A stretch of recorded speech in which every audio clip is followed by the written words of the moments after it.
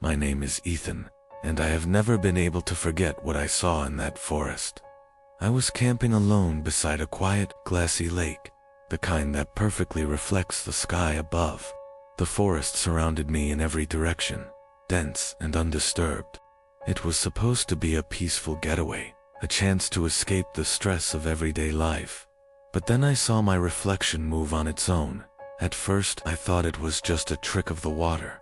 The surface rippled slightly, distorting my face, but when the water stilled, something felt wrong. My reflection stood there, staring back at me, its expression just slightly off. A smirk that I hadn't made, eyes that weren't quite my own. I blinked. The reflection didn't. A shiver ran down my spine. I splashed the water, disrupting the image, and backed away from the lake.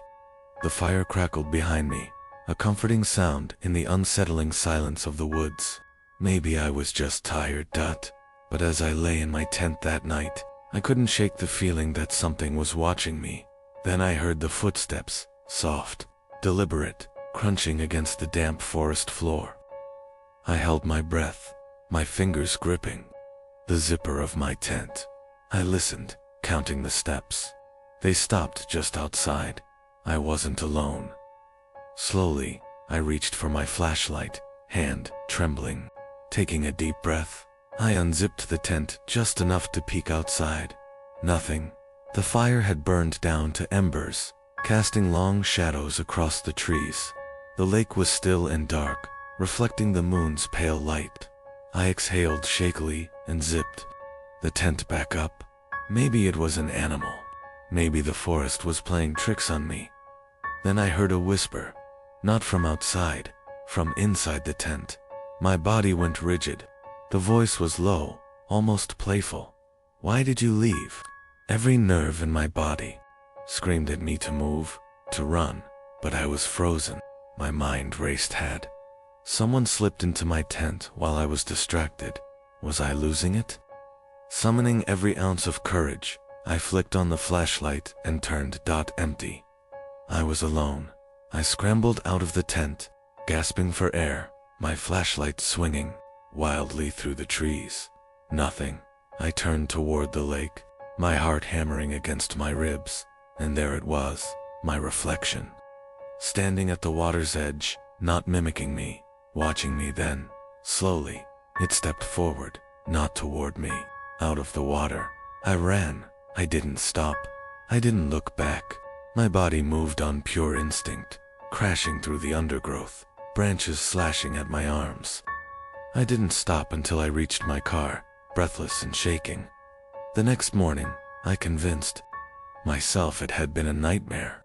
The exhaustion, the darkness, it had all played tricks on my mind.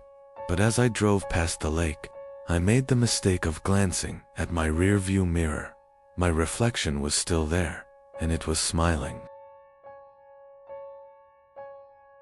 My name is David, and I am still trying to convince myself that what happened in that forest was real.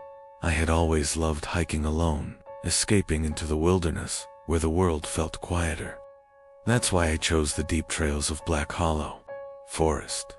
The path was well marked, the air crisp with the scent of pine, and for the first few hours, it was everything I had hoped for. Then, I started noticing the loop. It began with small things. A fallen tree that I was sure I had passed before. A strangely shaped rock that looked eerily familiar. At first I told myself it was just paranoia, that the forest was playing tricks on me. But as the hours stretched on, I realized the truth. I was walking in circles. I checked my GPS, but the screen refused to load. My phone, which had been at 50% battery, was now dead. Panic threatened to take hold, but I forced myself to breathe. I had been hiking for years. I could find my way back, or so I thought. I changed direction, deliberately stepping off the trail, hoping to find a landmark that would lead me out. But no matter which way I went, I always ended up back at the same spot. The loop was unbreakable. Night fell quicker than I expected. The trees cast long, stretching shadows, and an eerie silence settled over the forest. My flashlight flickered as I set up a small fire, trying to calm my nerves. Then I heard the footsteps, soft, deliberate, circling just beyond the glow of my fire. I held my breath, gripping the small knife in my pack. "Hello?" I called, my voice swallowed by the darkness. No answer, only the slow, shuffling steps, as if something was testing the edge of the light, waiting. I didn't sleep. Every time my eyes grew heavy, the sound would return. A dry rustling, a whisper of movement just beyond my sight. By dawn, my mind was in tatters. I had to move. I packed my things and forced my aching legs to keep going. But the nightmare continued. Each turn, each desperate sprint forward, brought me back to the same cursed clearing. The forest refused to let me go. Then, as I stood there, gasping in exhaustion, I noticed something new. Footprints, not mine, and not just one set, dozens of them. Overlapping, crisscrossing in every direction, as if countless others had walked this very same loop before me. And some of them lead deeper into the woods. I followed them, my heart hammering in my chest. The trees grew denser, the air heavier, and then, in the distance, I saw it. A figure tall, motionless, standing at the edge of the path. It had no face, only a void, where features should have been, and yet, I knew it was watching me. Then it raised its hand and pointed. To my horror, I followed its direction back to where I had come from, back to the cursed path. The moment I turned back, the figure was gone. I ran. I don't know how long I ran, but suddenly, I stumbled out onto a road. A passing car stopped, the driver's concerned face swimming in my vision. I turned to point at the forest behind me, but the path was gone, vanished. Now, whenever I pass by that part of the forest, I feel it. A pull, a whisper at the edge of my mind. The loop is still there, and it's waiting for someone else to take the wrong step. My name is Daniel, and I wish I had never agreed to that camping trip.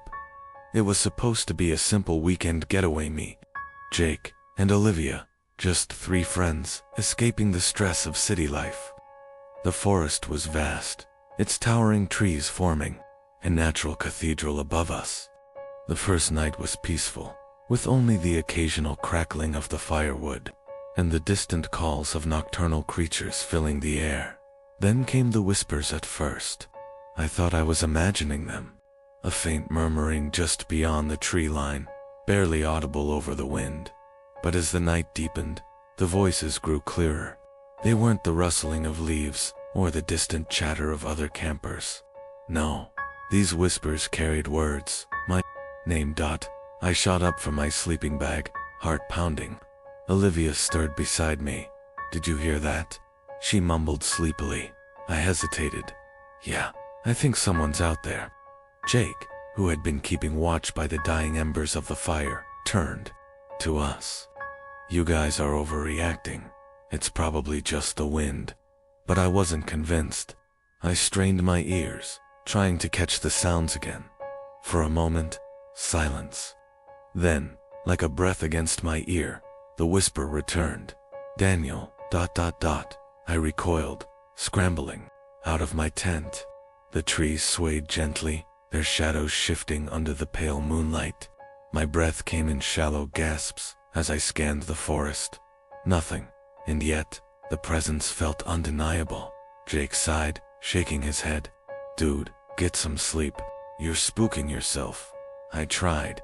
I really did. But the whispers continued, and they weren't just calling my name anymore. They were telling me things, secrets, deep, buried secrets that I had never spoken aloud. Regrets from my childhood, moments of shame I had tried to forget. They slithered into my mind like creeping vines, wrapping around my thoughts until I could no longer ignore them. By the second night, I was losing it. Olivia noticed first. "Daniel, you look awful. You barely slept?" I nodded absently, gripping my knees. I wanted to tell them, but how could I? How do you explain that the forest itself is whispering your darkest thoughts back at you? Then Jake spoke up, his voice unusually quiet. Actually, I think I heard them too. A chill ran through me. Olivia turned pale. This isn't funny, Jake. I'm not joking, he said, rubbing his temples. Last night, I kept hearing someone calling my name, and they knew things. Stuff even you guys don't know about me. The three of us sat in tense silence. The realization settled in. This wasn't just paranoia. We weren't imagining it. Something was listening to us that night. We tried to stay awake together. We kept the fire burning high, surrounding ourselves with its flickering light. But the whispers didn't care. They came anyway. Soft, sinuous voices that slithered between the trees, weaving through the night air. Each whisper cutting into our minds like a blade. Jake, ... Olivia, ... Daniel, ... I gripped Olivia's hand, feeling her tremble. We're leaving at first light, I whispered. Jake nodded, his face pale and sweat-slicked. Agreed. Dawn couldn't come fast enough. The moment the first light of the sun touched the trees, we packed up, moving quickly, barely speaking. But as we left the campsite behind, I felt a prickle on the back of my neck. A final whisper drifted to my ears, almost affectionate. See you again soon, Daniel. I didn't look back, and I never will. My name is Eric, and I swear something was hunting me in that forest. It started as a solo hiking trip, a chance to disconnect from the noise of daily life. The woods were dense, the trails winding and unpredictable, but I had my map, my gear, and a good sense of direction. Or so I thought. By the second day, I noticed something odd. The forest felt too quiet. No birds, no rustling leaves, just silence, except for the sound of my own footsteps. At first, I brushed it off. Maybe I was just overthinking it. Then I saw the footprints. They weren't mine. I stopped dead in my tracks, my heart hammering. The prints were fresh, leading in the same direction I had been walking. But there was no one else on the trail. I would have heard them. I would have seen them. Swallowing my unease, I kept moving. Maybe someone had passed through earlier. Maybe. The damp earth made the tracks look newer than they were. But as I continued, the feeling of being watched grew stronger. That night, I set up camp in a small clearing. The fire crackled softly as I ate my dinner, trying to shake off my paranoia. But the woods were watching I could feel it. Every rustling leaf made me jump. Every creaking branch sent my pulse racing. Then, just beyond the fire's glow, I heard it. A twig snapping. I turned sharply, flashlight in hand, but there was nothing. Just the dense wall of trees surrounding my camp. The hairs on the back of my neck stood on end. I wasn't alone. I barely slept.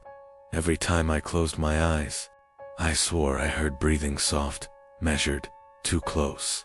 When dawn broke, I packed up in record time and started hiking back toward the main trail. That's when I saw the new footprints, right next to mine. They hadn't been there before, and worse, they weren't just beside mine. They overlapped them, step for step, as if something had been walking right behind me the whole time. I ran. Branches whipped against my face. Roots threatened to trip me, but I didn't stop. My lungs burned, my legs screamed, but I kept going. The feeling of being chased was unbearable. I swore I could hear something heavy, unnatural footsteps pounding the earth behind me.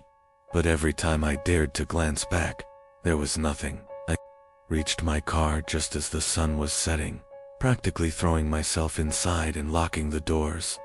My hands shook as I fumbled with the keys. The engine roared to life, and I tore out of there without looking back. But as I reached the highway, my phone buzzed with a new notification. A photo. It was a picture of me, taken from behind, deep in the woods. And in the corner of the frame, almost too dark to see, was a shadowy figure, standing just a few feet away. I never hiked alone again. My name is Mark, and I should have never sought shelter in that cabin. I was deep in the woods, miles away from civilization, when the storm rolled in. The rain came down in sheets, drenching me within seconds. My map was soaked, my phone had no signal, and the trails had turned into muddy rivers. Desperation pushed me forward until I stumbled upon an old wooden cabin nestled between the trees. It looked abandoned, but at that moment, anything was better than freezing in the storm. I pushed open the creaking door and stepped inside. The air was thick with dust and the scent of damp wood. The place was empty, no furniture, no signs of recent life. Only a battered fireplace and a warped wooden floor greeted me.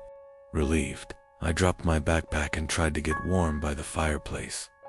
That's when I noticed the stains at first.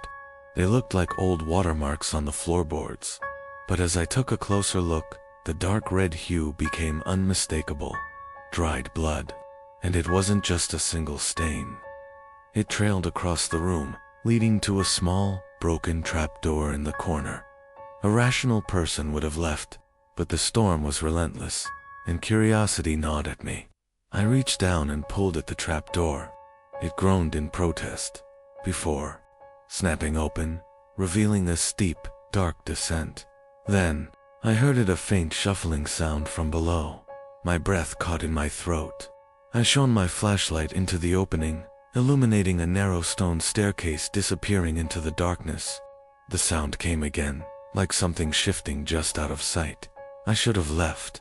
I should have bolted out of that cabin and braved the storm. But something about that darkness pulled at me. A terrible, morbid fascination. I stepped down. The air grew colder with each step. The stench of decay filled my nose. My flashlight flickered as if protesting my decision. The staircase opened into a small, windowless room with stone walls covered in deep scratch marks. Chains dangled from the ceiling, rusted but still strong. And then I saw the bed. A rotting, blood-soaked mattress sat in the center of the room. Something had struggled here. Something had died here. A whisper of movement came from the shadows. I spun around, my flashlight shaking. A figure stood at the far end of the room, barely more than a silhouette. It was tall, impossibly thin, its limbs elongated in a way that made my stomach twist. Its head tilted slightly, as if it were studying me. Then it moved. Not a step, not a shuffle, but a sudden, impossible shift, like reality itself had glitched. One moment, it was at the far wall, the next, inches from my face. I ran, scrambling up the stairs. I didn't dare look back. The sound of something chasing me echoed in my ears, long, jagged breaths, nails scraping against stone. As I burst into the cabin, the storm's howling wind drowned out everything else. I slammed the trapdoor shut and threw myself outside, sprinting into the rain. I didn't stop running until I reached my car. Days later, I returned with the police. The storm had passed, but the cabin was gone. No trace of it remained. Just an empty patch of earth where it had once stood. But I know what I saw, and I know that it's still out there, waiting for someone else to step inside. My name is Lucas, and I don't trust mirrors anymore. When I was 10, my parents bought me an old mirror for my bedroom. It was tall and framed with dark wood, its surface slightly warped with age. They thought it would make my room look more grown up. I hated it immediately. It wasn't the way it looked, it was the way it made me feel, like something was watching me. At first I ignored it, but then I started noticing little things. My reflection seemed slower than it should be. When I turned my head, my mirrored self lingered just a fraction of a second too long before following. I told myself I was imagining it. Then, one night, I caught it smiling. I wasn't smiling. My blood ran cold. I stepped closer, staring at my reflection. The moment I blinked, it went back to normal. But I knew what I had seen. I didn't tell my parents. I was afraid they wouldn't believe me. Instead, I started avoiding the mirror, changing in the bathroom, looking away whenever I passed by. But it got worse. One evening as I was getting ready for bed, I dropped my toothbrush. When I bent down to pick it up, I caught a glimpse of the mirror out of the corner of my eye. My reflection hadn't moved. I shot upright, heart pounding. My reflection stood there, staring at me, completely still. My real body trembled, but the thing in the mirror, did and single quotes too. Then, slowly, it raised its hand and waved. I ran. I slammed my door shut, panting in terror. That night, I draped a blanket over the mirror. I didn't sleep. The next morning, the blanket was on the floor. That was the last straw. I begged my parents to get rid of it. My dad, irritated but amused, finally agreed. He carried it to the basement and leaned it against the wall. I felt relief wash over me. But that night, as I passed the basement door on my way to bed, I froze. The door was slightly open, and from the darkness below, I heard a whisper, "Lucas, I'm not in the mirror anymore. I never ran faster in my life." My name is Noah, and I was never afraid of the dark until the whispers started. I was 8 years old when I first heard them. Faint, hushed voices drifting from beneath my bed late at night. At first, I thought it was my imagination, the way kids sometimes think shadows are monsters. But the more I listened, the clearer the voices became. They were whispering my name. "Noah, come closer." I sat up in bed, my heart hammering. The whispers weren't loud, but they weren't random either. They were calling to me, beckoning me. I told myself it was just the wind, or maybe the house settling. But then, one night, I made a mistake. I answered back, "Who's there?" I whispered. Silence. Then, after a long pause, a breathy giggle. "We are." A chill ran down my spine. My throat went dry. I wanted to run, to call for my parents, but my body wouldn't move. The air in my room felt heavy, pressing against my chest. I forced myself to look down. The darkness beneath my bed was impossibly deep, stretching farther than it should have. The shadows weren't just shadows, they were moving. Then, a hand reached out. Pale, thin fingers curled over the edge of my bed frame, followed by another, and another. Too many hands. Clutching, grasping, pulling something up from the abyss beneath me. I screamed. My parents burst into my room, switching on the light. The moment the brightness filled the room, the hands vanished. The whispers stopped. My mom held me, rocking me back and forth, telling me it was just a nightmare. But I knew it. WASN single quotes too. From that night on, I refused to let my feet touch the floor after dark. I would leap into bed from as far away as I could, terrified that something would grab me if I got too close. My parents humored me for a while, but they didn't understand. Then, one night, my little sister crawled under my bed, looking for a lost toy. She screamed. By the time my parents ran in, she was sobbing, trembling, in terror. "The voices," she shrieked. "They told me to stay. They told me I belong with them." My parents moved me to another room that night. They never spoke about it again. We moved out of that house the next summer, but sometimes, in the dead of night, I still hear the whispers, and I know they're waiting for me to listen again. My name is Ben, and I don't remember drawing them. When I was 9, I loved to sketch. I would fill entire notebooks with doodles of superheroes, animals, and silly monsters. My parents encouraged it, even buying me a big sketchpad to keep by my bed in case I wanted to draw at night. Then, one morning, I woke up to find something strange, a drawing I had no memory of making. It was different from my usual doodles. The lines were rough, frantic, like they had been drawn in a hurry. The picture showed my bedroom, but something was off. In the corner, by my closet, was a shadowy figure, tall, featureless, its hands stretched toward my bed. I stared at it, confused. I didn't remember drawing this. Maybe I had been sleep drawing. My mom laughed when I showed her, saying I had a wild imagination. The next morning, there was another drawing. This time, the figure was closer. The next night, I forced myself to stay awake. I clutched my pencil, my sketch pad on my lap, determined to catch myself in the act. But at some point, exhaustion took over, and I drifted off. When I woke up, my sketch pad was on the floor, and there was a new drawing. The figure was now standing beside my bed. Panic shot through me.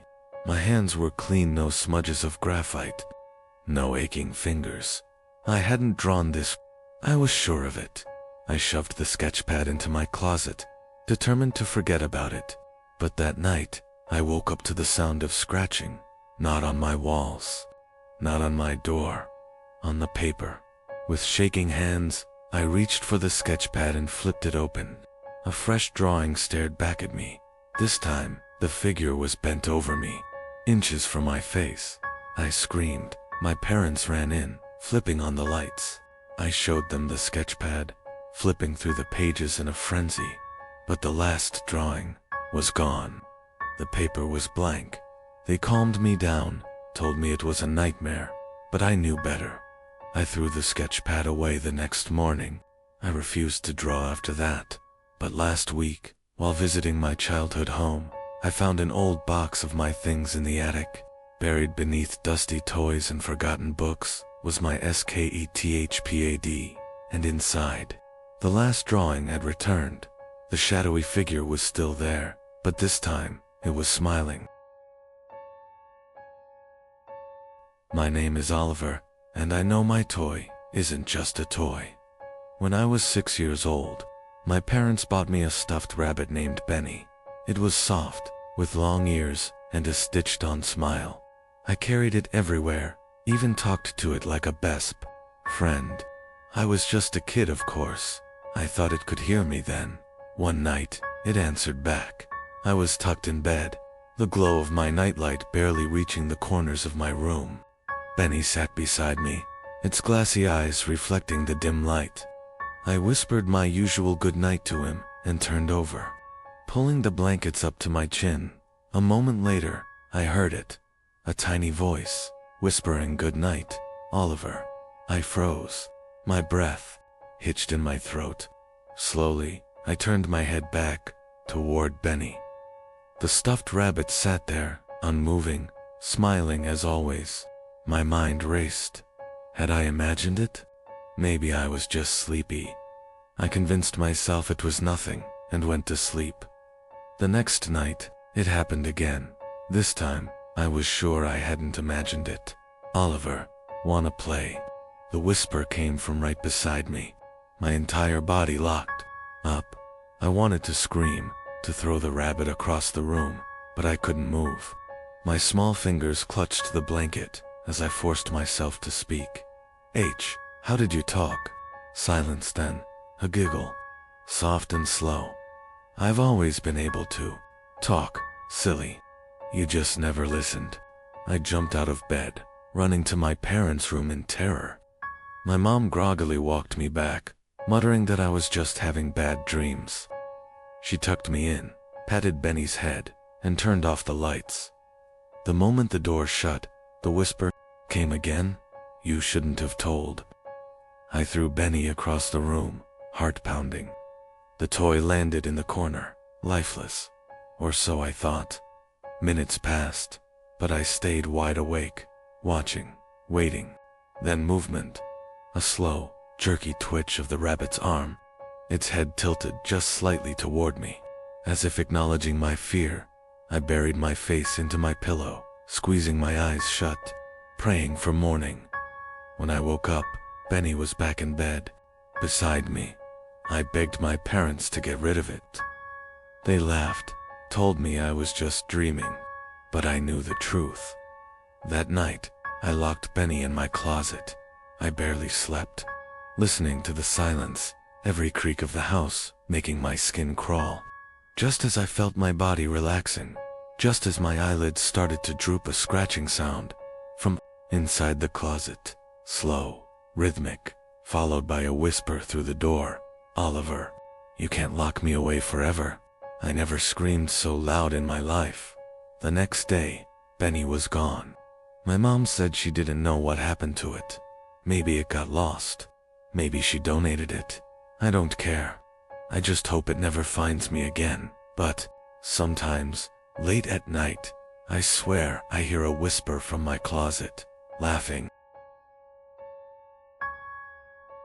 My name is Liam, and I know what I saw in my closet. When I was 7, I had an old wooden closet in my room. It was massive, towering over my bed, its doors creaking even when no one touched them. At night, when the lights were off, it always seemed darker than the rest of the room, like it absorbed the shadows. And then, one night, I saw the eyes.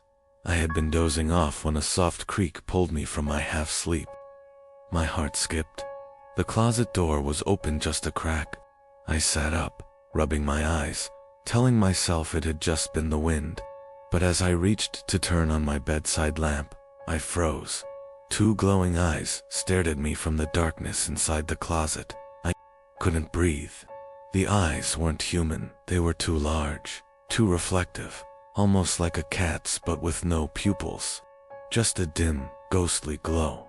They blinked, once, twice, watching me. I threw the blankets over my head, squeezing my eyes shut, whispering to myself that I was dreaming.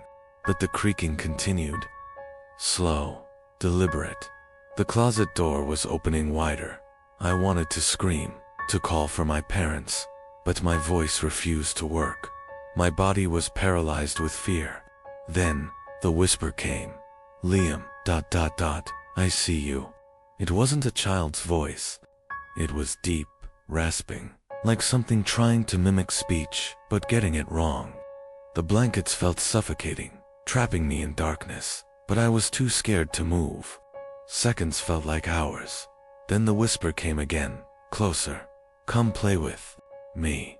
I shot out of bed, bolting toward the hallway. My feet barely touched the ground as I flung myself into my parents' room. I woke them up in a frantic panic, babbling about the eyes in my closet. My dad groaned and walked me back to my room, grumbling about nightmares. But when we got there, the closet door was closed, and there was nothing inside but my clothes and a pile of toys. I didn't sleep the rest of the night. My parents assured me it was just my imagination, but I knew better. I stopped sleeping with the lights off. Every night, I would shove my dresser against the closet door, just in case, and for a while, nothing happened, until a few weeks later, when I heard the creak again.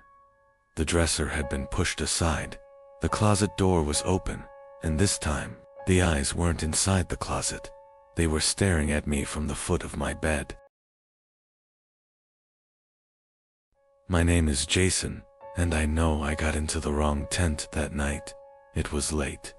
Long after the fire had died down, and I had just woken up needing to use the bathroom.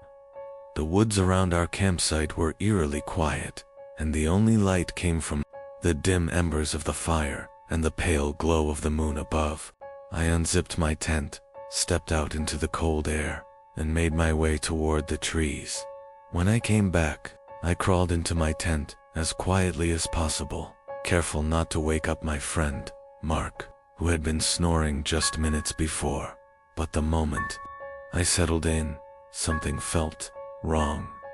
The air was colder inside. The fabric of the sleeping bag wasn't mine. And then breathing, not Mark's, not slow, rhythmic snores, but shallow, ragged breathing. I froze.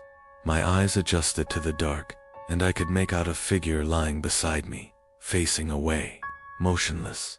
A wave of confusion and fear washed over me. I wasn't in my tent. The figure twitched. I bolted upright, heart hammering. "Mark," I whispered. But as I reached out, the figure sat up. I didn't see its face. I didn't need to, because the thing beside me moved wrong, its spine too stiff, its movements unnatural. And then, it turned. I scrambled backward, shoving myself toward the tent flap. My fingers fumbled with the zipper, shaking violently. Behind me, I heard a voice that sounded like mine, but wasn't. "You're in the wrong tent." I ripped open the flap and tumbled out, gasping. My real tent was a few feet away, untouched, the zipper still closed. Without hesitation, I stumbled toward it, throwing myself inside and yanking the zipper shut behind me. Mark stirred awake. "Dude, what the hell?" I couldn't speak. I couldn't explain. My body trembled as I listened, but there was nothing. No footsteps. No movement from the other tent. The next morning, I worked up the nerve to check. There was no other tent. My name is Ethan, and I should have never swum in that lake. It was supposed to be a perfect summer camping trip. Just me and my friends, spending a weekend by the water, enjoying the fresh air. The lake was beautiful, stretching endlessly, its surface calm and inviting. We set up our tents near the shore, planning to spend the days swimming and fishing. But then, something happened. Something none of us can explain. It started on the first afternoon. As I floated on my back, staring at the sky, I felt something brush against my leg. I jolted upright, scanning the water, but there was nothing. Probably just seaweed, I told myself. But the feeling of something slithering past my skin sent a chill up my spine. Then Matt screamed. We turned to see him flailing in the water, eyes wide with terror. "Something grabbed me," he gasped, kicking toward shore. We rushed to help him out, but when he stood on the sand, his leg was bleeding. 3 long thin scratches trailed down his calf. "Did you hit a rock?" Sarah asked, voice shaky. Matt shook his head. "No, it pulled me." None of us knew what to say. There was nothing in the lake big enough to scratch like that. We tried to shake it off, but the uneasy feeling lingered. That night, as we sat around the fire, the lake was eerily still. No ripples, no gentle waves lapping the shore. Just a smooth, glassy surface reflecting the moonlight. Then we saw the shape. A figure stood in the water, not on the shore, and the water waist deep, completely still. It was too far to make out details, but we could see its outline against the moonlit lake. "Who the hell is that?" Ryan whispered. No one answered. None of us moved. Then, in the blink of an eye, it disappeared beneath the surface. A heavy silence fell over us. My skin prickled. The lake had been calm. There were no ripples, no sound of splashing. Just gone. We didn't sleep much that night. The next morning, the lake looked normal again, as if nothing had ever been there. But Matt refused to go back in the water, and honestly, I didn't blame him. By noon, we decided to pack up early. As I loaded my bag into the car, I glanced back at the lake one last time, and I saw it again. A pale face just beneath the surface, staring up at me with hollow, black eyes. I blinked, and it was gone. We left without another word, and I've never gone near a lake again. My name is Emily, and I will never follow strange tracks in the woods again. We were deep in the forest, miles away from civilization, when we found them footprints in the damp earth. At first, they seemed normal, a single trail leading deeper into the trees, barefoot, slightly sunken into the mud. Except something was wrong. The footprints only went one way. There were no returning tracks. No sign that whoever left them had ever turned around or come back. Just an endless path stretching into the shadows of the forest.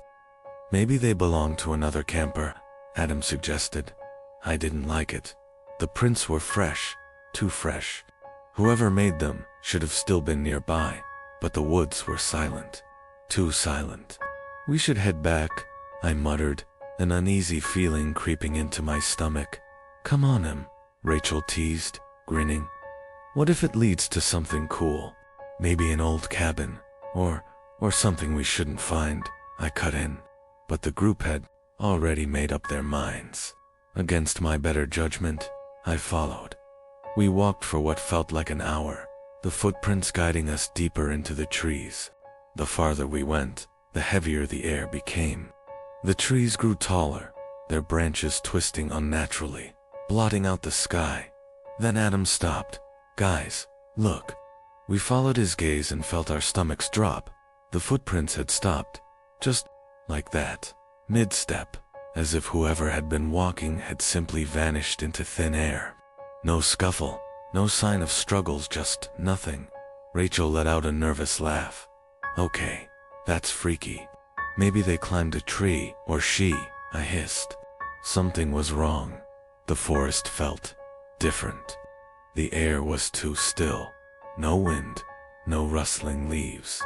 Even the distant sounds of birds had disappeared. Then, behind us, another set of footprints appeared. Not ahead of us, behind us, leading back, the way we had come. "Guys," Adam's voice wavered. "We didn't leave those. Something was following us." A twig snapped. We ran. Branches slashed at my arms as we sprinted, our only focus on getting back to camp. The air was thick, pressing against us, slowing us down. The trees seemed closer now, as if the forest itself was shifting, trapping us inside. Then, out of nowhere, the ground disappeared beneath me. I hit the dirt hard, the breath knocked from my lungs. Pain shot through my ankle. I groaned, trying to push myself up, but then I saw them more footprints. But these weren't ahead of me or behind me. They were around me, encircling me. I screamed. The others reached me, dragging me to my feet, half carrying me as we bolted back toward camp. We didn't stop, didn't look back. Not until we finally burst through the tree line. The moment we crossed into the clearing, the air changed. The weight lifted. The sounds of the forest returned as if nothing had ever happened. But the footprints didn't stop at the tree line. They stopped right at the edge of our camp, watching, waiting. My name is Daniel, and I will never forget the night the forest went completely silent. Camping was supposed to be peaceful, a weekend away with my friends, escaping the noise of the city, sitting around a fire and telling stories. And for the first night, that's exactly what it was. But on the second night, something changed. I first noticed it when I woke up in the middle of the night, my throat dry. I reached for my water bottle and paused. Something felt off. Then I realized what it was. The forest was silent, not just quiet silence. No rustling leaves, no chirping crickets, no distant hoots of owls.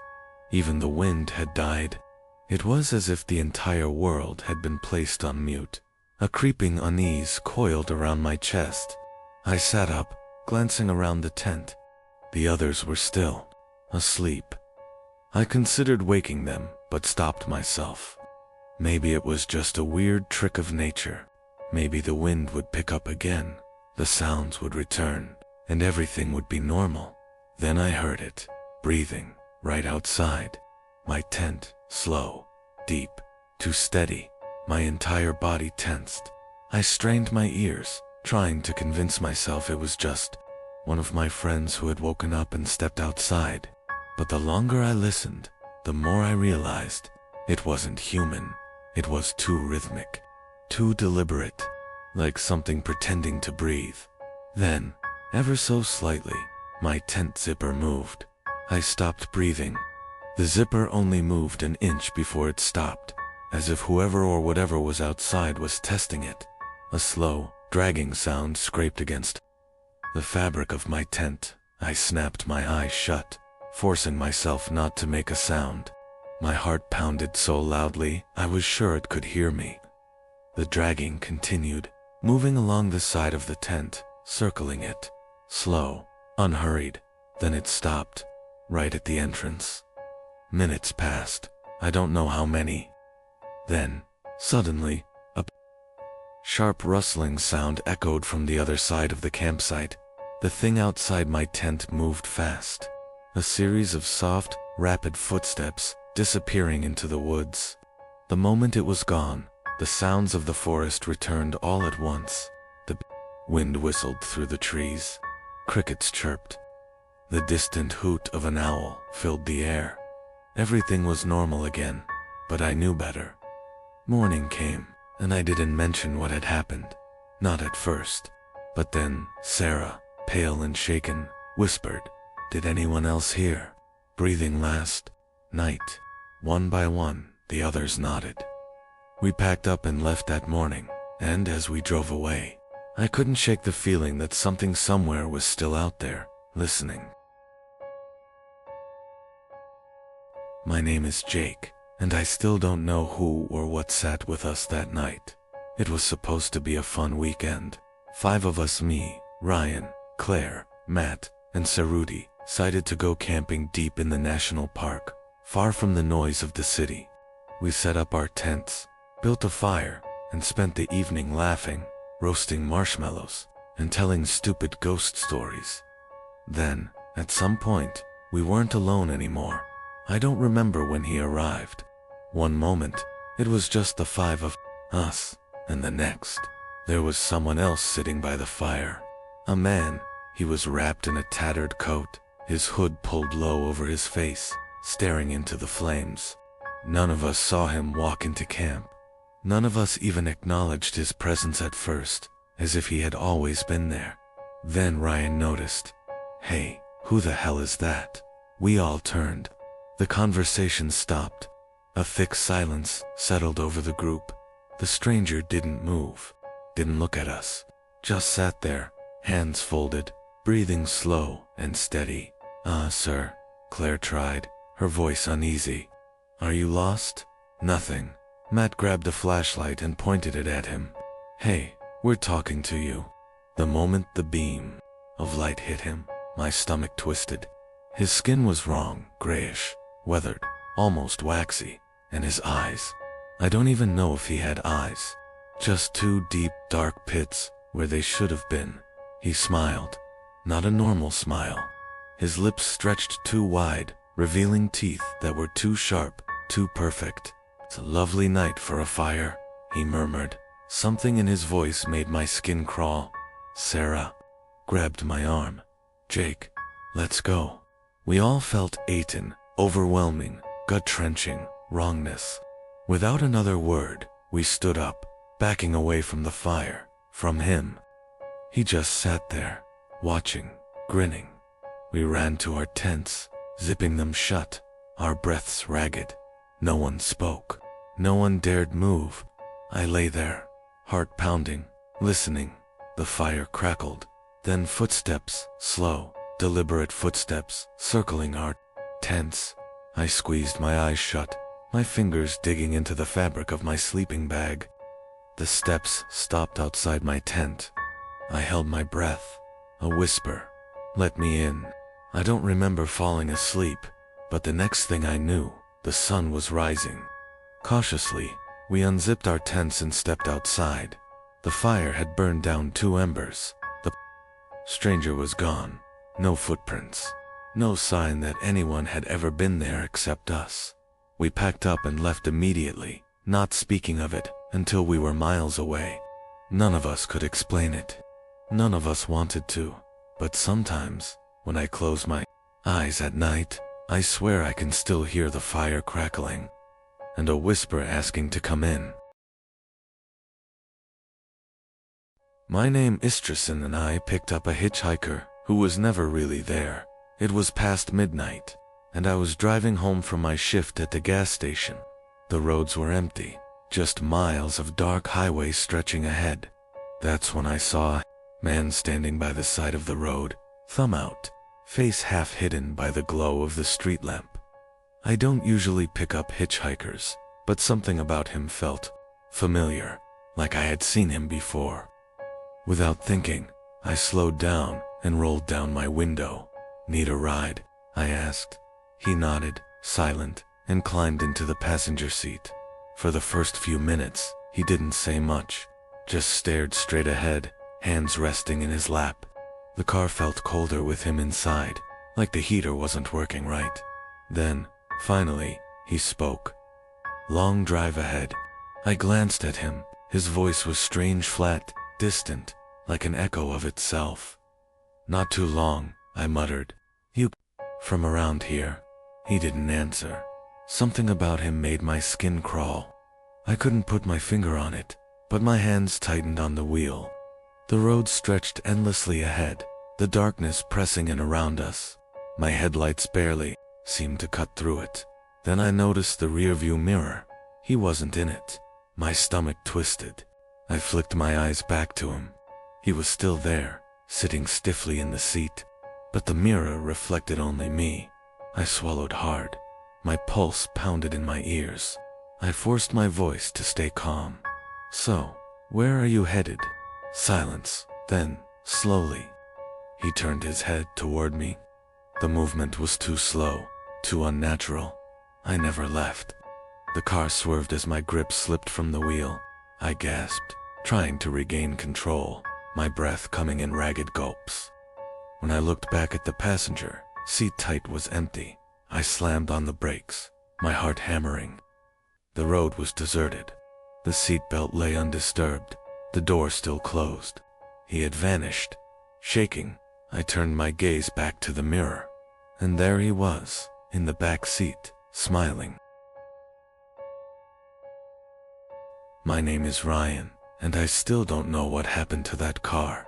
It was a slow night at the gas station, the kind where time drags, and the silence makes you second-guess every little sound. The wind howled outside, rattling the windows, but there hadn't been a customer in over an hour.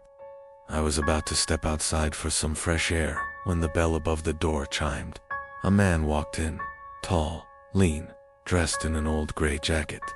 His face was blank, unreadable, but his eyes, there was something off about them. He placed a 20 on the counter and simply said, "Pump 4. I nodded, punched it into the register, and glanced outside. That's when I saw the car. It was an old sedan, faded blue, parked at Pump 4. Nothing strange about it except that I hadn't heard it pull in.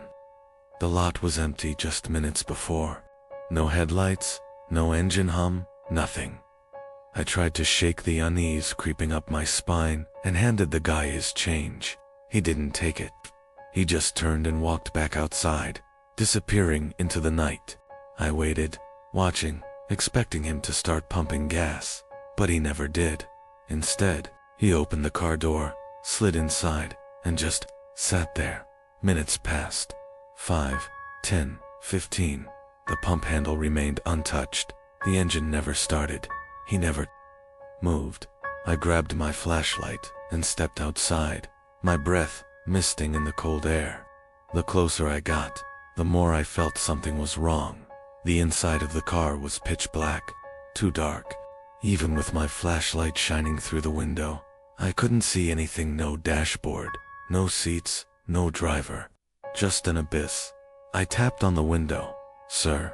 My voice wavered slightly. No response. I reached for the door handle, hesitating. Every nerve in my body screamed at me not to open it. But something about the unnatural stillness compelled me forward. I pulled the door open. The car was empty. No driver, no seats, no interior at all, just a hollow shell, an endless, yawning void. Inside, my flashlight beam didn't touch anything. It just disappeared into the black. Then, from behind me, a whisper, "You shouldn't have done that." I spun around, my heart hammering. The lot was empty. The car was gone. I stumbled back into the store, locking the doors, my hands shaking so badly. I nearly dropped my flashlight. The security footage from that night showed me standing outside, staring at nothing. There was never a car at Pump 4, but every few nights, I still check the lot, and sometimes, just for a second, I swear I see taillights fading into the dark. My name is Jake, and I still don't understand what I saw that night. I was working the late shift at the gas station, same as always. It was quiet, just the hum of the refrigerators and the occasional car pulling in for gas. Around 3 a.m., black sedan rolled up to pump number 4. Nothing unusual about that, till I realized the man inside wasn't moving. He just sat there, hands on the wheel, eyes staring straight ahead, engine running, but completely still. At first, I figured he was just taking a moment, maybe checking his phone, maybe lost in thought. But after 5 minutes, then 10, then 15, he still hadn't moved. I stepped outside, shivering in the cold night air, and walked toward the car. "Hey sir, everything all right?" No response. I got closer. The headlights cast long, eerie shadows across the pavement. That's when I noticed something was off. His hands weren't just on the wheel, they were gripping it tightly. His knuckles were bone white. His posture was rigid, unnaturally stiff, as if he were frozen in place. And then I saw his face.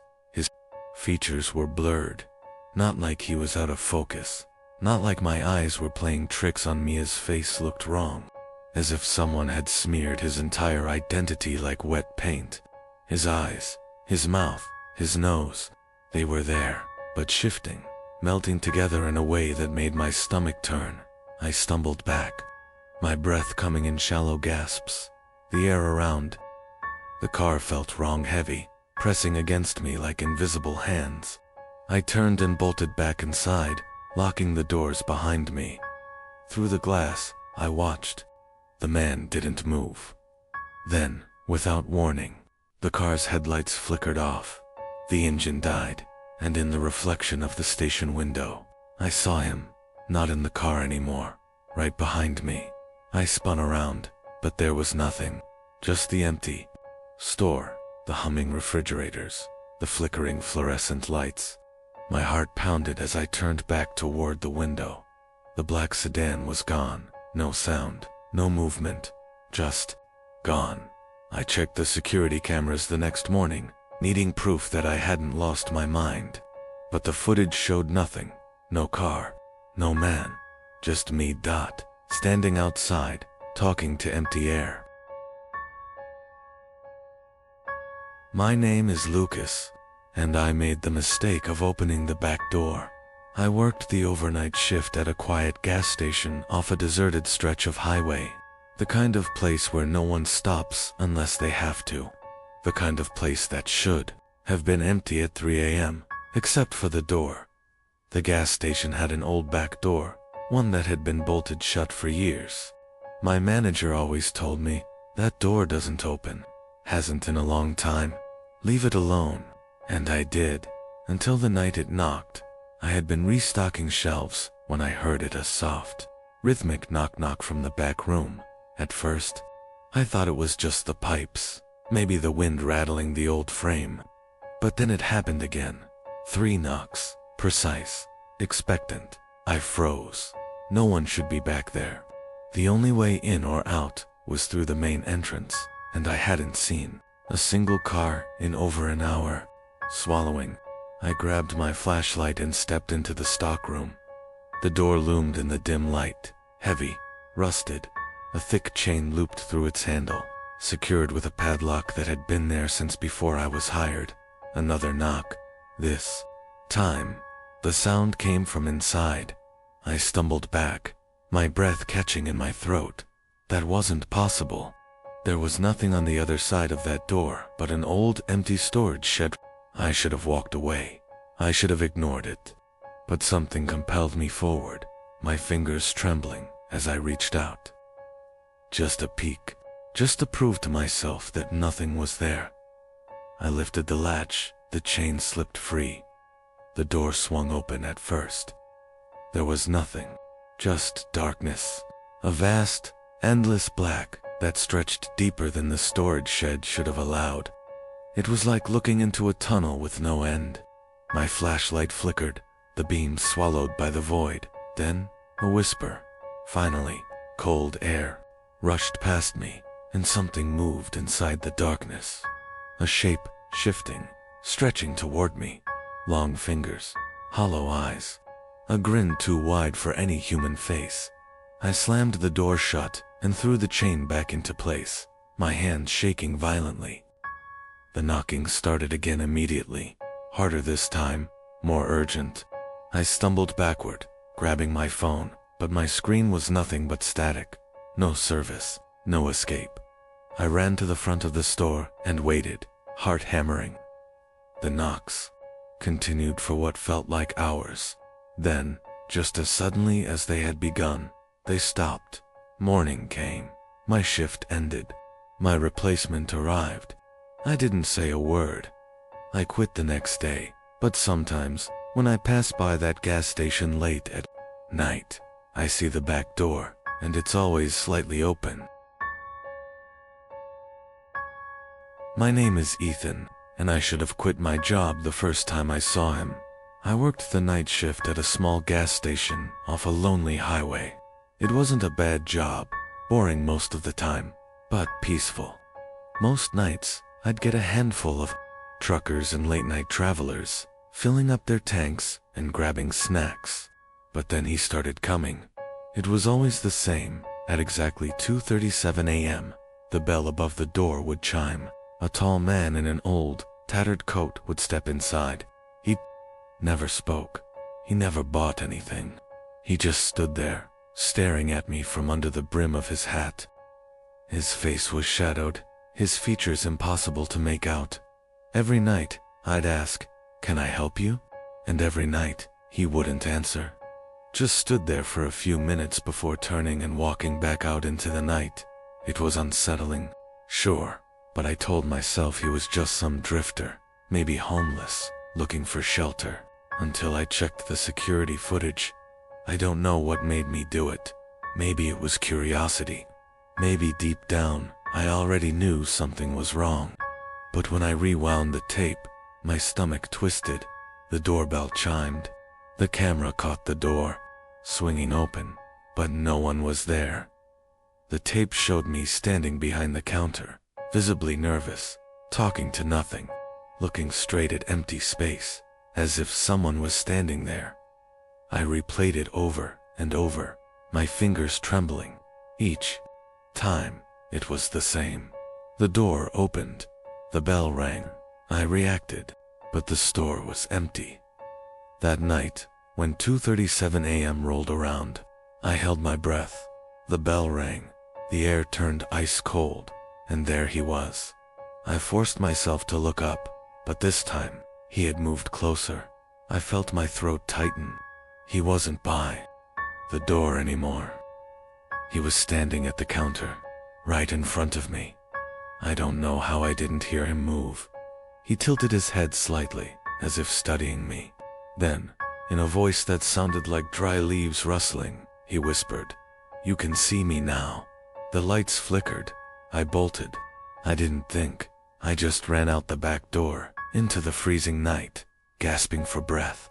My manager found me the next morning, huddled behind the dumpster, shaking. I quit that day. But sometimes, late at night, when I drive past that gas station, I swear, I see someone standing at the window, waiting.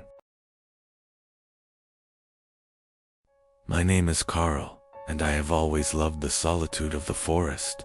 There was something about the rustling leaves and the distant hoots of owls that made me feel at peace. But after what happened last autumn, I swore never to set foot in those woods again. I had planned a solo camping trip in Blackwood Forest, a place known for its dense fog and eerie silence.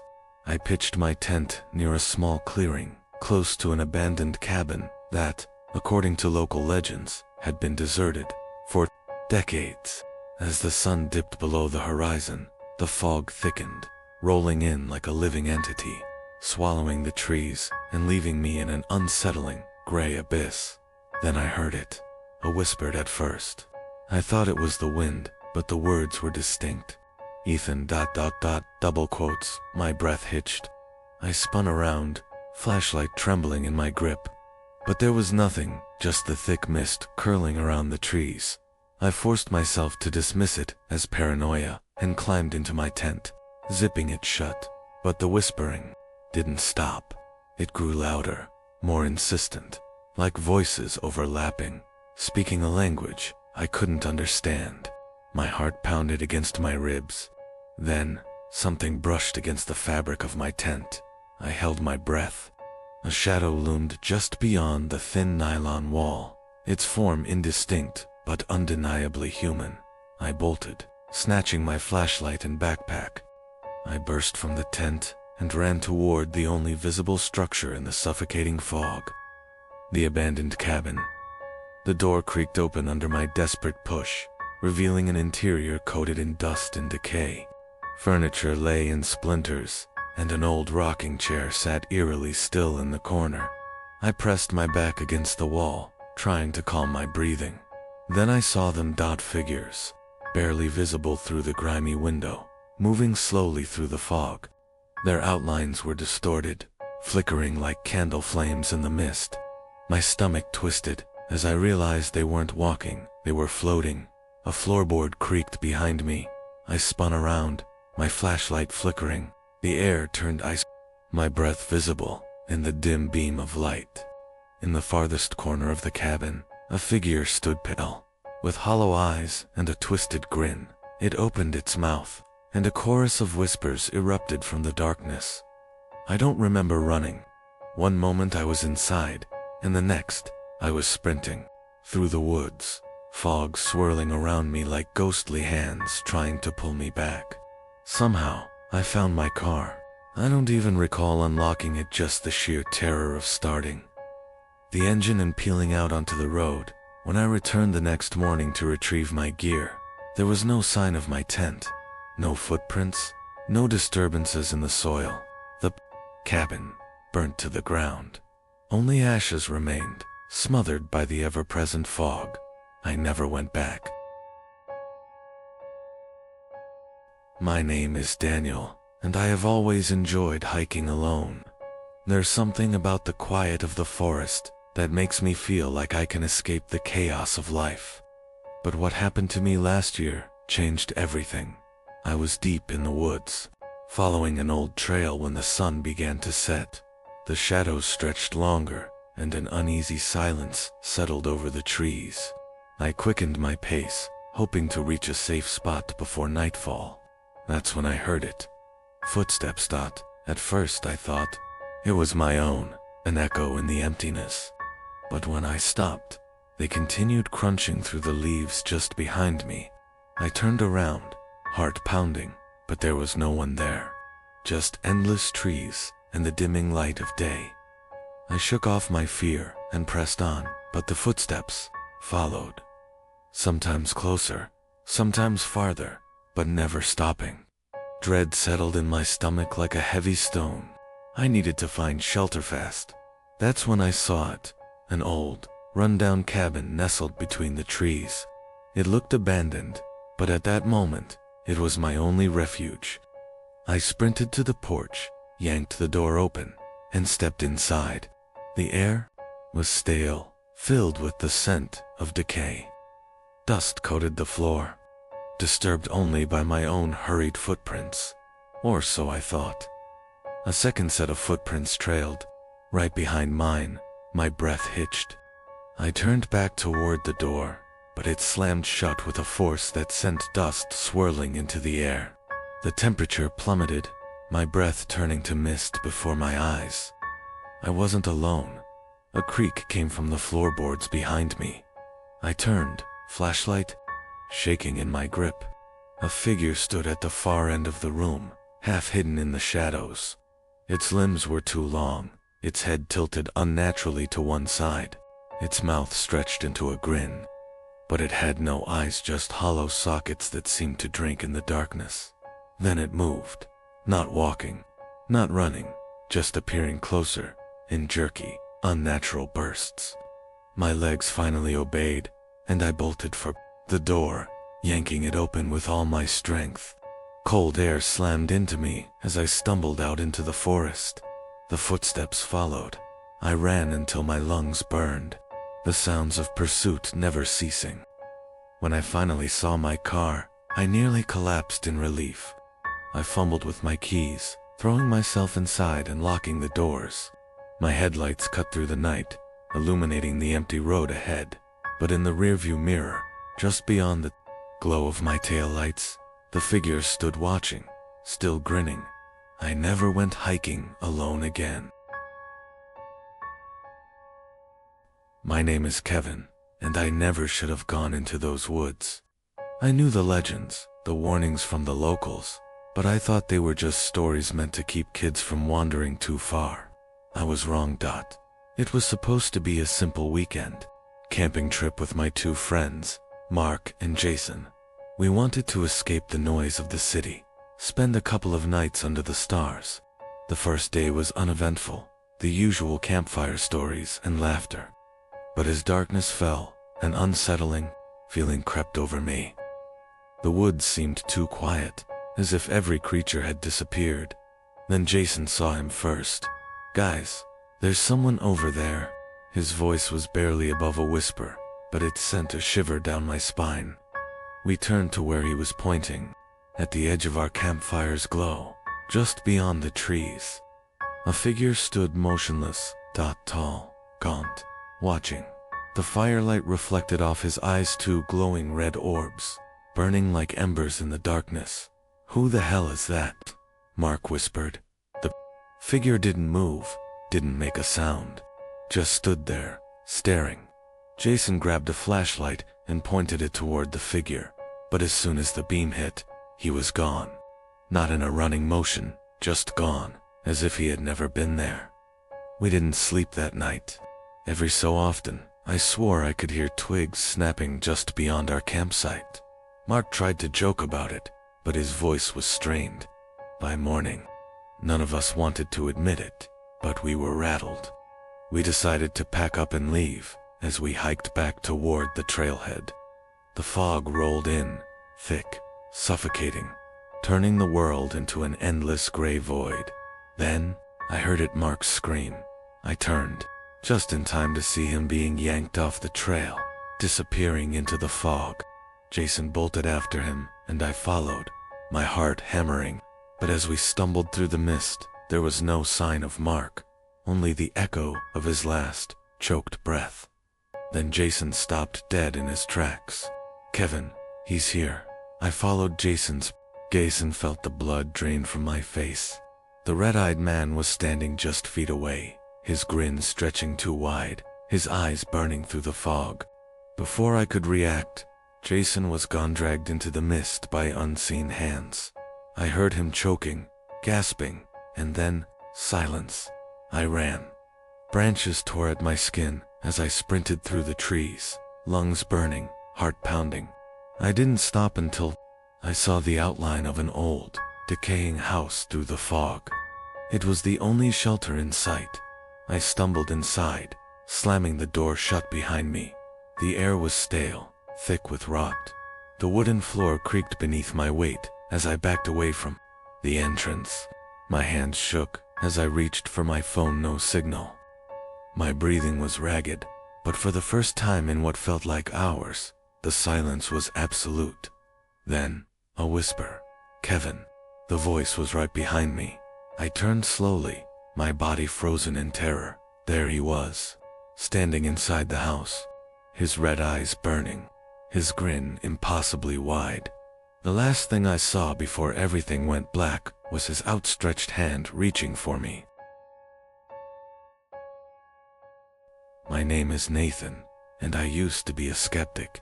Ghost stories, cursed places, things that go bump in the night, I never believed in any of it.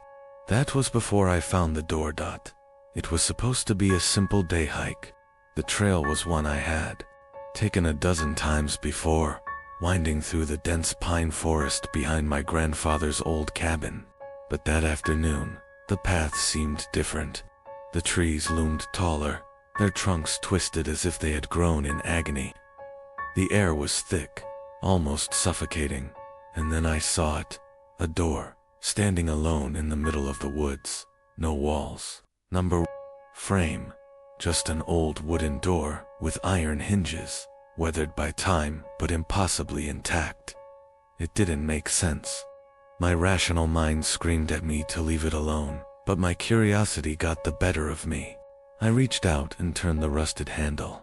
The door opened. Beyond it was not the forest, but the dim interior of a house, an old house. Dust-filled beams of light streamed through cracked windows. The scent of mildew and decay clung to the air. Against every instinct in my body, I stepped through. The moment I crossed the threshold, the door slammed shut behind me. Panic surged through my veins. I spun around and grabbed the handle, but it wouldn't budge. My breath came in short gasps as I pounded against the wood. No response. I was trapped then. I heard it. Footsteps. Slow, deliberate, coming from the hallway ahead of me. A shadow shifted in the dim light. A figure stood at the far end of the corridor, motionless.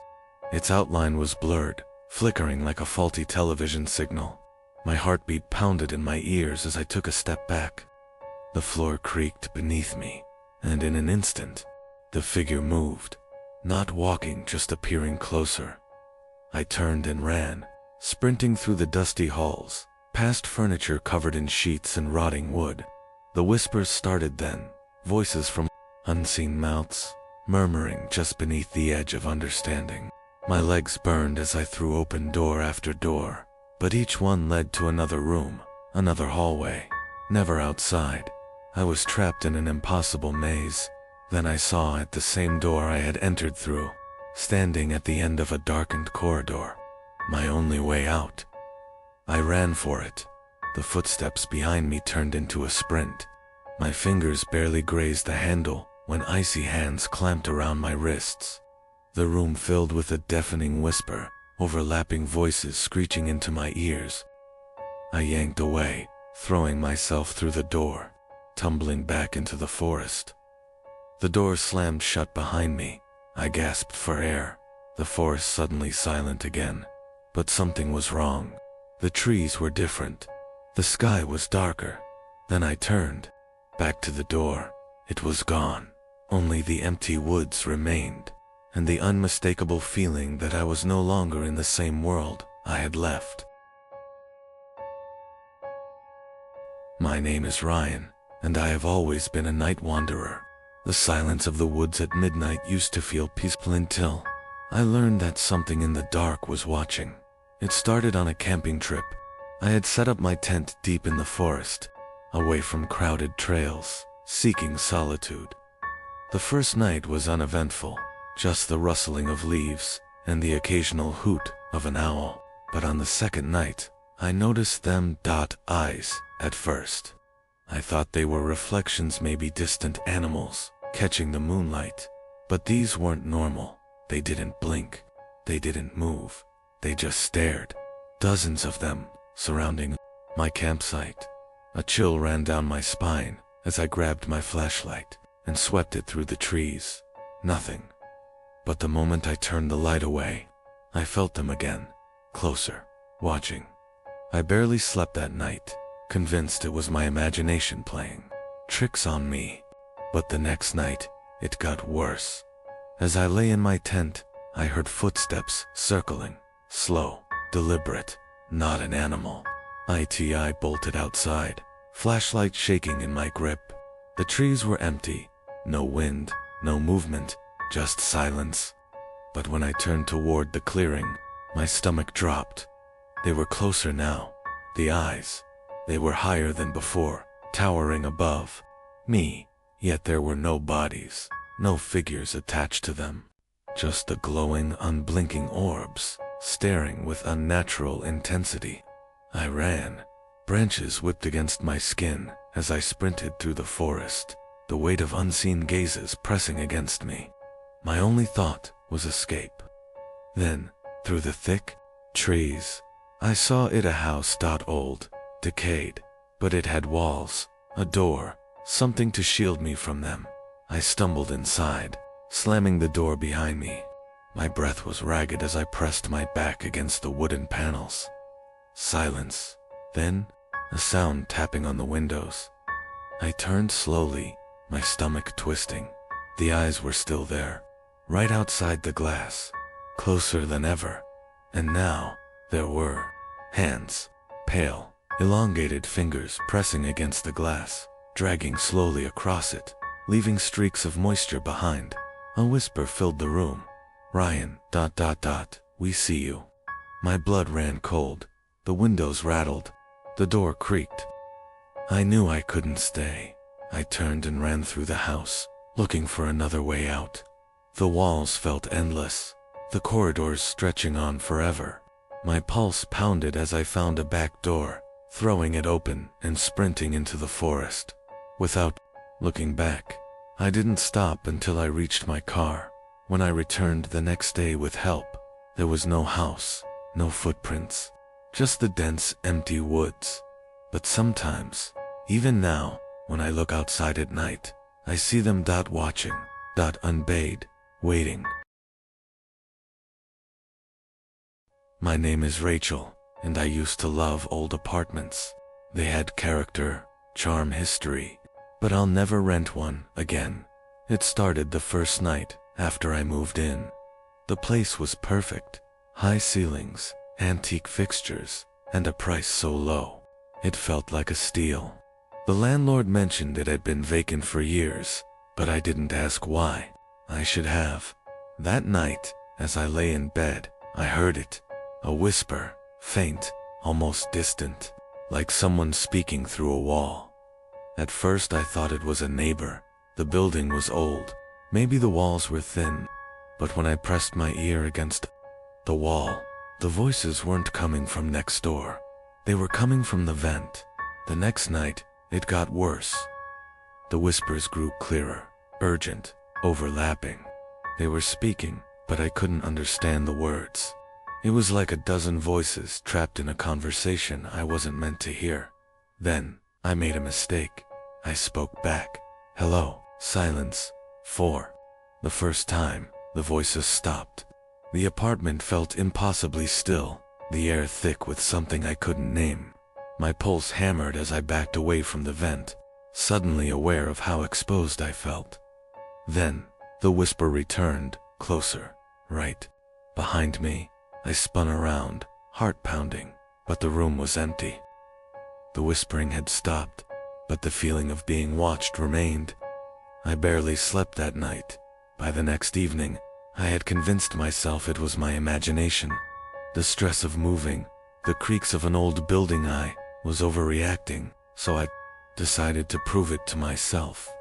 I grabbed a flashlight, unscrewed the vent cover, and peered inside. There was something in there, a shape small, crumpled, barely visible in the darkness. I reached in, my fingers grazing something smooth and cold. Then, it moved. A breath not mine rushed against my hand. I screamed, jerking back, dropping the flashlight. It clattered to the floor, rolling toward the door. I didn't stop to pick it up. I ran. I spent the night at a friend's place, returning in the morning, when the daylight felt safe. But something was wrong. The vent was sealed shut, not just closed, bolted, as if it had never been touched. My flashlight was gone, too. And when I asked my landlord about the apartment's history, his face went pale. No one has lived in that unit for 20 years, he said. Not since the last tenant disappeared. That night, I packed my things and left. I don't know what was in the vent, and I never want to find out. My name is Lucas, and I never believed in haunted objects, so I brought the chair into my house. It was an antique, heavy oak with intricate carvings on the arms and legs. I found it at an estate sale, sitting alone in the corner of a dimly lit room. The moment I saw it, I felt an odd pull toward it, like it was meant for me. The seller practically gave it away, muttering something about not wanting it in the house anymore. I ignored the warning. I shouldn't have. The first night, I placed the chair in my living room, directly across from the couch.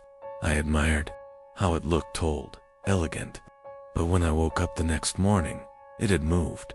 It was no longer facing the couch. It was facing my bedroom door. I chalked it up to my imagination. Maybe I had bumped into it. Maybe I was remembering wrong. But the next night, it moved again. Each morning, the chair was in a different place. Sometimes it was near the window. Sometimes turned toward a corner, but always closer to my room. I tried convincing myself it was nothing, but a cold unease settled in my chest. Then, one night, I heard it, a soft creak. I opened my eyes, my bedroom, dark except for the faint glow of the streetlight outside. I lay there, barely breathing, ears straining against the silence. Another creak, closer this time. I reached for my phone, turning on the flashlight. My stomach dropped. The chair was in my doorway, and there was someone sitting in it, a shadowy figure, tall and thin, its form barely distinguishable in the dim light. Its head tilted slightly, as if watching me. My breath hitched, my entire body frozen in terror. Then it stood up. I didn't wait to see more. I lunged for the door, slamming it shut and locking it. My pulse thundered in my ears. I stayed like that until the first rays of dawn trickled through the window. When I finally gathered the courage to open the door, the chair was back in the living room, empty that morning. I dragged it outside and left it on the curb. When I came home later, it was gone. I should have felt relief. But that night, as I was drifting off to sleep, I heard it again, a soft creak closer. My name is Daniel, and until last month, I thought I knew every inch of my house. I had lived here for years, memorized every creaky floorboard, every stubborn window latch. But then, I found the room. It started when I was cleaning out the attic, sorting through forgotten boxes and dust-covered furniture. I noticed something odd. The house's exterior dimensions didn't match what I knew of the interior. There was space unaccounted for, a whole section of the house that shouldn't exist. I went searching. After hours of tapping on walls and measuring spaces, I found it, a door I had never noticed before. It was in the upstairs hallway, nestled between my bedroom and the bathroom. I stared at it, confused. How had I never seen it before? The knob was ice cold as I turned it. The room beyond was ... wrong. It was small, featureless, with bare walls and a single window. But something about it sent a chill through my spine. The air was heavy, thick, like it hadn't been disturbed in decades. The floorboards groaned under my weight as I stepped inside, and then I blinked. The room changed. The window was gone. The walls seemed closer, the air heavier. I turned around, expecting to see the open door, but it had vanished. I was staring at 4 solid walls. Panic clawed at my throat. My breaths came in short gasps. I pressed my hands against the wall where the door had been, pushing, pounding, nothing. It was as if the door had never been there. Then, the whispering started. It came from everywhere and nowhere at once. A low, rustling murmur, like dozens of voices speaking at once. The words were unintelligible, but the tone was clear. They were angry. I pressed myself against the wall, heart hammering. The room was shrinking. I was sure of it now. The ceiling felt lower. The walls were closer. The whispering turned into frantic, overlapping voices, then silence, and the door was back. I didn't hesitate. I lunged forward, stumbling out into the hallway, slamming the door shut behind me. My lungs burned as I gasped for air. My house felt normal again. The sounds of the outside world returned, birds chirping, cars passing in the distance. I turned back to the door. It was gone, not just locked, not just closed. Gone. The wall where it had been was now seamless, as if it had never existed. I ran my hands over the space where the frame should have been, but there was nothing, just smooth drywall. But at night, I still hear the whispering, and I know the room is still there, waiting. My name is Olivia, and I've always had an odd fascination with antique mirrors. There's something captivating about them, the way they hold the reflections of people long gone. But after what happened last month, I refused to have one in my home ever again. It started when I found the mirror at an estate sale. It was a beautiful, ornate piece with a gilded frame, the glass slightly warped with age. The seller mentioned it had belonged to a family that mysteriously disappeared decades ago. But I brushed it off as a way to make the sale more intriguing. I hung it in my bedroom the first few nights. Nothing seemed out of the ordinary. But then, I started to notice small things. When I walked past, I swore my reflection lingered just a second too long. Other times, I'd catch a glimpse of movement in the corner of my eye, like my reflection was shifting slightly, even when I was perfectly still. Then, one night, I woke up to a noise, a faint tapping sound. My heart pounded as I scanned the room, my eyes landing on the mirror. My breath caught in my throat. My reflection was awake. I was still lying in bed, frozen in terror, but my reflection was standing, its head tilted at an unnatural angle, a twisted grin stretching across its face, and then it raised a hand and tapped on the glass again. I bolted upright, my breath ragged. My reflection mirrored the motion but a second too late. Like it had to catch up. Shaking, I grabbed the mirror off the wall and shoved it face down onto the floor. But the tapping didn't stop. It was coming from inside the glass. Panicked, I ran to the garage, grabbed the heaviest hammer I could find, and swung it down with all my strength. The glass shattered, pieces flying across the room. I expected relief. I expected silence. But the tapping continued. The shards on the floor were still reflecting me. Every broken piece showed my face watching, grinning, moving on their own. Then, the whispers started. I fled the house that night, refusing to go back until morning. When I returned, the shards were gone. The frame was empty, clean, as if the mirror had never been there. But at night, I still hear it, soft tapping, waiting for me to look again. My name is Eric, and I should have listened to my instincts. There are some doors that should never be opened. It started when I moved into my grandmother's old house. She had passed away months before, leaving the place abandoned. It was a beautiful yet eerie Victorian home, filled with old furniture and memories of a past I barely knew. But there was one thing that unsettled me from the beginning: a door at the end of the upstairs hallway. Unlike the rest of the house, this door was bolted shut with heavy locks. It looked out of place, as if it had been sealed for a reason. I asked my mother about it, but she only grew pale and muttered something about keeping things undisturbed. I should have left it alone, but I didn't. One night, curiosity got the best of me. The house was silent, the kind of silence that feels heavy. I stood in front of the locked door, feeling the wood beneath my fingertips. Something about it felt wrong, like it was colder than the rest of the house. I found an old set of keys in my grandmother's desk. My hands trembled as I tried them, one after another. When I finally heard the click, a cold draft seeped from the widening crack of the door, and then I smelled it rot, stagnant, wet decay, like something had been sealed away for far too long. I pushed the door open, my flashlight casting weak beams into the darkness. The room beyond was small, empty except for a single chair in the center, and on it, something sat, a figure. It was facing away from me, its shape barely human.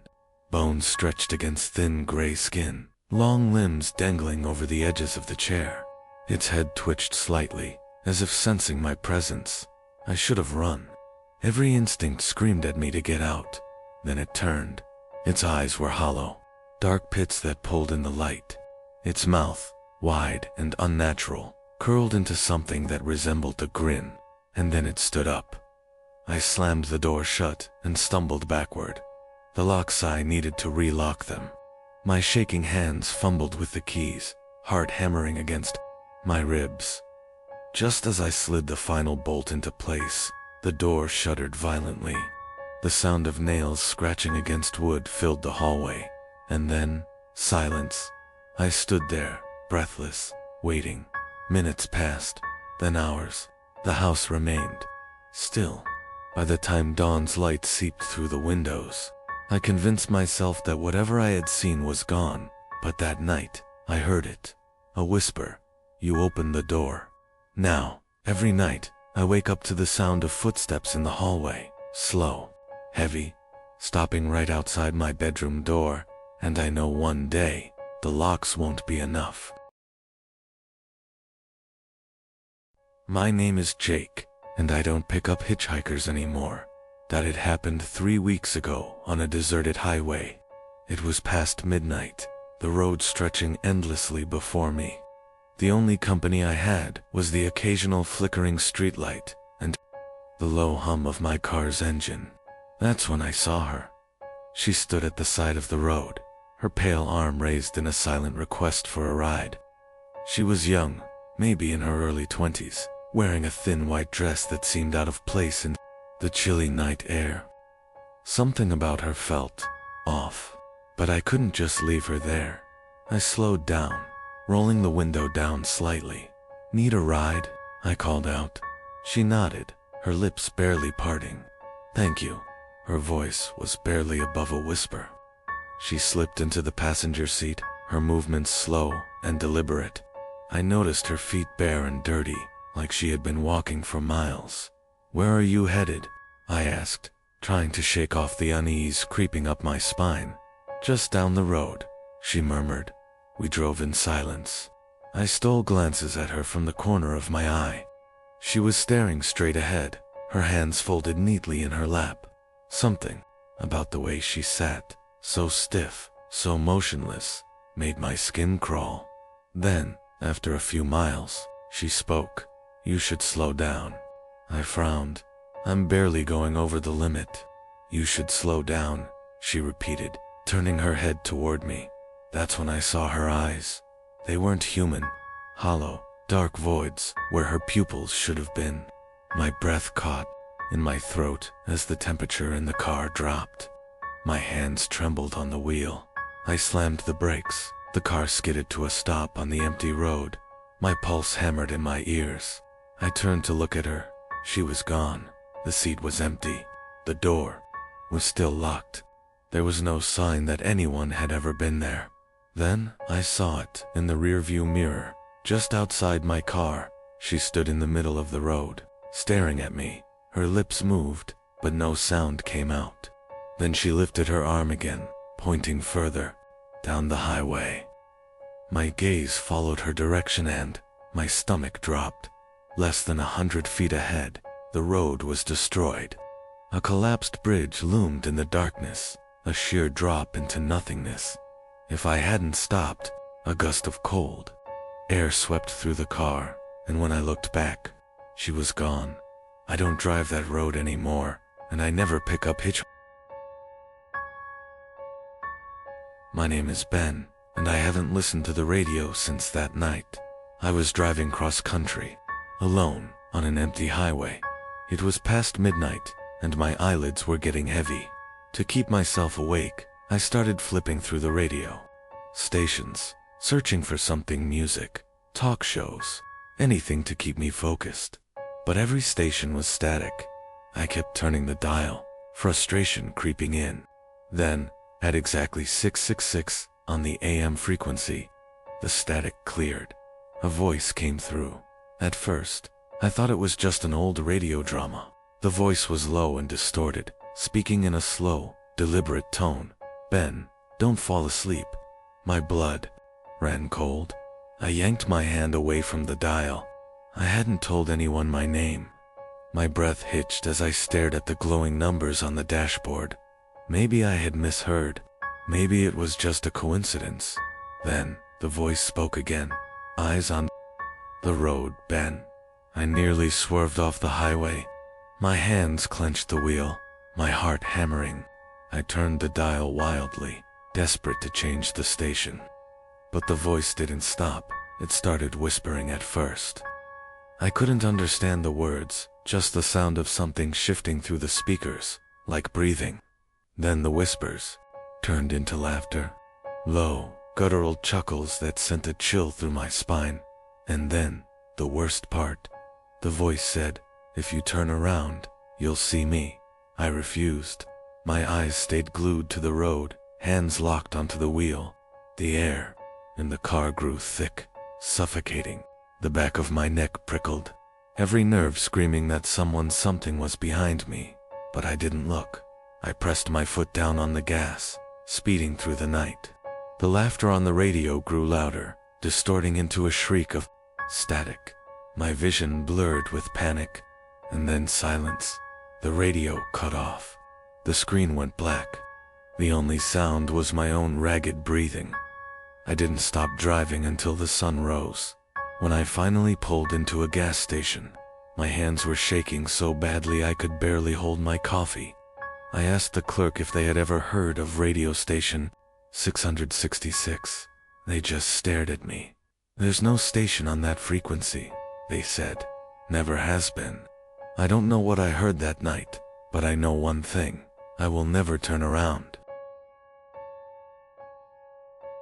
My name is Adam, and I don't take unfamiliar roads anymore. It was a business trip, nothing special. I had driven the same highway dozens of times, knew every exit and landmark. But that night, something was different. I missed my usual turn. I could have sworn I took the right exit, but instead of the familiar stretch of road, I found myself somewhere else entirely, somewhere that shouldn't have existed.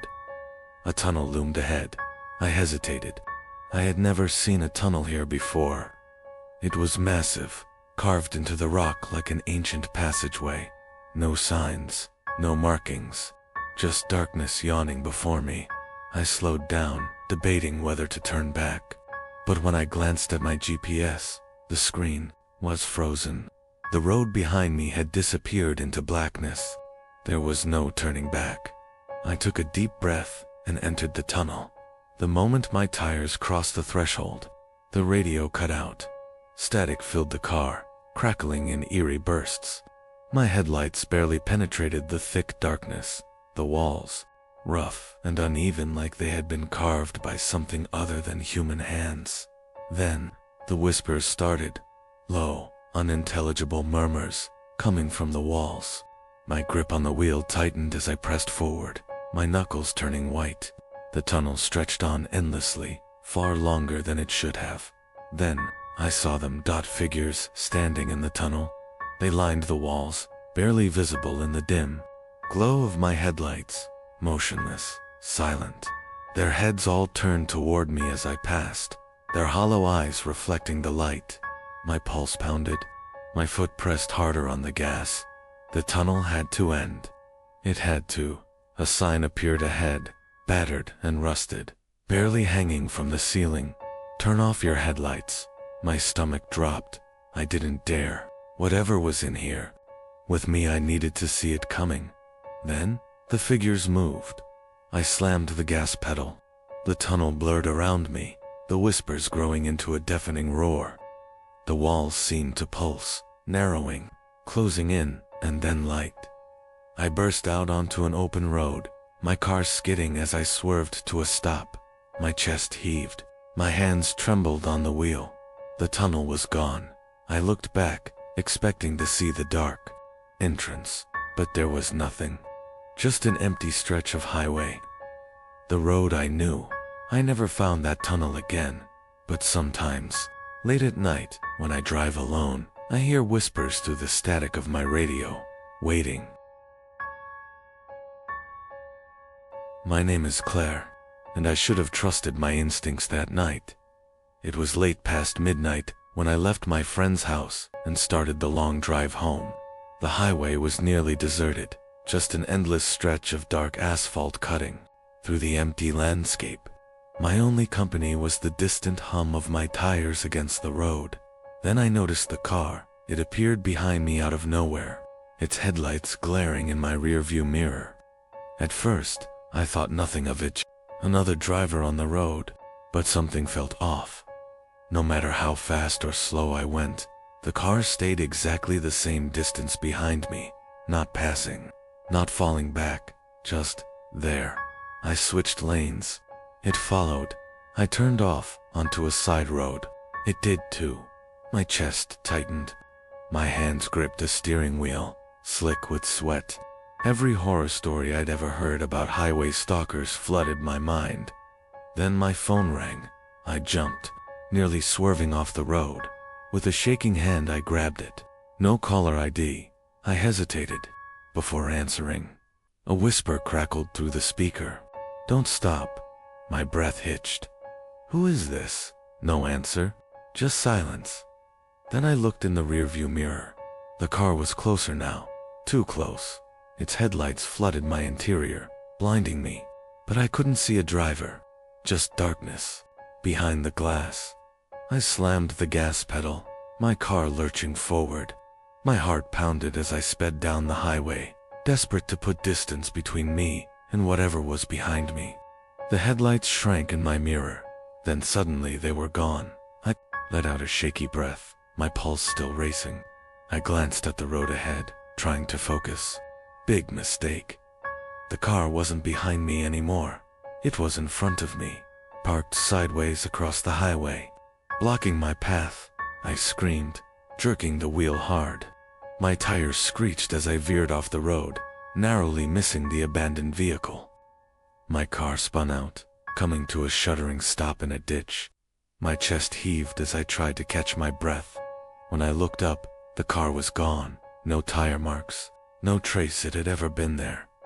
But my phone buzzed again. One new message. No number. You. Didn't stop. Good. My name is Daniel, and I've been driving for hours, or maybe days. I don't know anymore. It was supposed to be a short trip, a late-night drive along the interstate, just a straight shot home. The roads were empty, the radio playing soft, static, my headlights cutting through the dark. But something was wrong. I started seeing the same sign over and over. At first I thought I was imagining it. But when I passed the exit 17 sign for the third time, I knew something was wrong. There was no way I had looped back. I hadn't turned. I hadn't even slowed down. Then I saw the gas station. A single flickering light, an old convenience store attached. It looked abandoned, but I needed answers. I pulled in, my tires crunching against the gravel. The air smelled like rain, though the sky was clear. Inside, the place was empty. No cashier, no customers. Just shelves lined with dust-covered snacks. The overhead lights buzzed faintly. Then, the bell above the door jingled. Someone else had come in. I turned to greet them, but my words caught in my throat. It was me, a man, identical to me in every way, stood by the entrance. Same jacket, same hair, same bewildered expression. He opened his mouth as if to speak, then the lights went out. Darkness swallowed everything. The air turned heavy, pressing against my chest. I stumbled backward, my hands reaching for something, anything. And then, just as suddenly as it had gone, the light returned. The gas station was empty again. Shaking, I ran back to my car, slammed the door shut, and sped back onto the highway. My hands gripped the wheels so tightly my knuckles turned white. My breath came in ragged gasps. Then I saw the sign, Exit 17. Again I screamed, slamming my fist against the dashboard. No matter how fast I drove, no matter how far I went, I always ended up back here. Then my headlights caught movement on the side of the road. It was me standing there, watching. I don't know how long I've been driving. I don't know if I'll ever get out. But I do know one thing. I'm not the only me on this road. My name is Jake, and I know every inch of my local Walmart. Or at least, I thought I did. It was late, nearly closing time, and I had stopped in for a quick snack. The store was quiet, the fluorescent lights buzzing softly overhead. I grabbed a bag of chips and started toward the checkout when I saw it, an aisle I had never seen before. It was at the far end of the store, where I knew there should have been a back wall. But now, there was a narrow passage between the shelves, leading deeper into the store. The overhead sign was blank, the lights inside dimmer than the rest of the store. The air smelled stale, like dust and something faintly metallic. Curiosity got the better of me. I stepped in. The shelves were oddly tall, stretching up far higher than they should have. Each one was stocked with unfamiliar items, brands I had never heard of, packaging that looked decades old. As I moved deeper, The sound of the store faded behind me. The aisles stretched endlessly in both directions. I turned to leave. The entrance was gone. Panic settled into my chest. I spun around, trying to retrace my steps, but every turn led me deeper. The shelves began to close in, the lights flickering. My footsteps echoed strangely, like the floor was hollow. Then I heard it. A low, shuffling sound. I wasn't alone. Something moved between the aisles. At first, just a shadow at the edge of my vision. Then, closer. I caught glimpses of it long. Limbs, too many joints, hollow, stretching fingers grazing the shelves as it moved. I ran. The aisles twisted unnaturally, rearranging themselves as I sprinted. The shelves were empty now, the old packaging replaced by rows of identical black boxers with no labels. The lights dimmed further until I could barely see. My breath came in sharp gasps as I rounded a corner, and there it was. The entrance. Without hesitation, I lunged through it, stumbling back into the normal, brightly lit store. My heart pounded as I turned to look behind me. The aisle was gone. Just a solid wall where it had been. I staggered to the front, paid for my chips without a word, and left. As I stepped outside into the cool night air, I glanced back through the glass doors, and for just a second, at the very back of the store, I saw a narrow passageway, waiting. My name is Emily, and I've always hated mannequins. Something about their frozen expressions and lifeless eyes makes my skin crawl. But after what I saw last night, I don't think I'll ever step into a clothing store again. It started when I stopped by Walmart late at night to pick up a few things. The store was quiet, the aisles nearly empty, except for a few employees stocking shelves. As I made my way past the clothing section, I noticed the mannequins. There were 5 of them, arranged in a neat row, all dressed in the same dull, generic outfits. But something felt off. I couldn't put my finger on it at first. Then I realized they were all facing me. I swore I had walked past them from the side just moments before.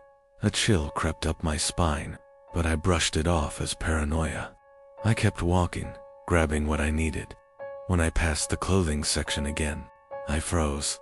The mannequins had moved. Now, they were positioned differently, one of them closer to the aisle. I stared at them, my pulse quickening. Maybe an employee had rearranged them while I wasn't looking. That had to be it, right? I turned away, trying to shake off the unease. But as I made my way toward self-checkout, I glanced over my shoulder. One of them was missing. Panic set in. I scanned the store, my breath coming in short gasps. The employees were still stocking shelves, acting like nothing was wrong. But I knew one of them had moved. Then I heard the sound, a faint, almost imperceptible scrape like plastic dragging against tile. I turned toward the noise, and my stomach dropped. The missing mannequin was standing in the next aisle. It wasn't just placed there, it was positioned differently. One arm slightly raised, its head tilted, as if it had been caught mid-step. I ran. I abandoned my cart and sprinted toward the exit. My heart pounded as the automatic doors refused to open fast enough. Just before I stepped outside, I made the mistake of looking back. The mannequins were now all at the front of the store, lined up in a perfect row, facing me and their heads. Their heads had turned to follow me. My name is Mark, and I swear I spoke to someone who didn't exist. It was late, just past midnight, when I stopped at Walmart for some last-minute groceries. The place was nearly empty, save for a few tired employees stocking shelves. The overhead lights flickered slightly, but I barely noticed as I wandered through the aisles. Grabbing what I needed, that's when I saw him, a Walmart employee, standing near the end of the cereal aisle. He was tall, thin, with a blank expression. His uniform was faded, the name tag unreadable. But when I asked him where to find the coffee, he gave me a slow nod and pointed toward the back of the store. "Thanks, man," I said, turning to follow his direction. As I walked away, I realized something odd. His name tag didn't have a name, just scratches, like something had scraped away the letters. A chill crawled down my spine, but I shook it off and kept moving. When I reached the coffee aisle, I grabbed my usual brand and turned back toward the front. That's when I saw him again, standing by the frozen foods, the same vacant stare, the same faded uniform. I froze. There was no way he could have moved that fast. I hadn't heard footsteps, hadn't seen him walk past me, but there he was, watching me. I quickened my pace, heading for self-checkout, my heartbeat drumming in my ears. I scanned my items, eager to leave, when I noticed the cashier giving me an odd look. "You okay?" she asked. "Yeah," I said, forcing a laugh. "It's just weird night. That guy over there freaked me out." I nodded toward the employee by frozen foods. She frowned. "What guy?" I turned back. He was gone. The aisle was empty. A cold wave of dread washed over me. "He was just there," I insisted. "I even talked to him." She hesitated, her face palling. "Sir, there's no one working here who matches that description." I opened my mouth to argue, but something stopped me. The store's security monitor was behind the cashier, showing a grainy black and white feed of the aisles. I could see myself walking through the store, talking to no one. The cashier followed my gaze, her expression darkening. "You should go." I didn't need to be told twice. As I stepped out into the parking lot, my heart still hammering, I looked back at the store. The fluorescent lights buzzed above, the aisles eerily empty, and then, just for a moment, I saw him again, standing just inside the glass doors. But this time, he was smiling. "My name is Lisa, and I will never step foot in a Walmart after closing time again." It started with a simple errand. I had left work late and needed a few things, so I stopped by Walmart before heading home. The store was nearly empty, the fluorescent lights buzzing softly above as I wandered through the aisles, enjoying the quiet. Then the first announcement came over the intercom. "Attention shoppers. The store will be closing in 10 minutes. I glanced at my phone. 11:50 p.m. That made sense. I hurried to grab my last few items before heading to the self-checkout.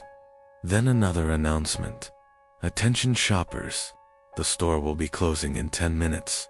The same words, the same flat, artificial tone. But something was wrong. I checked my phone again. It was now 11:55. 5 minutes had passed. I frowned, looking around. The store was empty except for one employee near the front, stacking shelves. He didn't seem to react to the announcement. Then the intercom crackled to life again. "Attention shoppers. The store will be closing in 10 minutes. I shivered.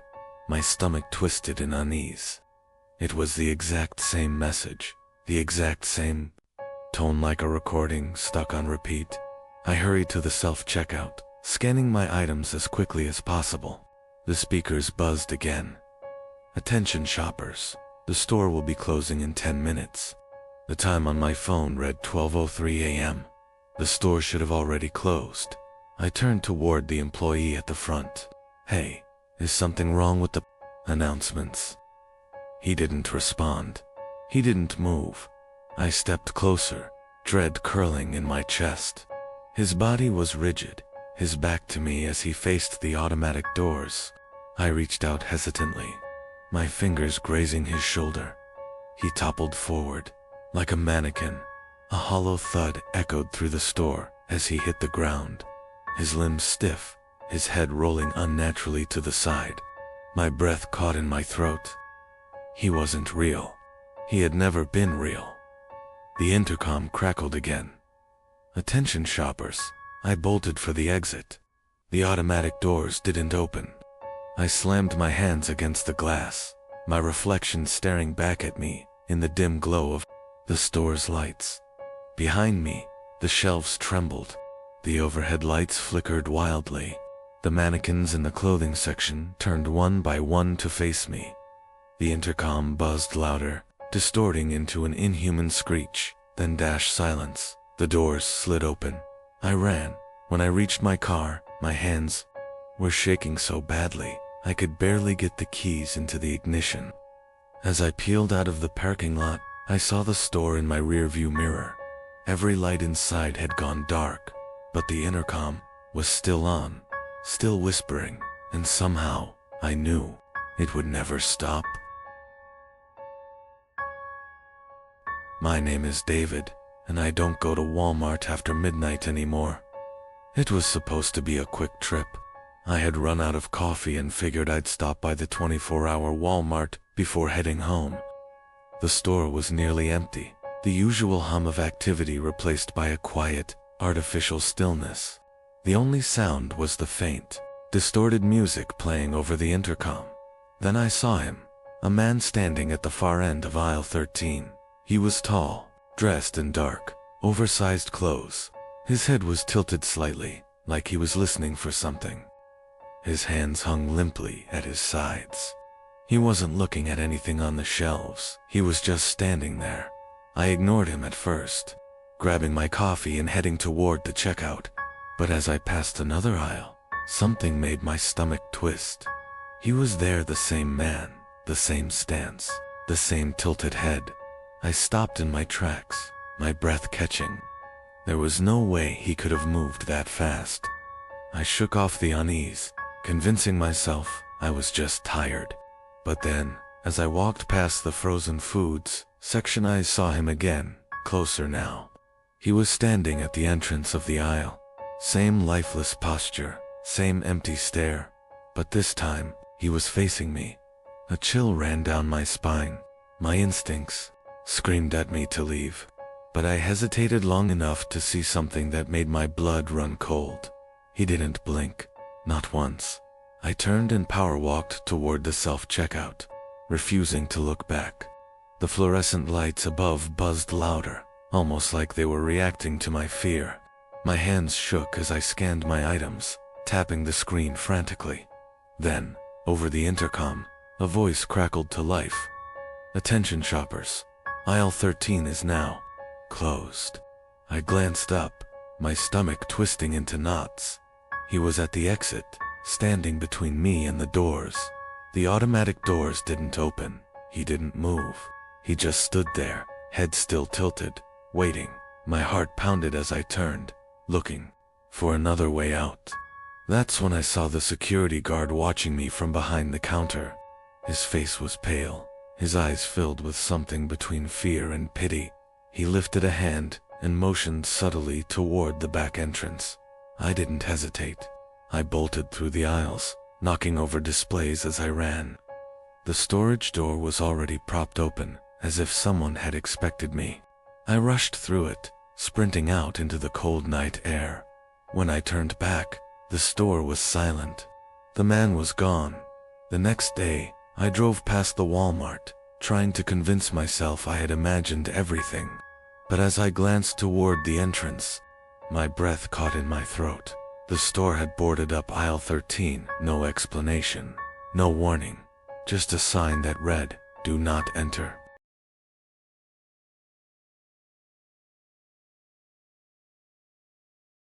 My name is Ryan, and I was just passing through. That's all it was, supposed to be a quick stop for gas, before heading back onto the highway. I didn't expect to find myself trapped in a nightmare. It was nearly 2 a.m. when I spotted the gas station.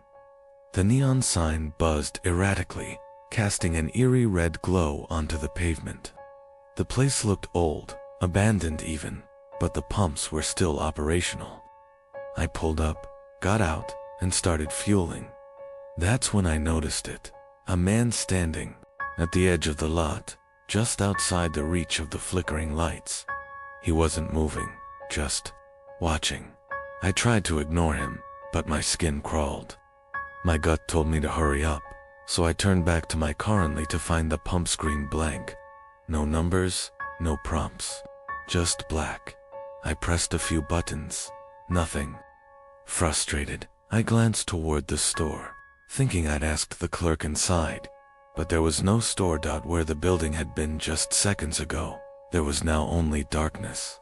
A black void, stretching endlessly beyond the pumps. My breath caught in my throat. I turned back to my car. Heart pounding, the man was closer, much closer. His face was obscured by the shadows, but I could hear his breathing, ragged, wet, like air escaping through broken pipes. I staggered backward, reaching for my car door, but it was locked. My keys were inside. The air around me grew thick, suffocating, pressing against my chest. I turned to run, but there was nowhere to go. The highway was gone. The world beyond the gas station had vanished into a swirling, endless blackness. I wasn't on a road anymore. I was nowhere. A voice slithered through the air, distorted and echoing like it was coming from inside my own head. You shouldn't have stopped. The lights flickered wildly, casting long, twisting shadows across the pavement. I turned, desperate for an escape, and then everything went black. I woke up in my car, parked at a gas station miles away. My tank was full. The receipt sat in the passenger seat, dated with today's date, but stamped with a station name that doesn't exist. I don't know what happened last night. I don't know where I went, but I know one thing for sure: that wasn't a gas station, and I was never supposed to stop. My name is Chris, and I work the night shift at a gas station on a nearly abandoned stretch of highway. I've had my fair share of weird encounters: drifters, sleep-deprived truckers, even the occasional petty thief. But last night, something happened that I can't explain. At around 3:15 a.m., an old car pulled up to pump 4. The vehicle was ancient, one of those 1950s models, with faded paint and rust creeping along the edges. The headlights flickered, and the engine let out a low guttural rumble as it shut off. A man stepped out, tall, thin, and dressed in an old-fashioned suit, like he had just walked out of a black-and-white film. He had slicked back hair and a strange, almost artificial-looking face, as if his skin was too tight. I watched as he slowly approached the store, his shoes clicking against the pavement. The bell chimed as he entered. He walked up to the counter, eyes locked onto mine. "1 pack of smokes," he said, his voice dry and raspy. I turned to grab the pack from behind me, and when I placed it on the counter, he was gone. The door hadn't opened. The bell hadn't chimed, but the store was empty. I swallowed hard and stepped outside, scanning the lot. His car was still there, sitting silently at the pump, but no one was inside. I checked the security monitors. The footage showed him getting out of the car, walking toward the store, but after he stepped inside, he vanished. No sign of him leaving. No sign of him anywhere. My skin crawled. I went back to the counter, heart pounding, unsure of what to do. That's when I saw it. The pack of cigarettes was gone, and in its place was a $5 bill, crisp, untouched, mint condition, dated 1954. I stared at it, my hands shaking. Then I heard Eton engine roaring to life outside. I turned back to the monitors. The old car's headlights flickered once more. The engine let out that same low growl, but the driver's seat was empty. The car backed away from the pump on its own, rolled onto the highway, and disappeared into the night. I called my manager that morning, still rattled. He laughed. "Yeah, you met him. Happens every few years. He always pays. Don't think too much about it." I don't know what I saw last night, but I do know one thing: I'll never work the night shift again. My name is Jake, and I took a wrong turn last night. I was driving through the countryside, lost, my gas gauge dipping dangerously close to empty. Just when I thought I was doomed, I saw a neon sign flickering in the distance. An old gas station. Sitting alone in the darkness.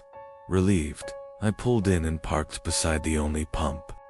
The place was ancient, dusty windows, a cracked icebox near the entrance, and a rusted sign that barely read open.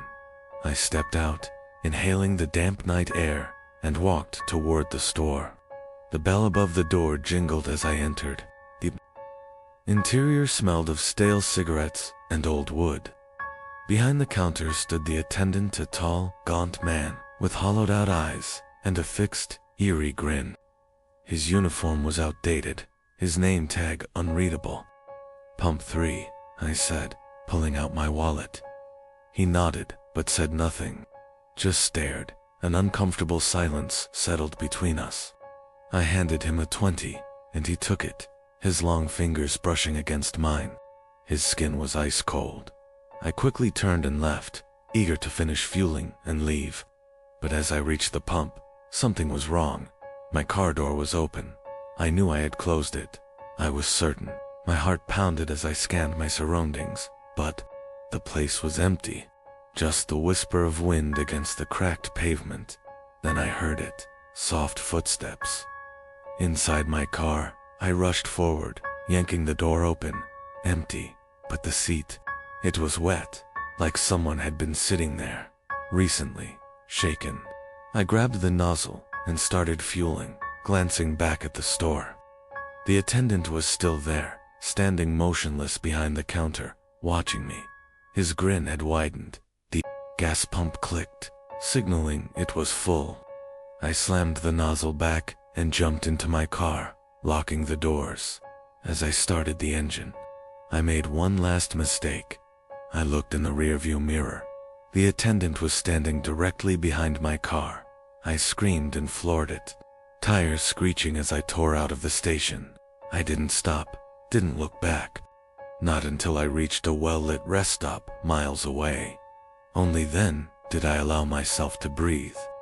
I leaned back, exhaling shakily, and glanced at my rearview mirror again. Just to be sure, the back seat was empty.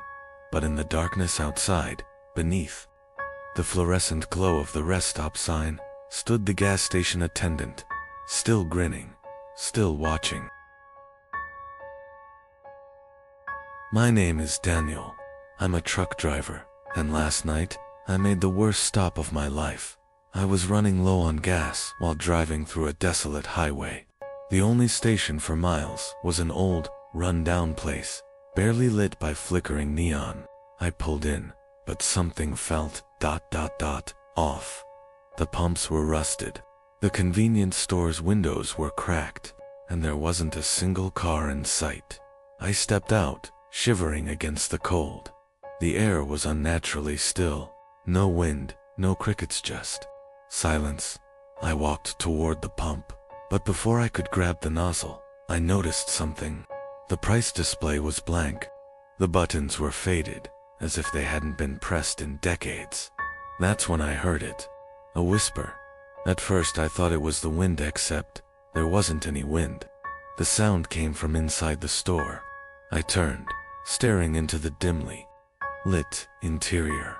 Shelves were stocked, but everything looked ancient, covered in dust. A shadow shifted near the counter. "Hello?" I called out, my voice barely above a whisper. The overhead lights inside flickered. For a split second, I saw them standing in the aisles, unmoving, their faces obscured by darkness. Then the lights went out entirely. I backed up. My truck felt miles away. My heart pounded as the glass door creaked open by itself. The whispering grew louder, overlapping voices hissing in a language I didn't understand. The air turned ice cold, and my breath fogged in front of me. Then I saw it, a figure emerging from the darkness inside the store. Unlike the others, this one moved. Its limbs were elongated, stretching unnaturally as it shuffled forward. Its face was an empty void, but I could feel it watching me, studying me. I ran. I jumped into my truck, fumbling with the keys.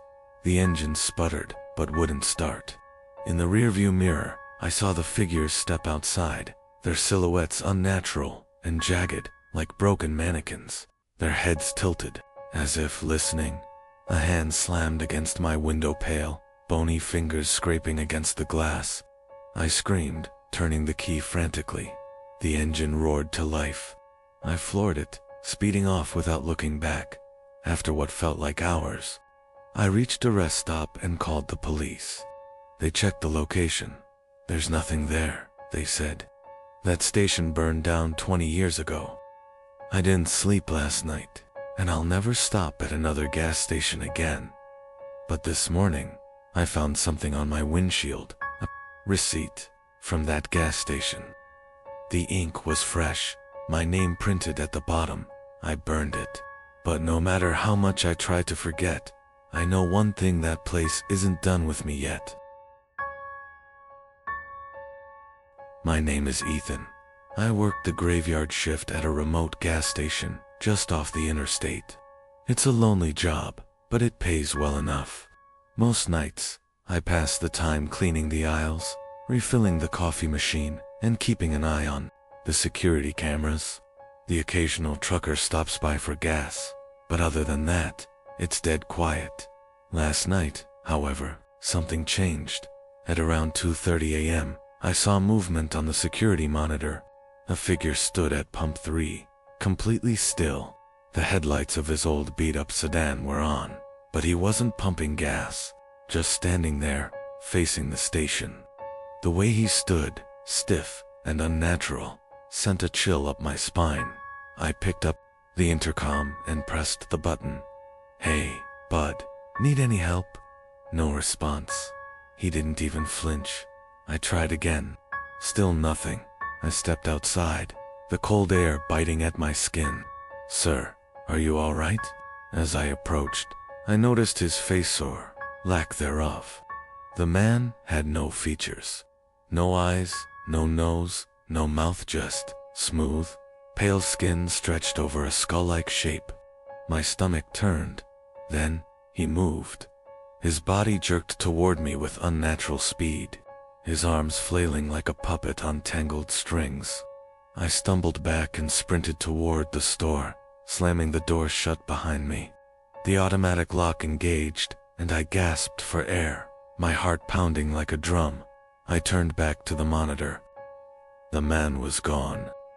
His car remained, lights still on, but he was nowhere in sight. Suddenly, a sharp tapping echoed from the glass door. I whipped around. He was there, his faceless head pressed against the glass, a twisted attempt at a smile forming where his mouth should have been. Then, the power cut out. The store plunged into darkness, the hum of the refrigerator silenced. I reached under the counter for the emergency flashlight, my hands shaking. When I flicked it on, the man was gone again. A metallic scraping sound echoed from the aisles. Someone or something was inside with me. I had no choice. I ran, bolting through the emergency exit. I didn't stop until I reached my car. I locked the doors and started the engine, my breath coming in ragged gasps. In the rearview mirror, I saw the gas station's flickering sign come back to life, and under the red glow of the neon letters, the faceless man stood, watching me drive away. I called my boss first thing in the morning. He laughed. "Ah, you met him, huh?" he said casually. "Don't worry, Ethan. He never leaves the station. Just don't go outside next time." I quit that day, and I never looked back.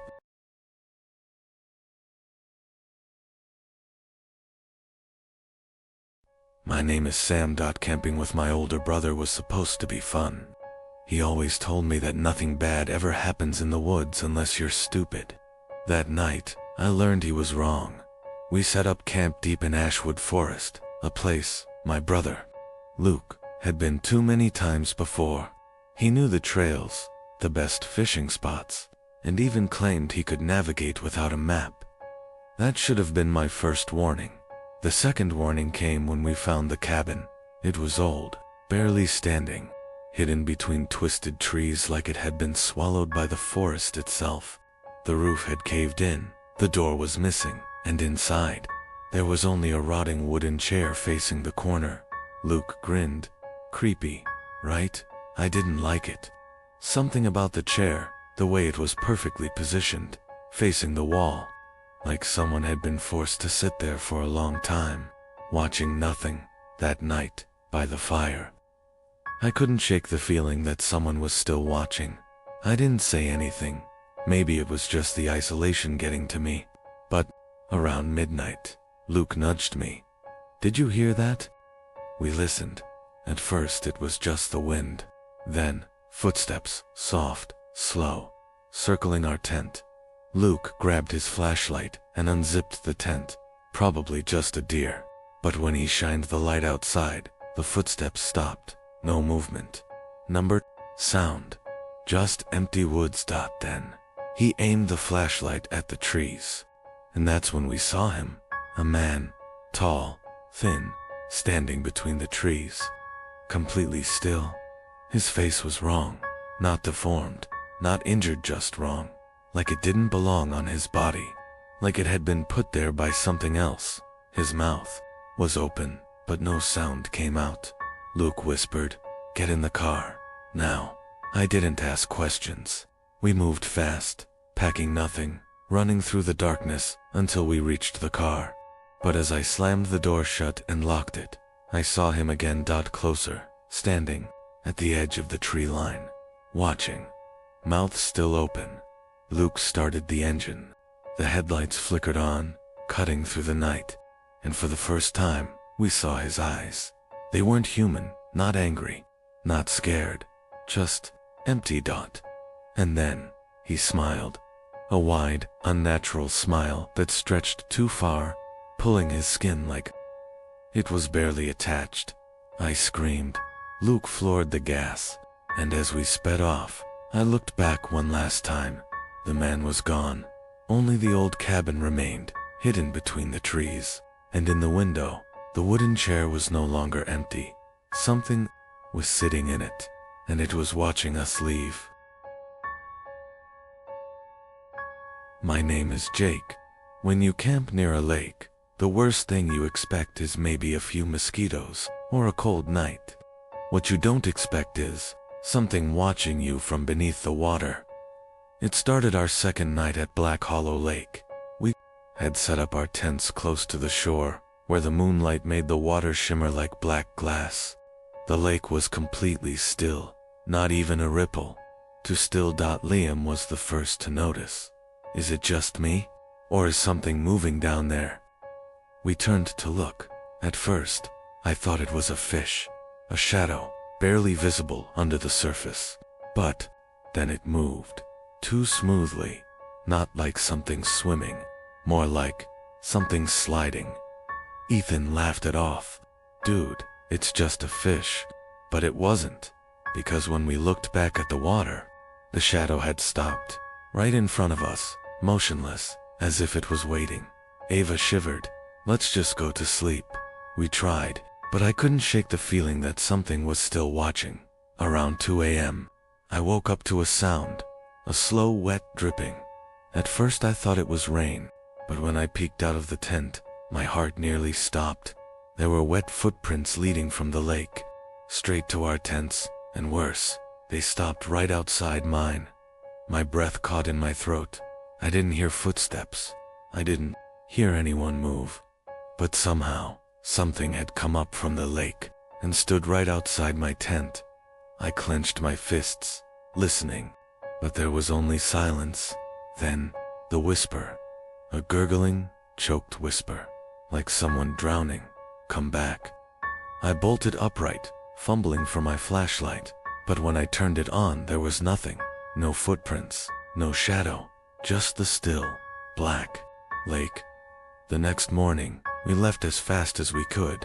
But as we drove away, I glanced at the lake one last time, and there, in the water, just beneath the surface, 2 pale hands, floating, waiting. My name is Ethan.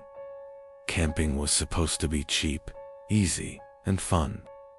That's what we thought when we planned a weekend trip to Ravens Creek, a secluded camping spot deep in the woods.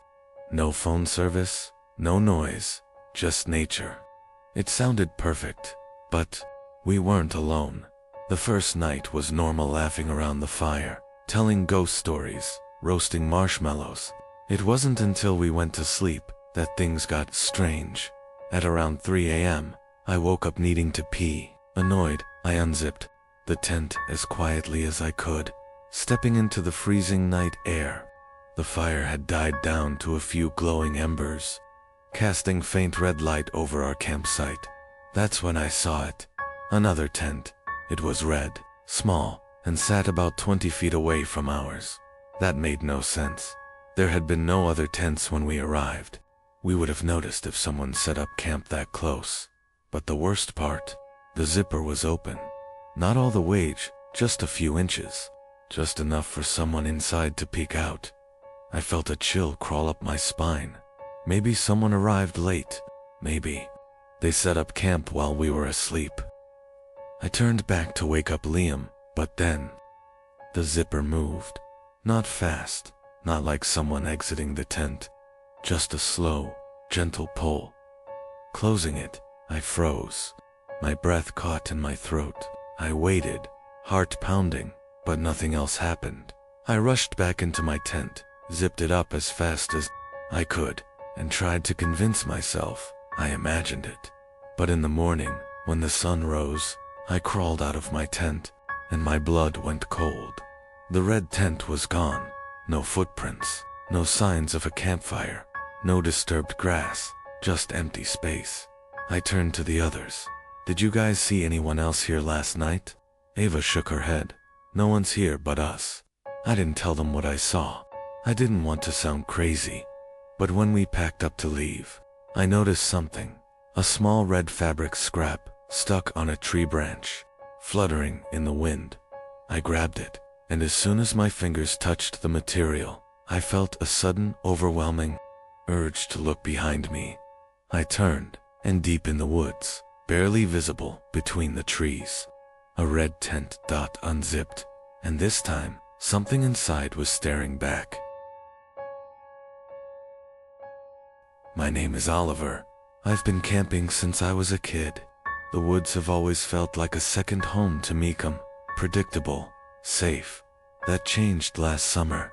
That was when I learned that some forests whisper back. My friends and I set up camp in Blackwood Forest, a place known for its dense trees and eerie silence.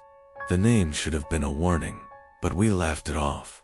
It was just another weekend trip, just another night in the wilderness. At around midnight, while we sat around the fire, I heard it, a voice, a whispered soft, like a breath against my ear.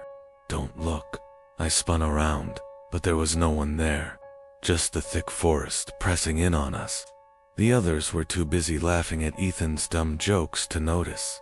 I tried to brush it off, but minutes later, another whisper came. They're watching. This time, I jumped to my feet, my flashlight cutting through the darkness. Still, nothing. But when I turned back to my friends, I saw it just for a split second. A figure, standing behind Ava. Not close, not threatening, just standing, motionless, almost blending into the trees. I blinked, and it was gone. I wanted to say something, to warn them. But then I noticed something strange. The trees, they had shifted. The clearing we had set up camp in was smaller. Now, the trees were closer. Closing in, I took a deep breath. Guys, I think we need to leave. Liam rolled his eyes. Dude, relax. You're just paranoid. But I wasn't. I could feel it now. Something watching, something waiting. The forest was breathing around us, shifting, adjusting, and then the whispers turned into laughter. Not ours, not human. It was everywhere, echoing between the trees, circling us. Low, distorted, like voices played in reverse. That's when the fire went out. Pitch darkness swallowed us. I fumbled for my flashlight, my hands shaking. When I turned it on, my stomach dropped. The trees had moved again.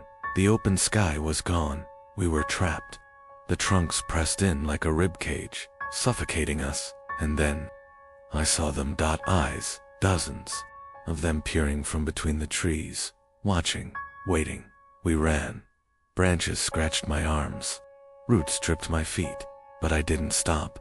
I could still hear them, those voices, whispering, laughing, calling my name. It felt like hours before we finally broke free from the forest. Stumbling onto the empty dirt road where our car was parked, we didn't look back. We just drove. The next morning, curiosity got the better of me. I checked the forest's history online. There was no Blackwood Forest, no record of it ever existing. But I know what I saw, and sometimes, in the dead of night, I still hear the whispers, telling me to come back. My name is Daniel. It was supposed to be a fun weekend with my friends, just 4 of us, deep in the woods, away from the noise of the city. We set up our tents near a quiet lake, lit a fire, and laughed as the night fell. The air was crisp. The trees swayed gently, and everything felt peaceful. Until we saw him. At first, we thought he was just another camper. A man, sitting alone by his fire, just a few hundred meters away. He wasn't doing anything, just sitting, staring at the flames. He never moved, never cooked anything, never adjusted the fire, just sat there. It was Liam who first noticed something strange. Guys, has he even blinked? We laughed it off, but when we looked back at him, Liam was right. The man hadn't moved an inch since we first saw him. No shifting, no stretching, not even a single twitch. He's probably just deep in thought, Ava suggested, but something about him made my stomach churn. Hours passed, and we tried to ignore him, playing card games, telling stories, pretending he wasn't there. But the moment my eyes wandered back to his fire, my heart nearly stopped. He was gone, no movement, no sound, just an empty log and a dying fire. A cold shiver ran down my spine. Where did he go? We scanned the woods with our flashlights. Nothing. No footsteps in the dirt, no sound of rustling leaves, just the distant hooting of an owl. Then Ethan whispered, "Look at our tents." We turned. The man was standing next to them. He wasn't looking at us. He wasn't even facing the tents. Just standing, stiff as a corpse, his back straight, his head slightly tilted, like he was listening. Ava screamed, and Liam grabbed a rock, ready to throw it. But before he could, the man did something that still haunts me. He tilted his head, further back, and further, and further, until his face was completely upside down. His neck cracked, his mouth stretched open too wide, too unnatural. Then he ran, but not like a person, not with normal steps. He moved like a flickering image, vanishing and reappearing between the trees, his body twisting and bending in ways that no human should be able to. We grabbed whatever we could and bolted to the car, leaving our tents, our gear, everything behind. We never went back to get them. A week later, a news article popped up.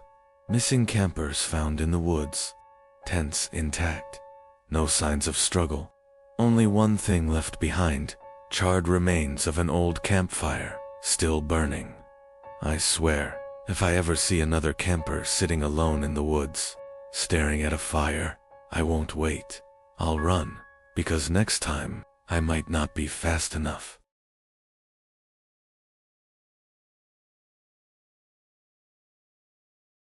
My name is James.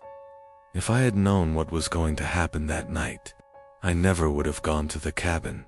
I was hired by a man named Mr. Holloway to renovate his family's old mountain retreat. He was planning to sell it, and my job was sit a few nights there, check for structural issues, and make a list of repairs.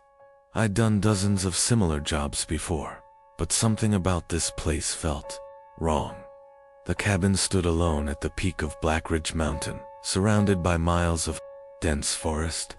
It was massive, 3 floors, a wraparound deck, and towering glass windows that overlooked the endless stretch of trees. But the moment I stepped inside, a wave of unease settled in my gut. It wasn't just the silence. It was the way the air felt heavy, thick, almost suffocating. I shook it off. That first day, I went through my usual routine, checking for leaks, inspecting the wooden beams, testing the electricity. Everything seemed normal until I found the basement. The door was hidden behind an old bookshelf in the study. I wouldn't have even noticed it if I hadn't been running my hands along the walls, looking for signs of rot. It wasn't locked. The wooden steps groaned under my weight as I descended into pitch-black darkness. The air smelled musty, like old wood and damp stone.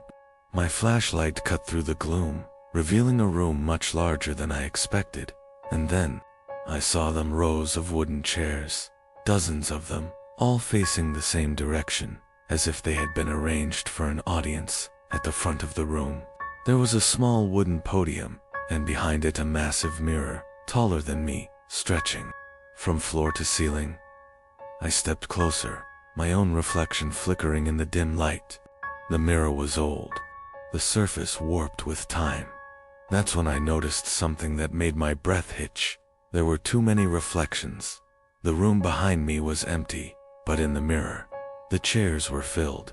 Dark figures sat in them, completely still, watching me. I spun around, my flashlight sweeping through the basement. Nothing. The chairs were empty, but in the mirror, the figures remained. And then, one of them stood up. I bolted. I scrambled up the stairs, shoving the bookshelf back into place, my heart slamming against my ribs. For the rest of the night, I refused to go near the study. I should have left. I should have driven back down the mountain and never looked back. But at exactly midnight, I woke up to a sound, a single, loud knock on the front door. I froze. It was the middle of a snowstorm. There were no roads leading up here, no hikers, no neighbors. Who the hell would be knocking? Another knock dot, then another knock. Knock knock, knock dot, slow, rhythmic, deliberate. I grabbed a flashlight and moved toward the front door, every instinct in my body screaming at me to turn back. I peered through the peephole. My blood went cold. There were 3 people standing on the porch, but they weren't dressed for the weather. They wore old-fashioned clothes, wool coats, dresses, boots, caked in mud. Their skin was pale, too pale, and their eyes were solid black dot, no whites, no irises, just pure, endless darkness. The tallest one, a man, stepped closer, and then, without moving his lips, he spoke. "We saw you in the mirror." My hands trembled. My breath came in short, panicked gasps. Then, the second figure, a woman, leaned forward. "Let us in." My heart was hammering against my ribs. And then the third figure, a child, no older than 10, smiled. "It's rude to keep guests waiting."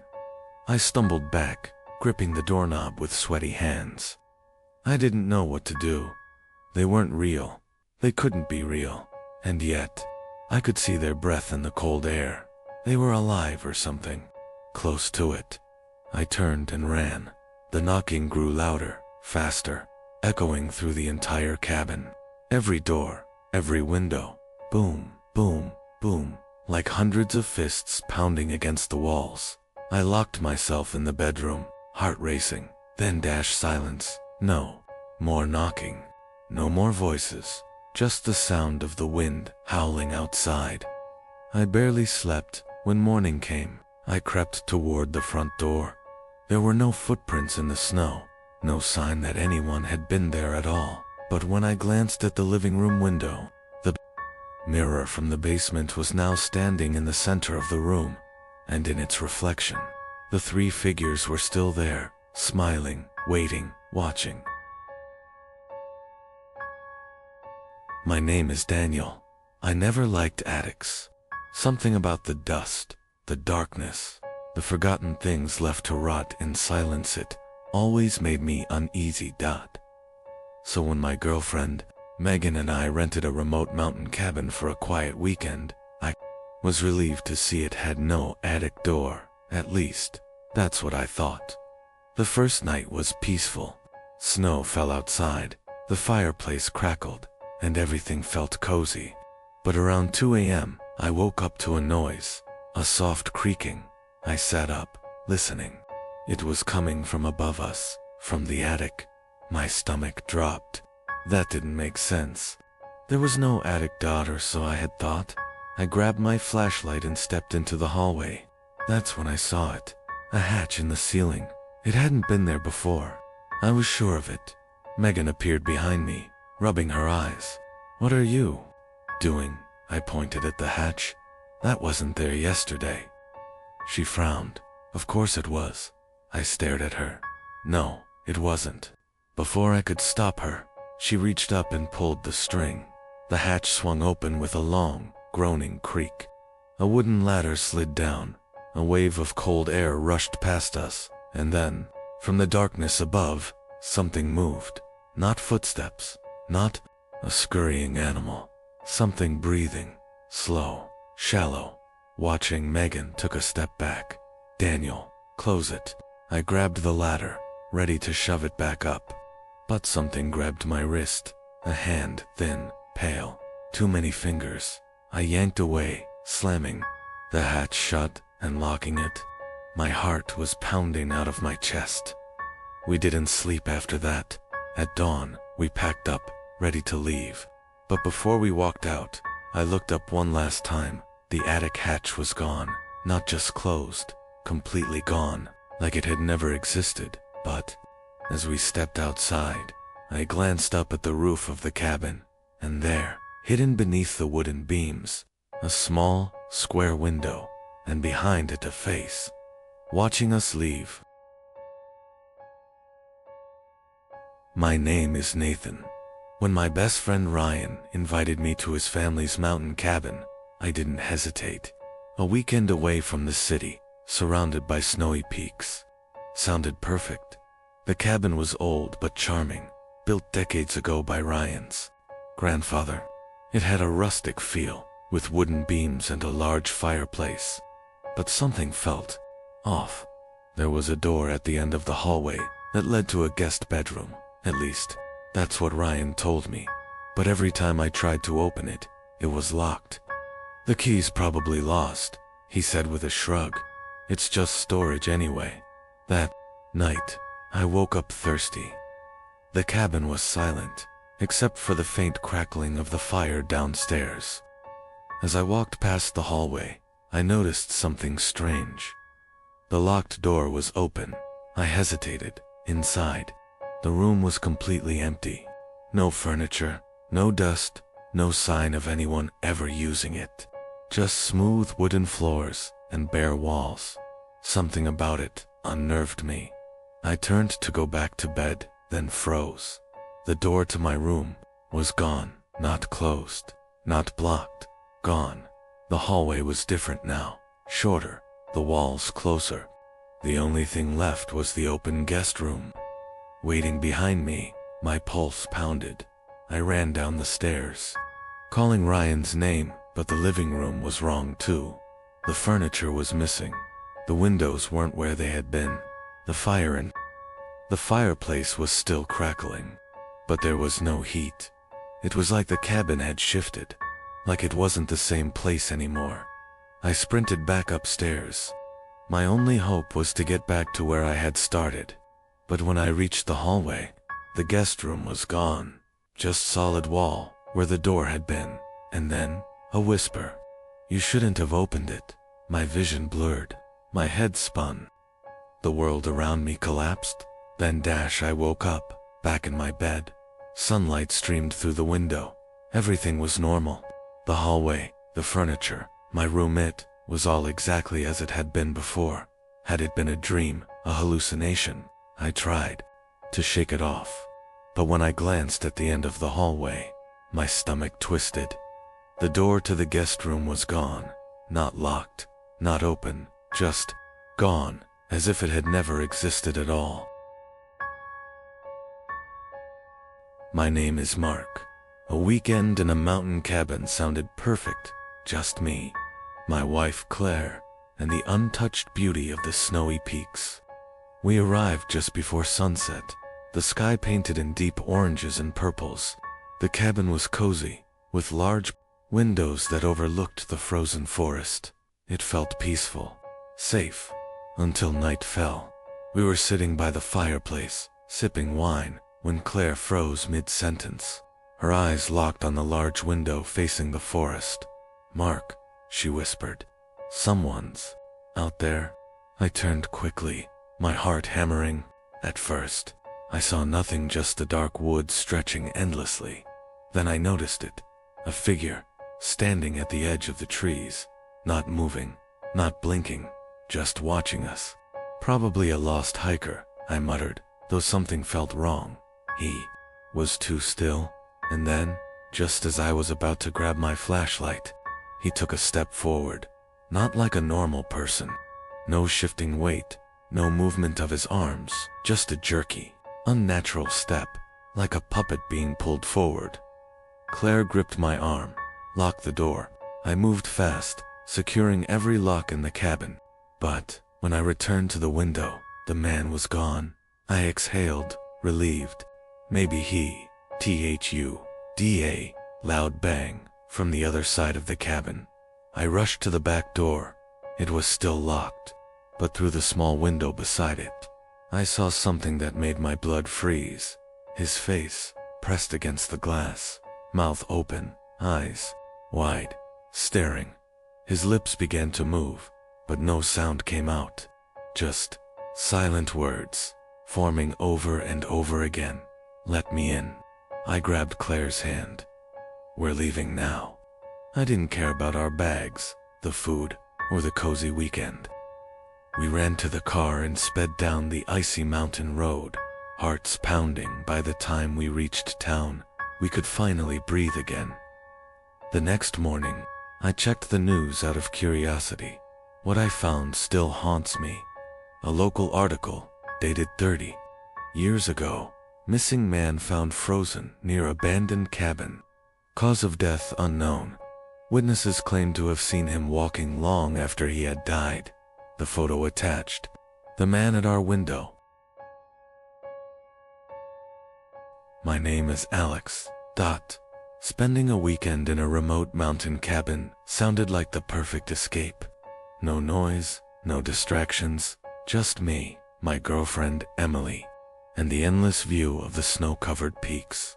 The cabin itself was old but well-maintained.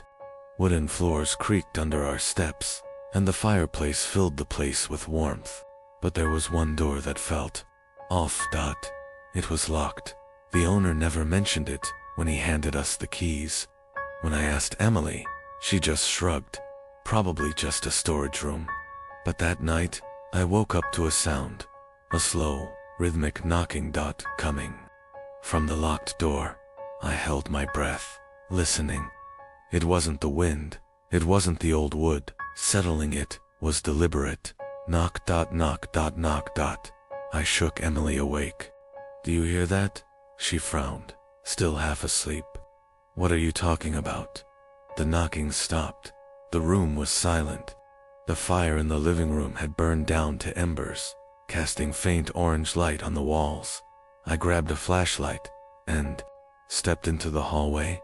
The locked door was still there, still shut then, just as I turned away.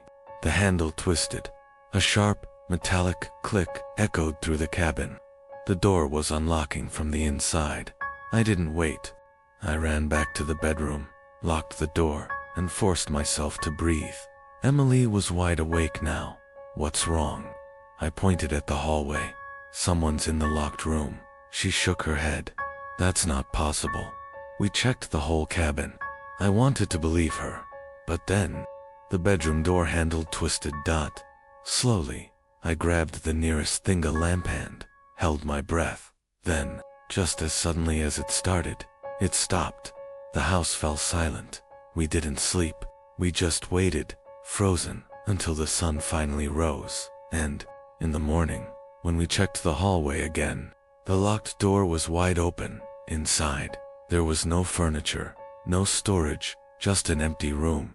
The only thing in it was a single wooden chair, facing the corner. On the seat, there was a deep, worn-out groove, as if someone had been sitting there for a long, long time, watching.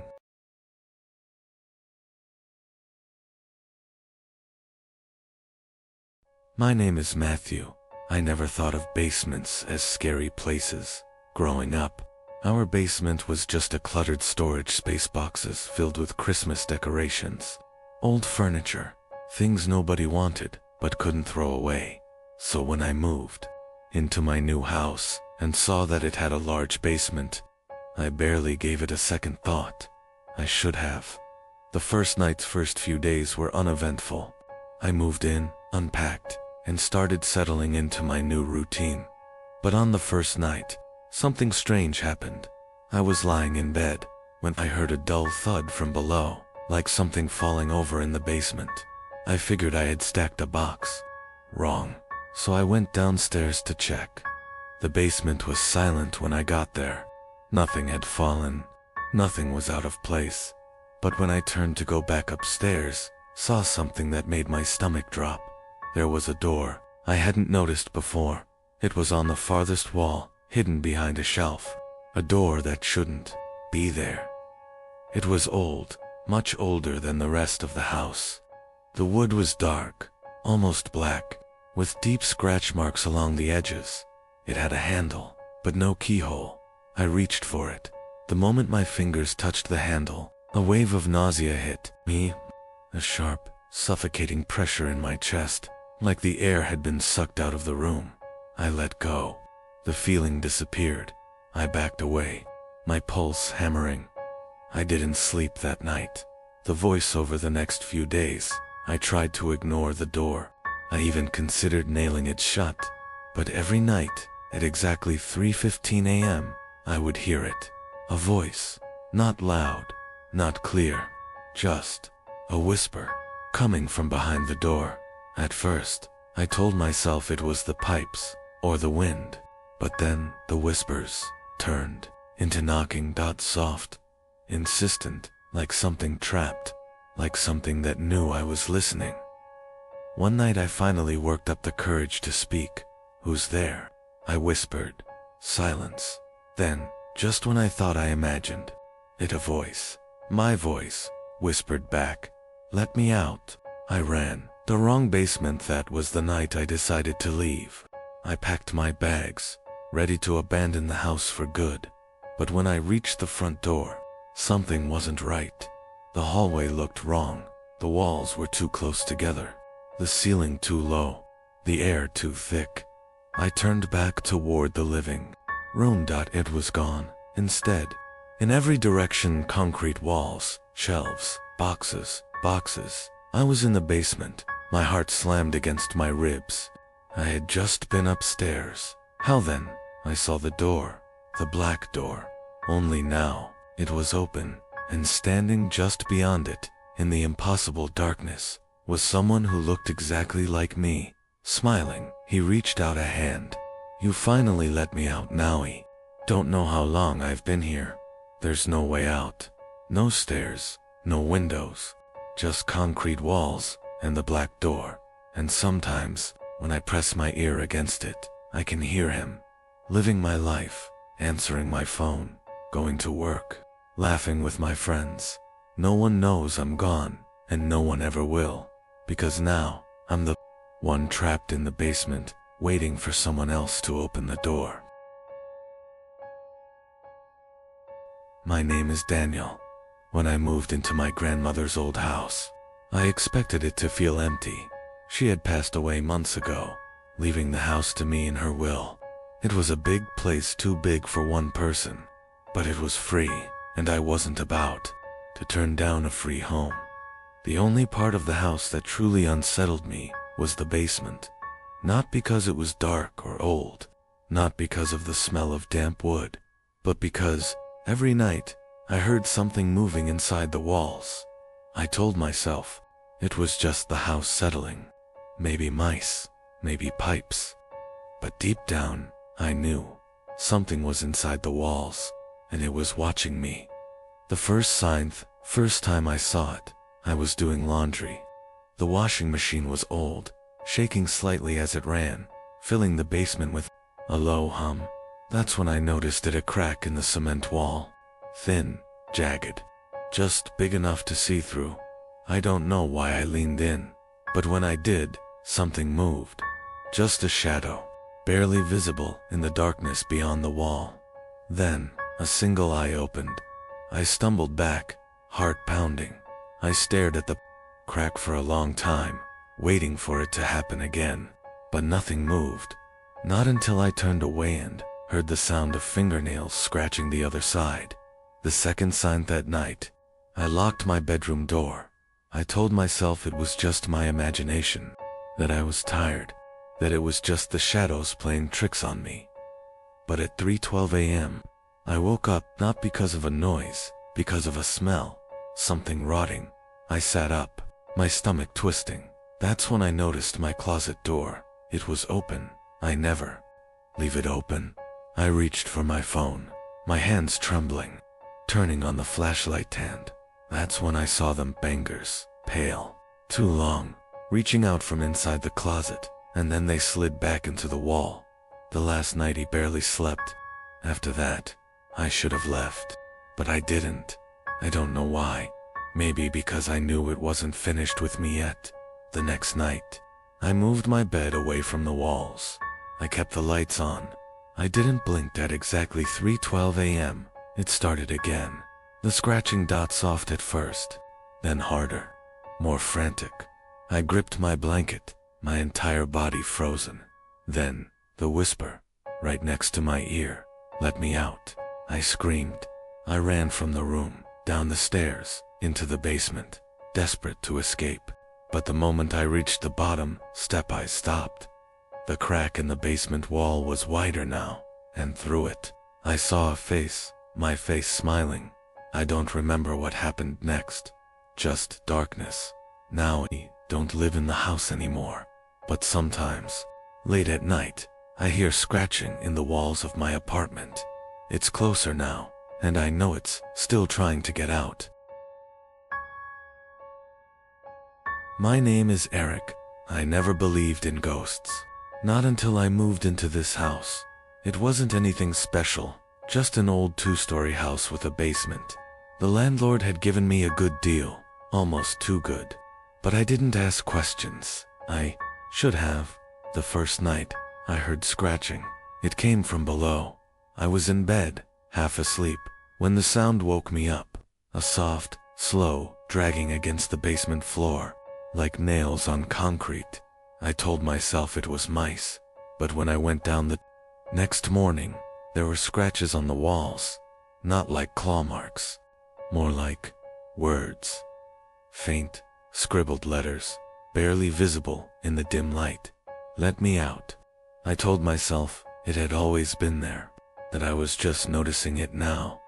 But that night, the scratching got louder, and this time, it was followed by whispers. I couldn't make out the words, just a voice, low and hoarse, speaking from the other side of the basement door.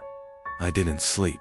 By the third night, the whispers turned into knocking, slow, rhythmic, deliberate, like something trapped.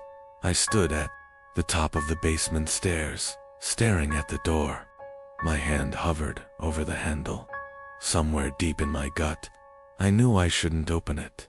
Then, at exactly 3 a.m., the whispering stopped, and instead, I heard breathing right next to my ear. I spun around, my heart hammering.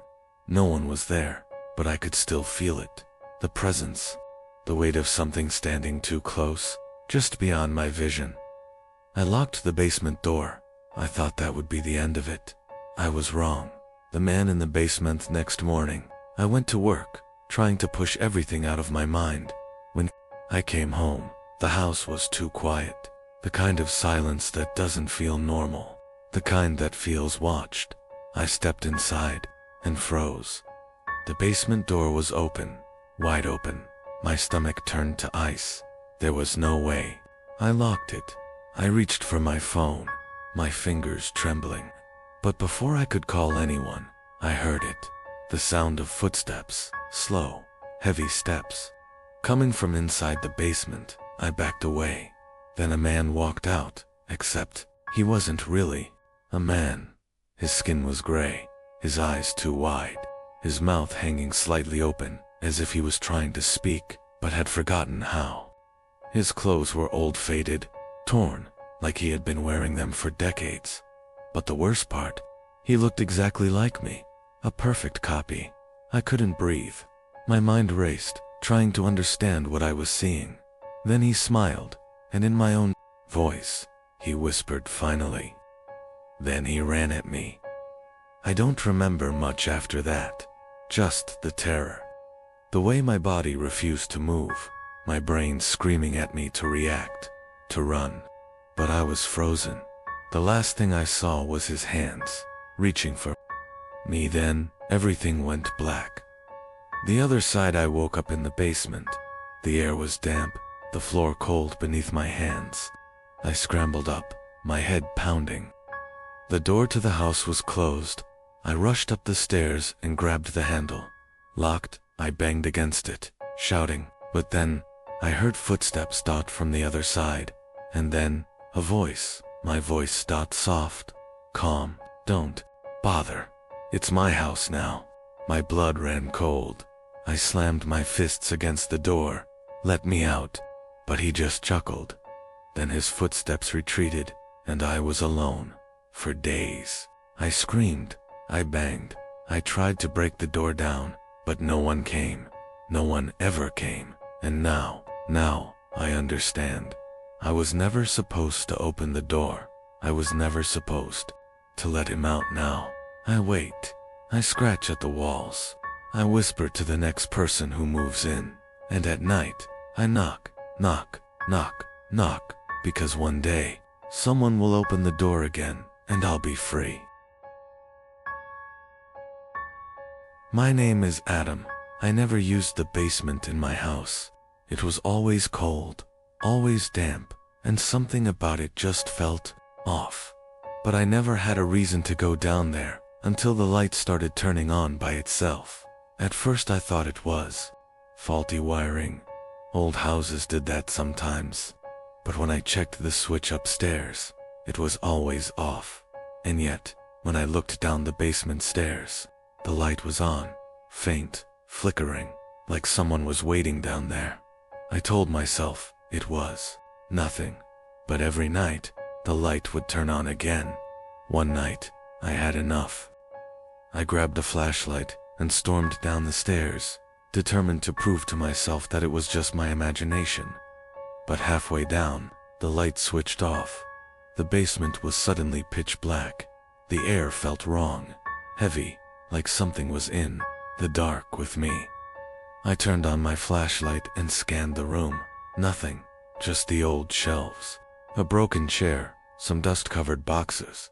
But as I turned to go back up, my flashlight flickered and, for half a second, I saw something, a figure, standing in the corner, facing the wall. My blood ran cold. I bolted up the stairs, slamming the door shut behind me. That night, I locked the basement and pushed a heavy chair in front of the door. I barely slept the next night at exactly 3 a.m. I woke up to a sound, scraping, a slow, deliberate dragging sound, coming from the basement, then a single knock. I held my breath. Another knock. Then the basement light switched on. I grabbed a bat from under my bed and crept toward the basement door. Heart hammering, slowly, I reached for the doorknob. It was warm, like someone had been holding it from the other side. I yanked my hand away, breathing hard. Then I heard something I will never forget. A voice, low, scratched, not quite human. "Come down, Adam." I ran. I spent the rest of the night in my car, parked down the street, shaking. The final night he called an electrician the next day, desperate for a logical explanation.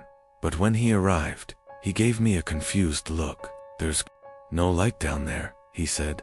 I stared at him. "What?" He gestured toward the ceiling. "No wiring, no bulb, no fixture. You don't have a basement light." I didn't argue. I didn't stay. I packed my bags and left that house forever. But sometimes, when I drive past it, I glance at the basement window, and every time the light is on,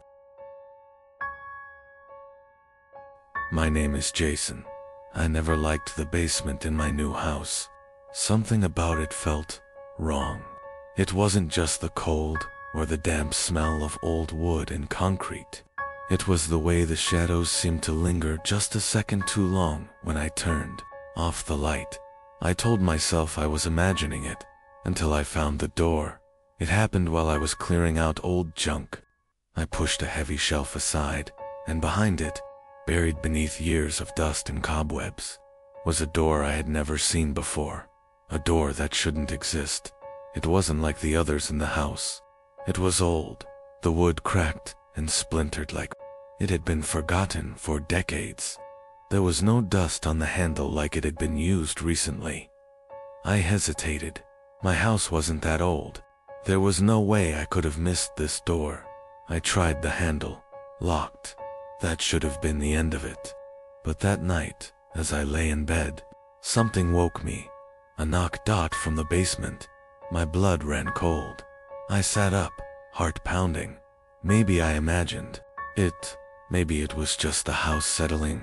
Knock dot knock dot knock dot, slow, deliberate. I grabbed my flashlight and crept downstairs, my breath shaky.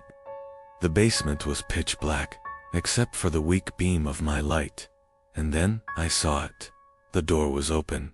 A thin sliver of darkness yawned behind it, too dark. My flashlight beam didn't penetrate it. It was like the doorway led to nothingness. Then a hand reached out, pale, thin, too long. The fingers stretched toward me, slow, unnatural, like they had never moved before, like they had been waiting. I couldn't breathe. Then the fingers twitched. I ran. I bolted up the stairs, slammed the basement door shut, and locked it. My heart pounded in my chest as I pressed my back against the wood. Waiting. Silence, then dash knock. Knock knock, right on the other side.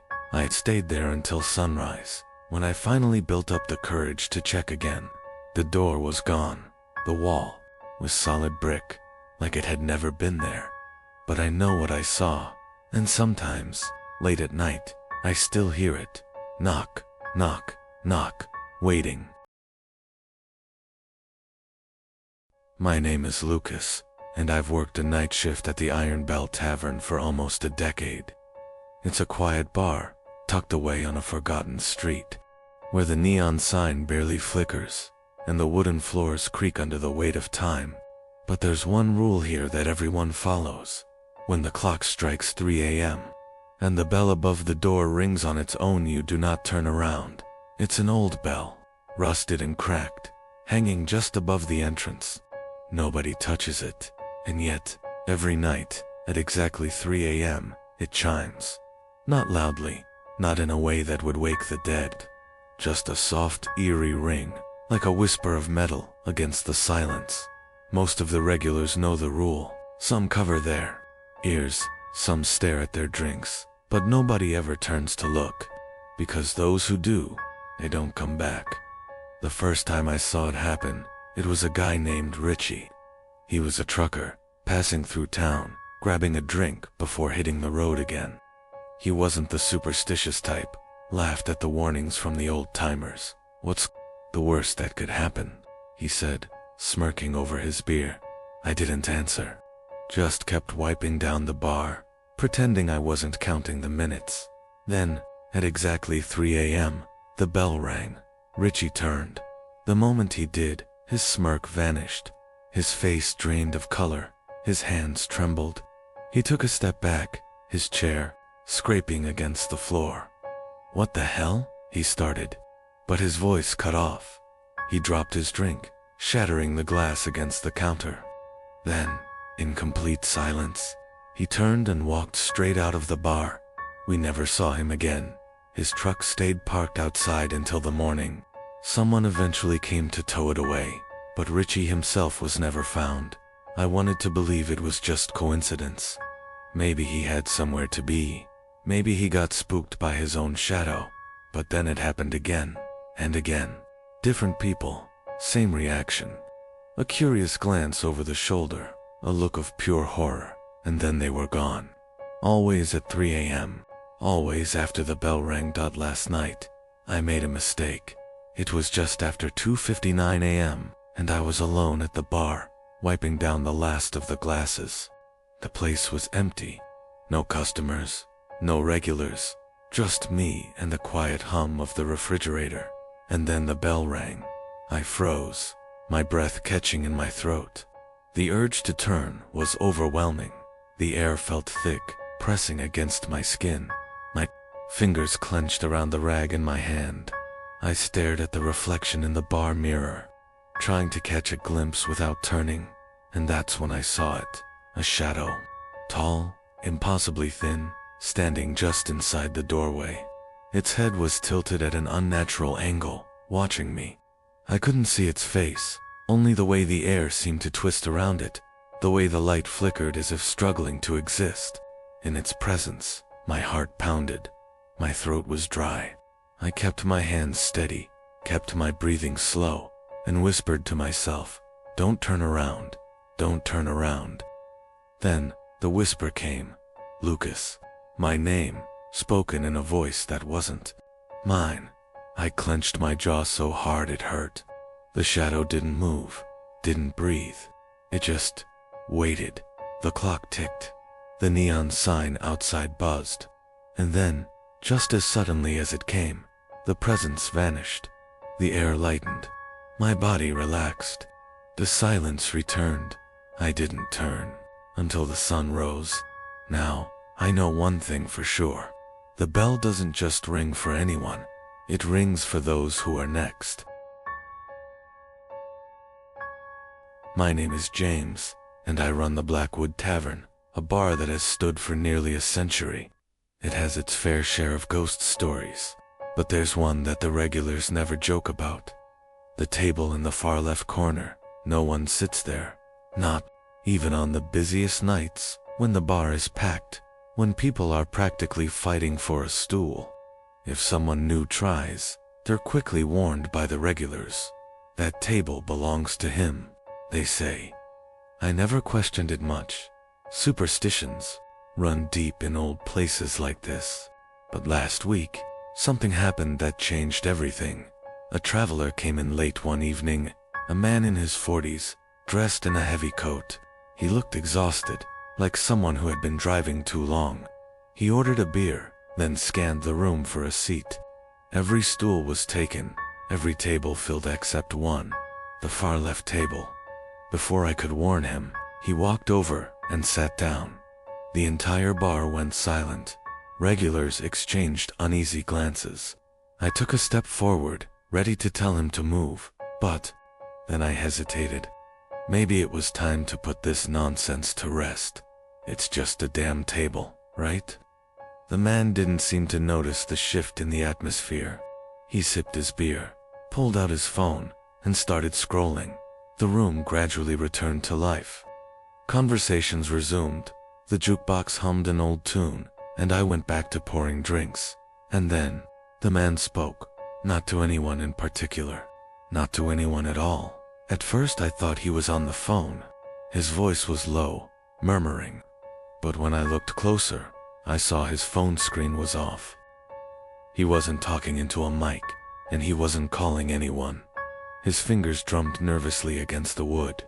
His eyes darted around like he was listening to something none of us could hear. Then he laughed, a quiet, breathy chuckle, like someone had whispered a joke in his ear. The hairs on my arms stood up. A few of the regulars muttered under their breath, gripping their drinks tighter. The man suddenly stiffened. His head jerked up, his eyes wide. His fingers dug into the table. I have to go," he stammered. He pushed his chair back so fast that it scraped against the floor with a shriek. He turned, bolting for the door, nearly knocking over a waitress on his way out. The bar fell into silence once more. The regulars slowly turned to look at the table. I followed their gaze. My stomach dropped. The man's half finished. Beer was still there, but his chair wasn't. It had been pulled back into place, neatly tucked under the table, like he had never been there at all. I didn't sleep that night. The next day, I asked old Walter, the oldest customer we have, about the table. He sighed and took a long sip of his whiskey. "It used to belong to a man named Victor," he said. "Came in every night, sat right there. One night, he just dropped dead, heart attack. Ever since then, nobody sits there." I nodded, trying to ignore the unease creeping up my spine. "That doesn't explain what happened last night." Walter looked me dead in the eye. "Victor never liked sharing his seat. I haven't touched that table since, and I don't think I ever will, because every morning when I unlock the bar, the chairs are always neatly tucked in, the way Victor left them." "My name is Adam, and I tend the bar at the Hollow Oak, a place with more stories than customers. The walls are lined with old photographs, dimly lit chandeliers dangle from the ceiling, and behind me, an enormous antique mirror dominates the back wall. It's been there since the bar first opened over 100 years ago. It was always just a part of until last week. It started with a man named Russell, a regular who had been drinking here for years. One night, as I wiped down the counter, he let out a strangled gasp. I turned to see him staring into the mirror, pale as death. "What's wrong?" I asked. Russell swallowed hard, his eyes locked onto the glass.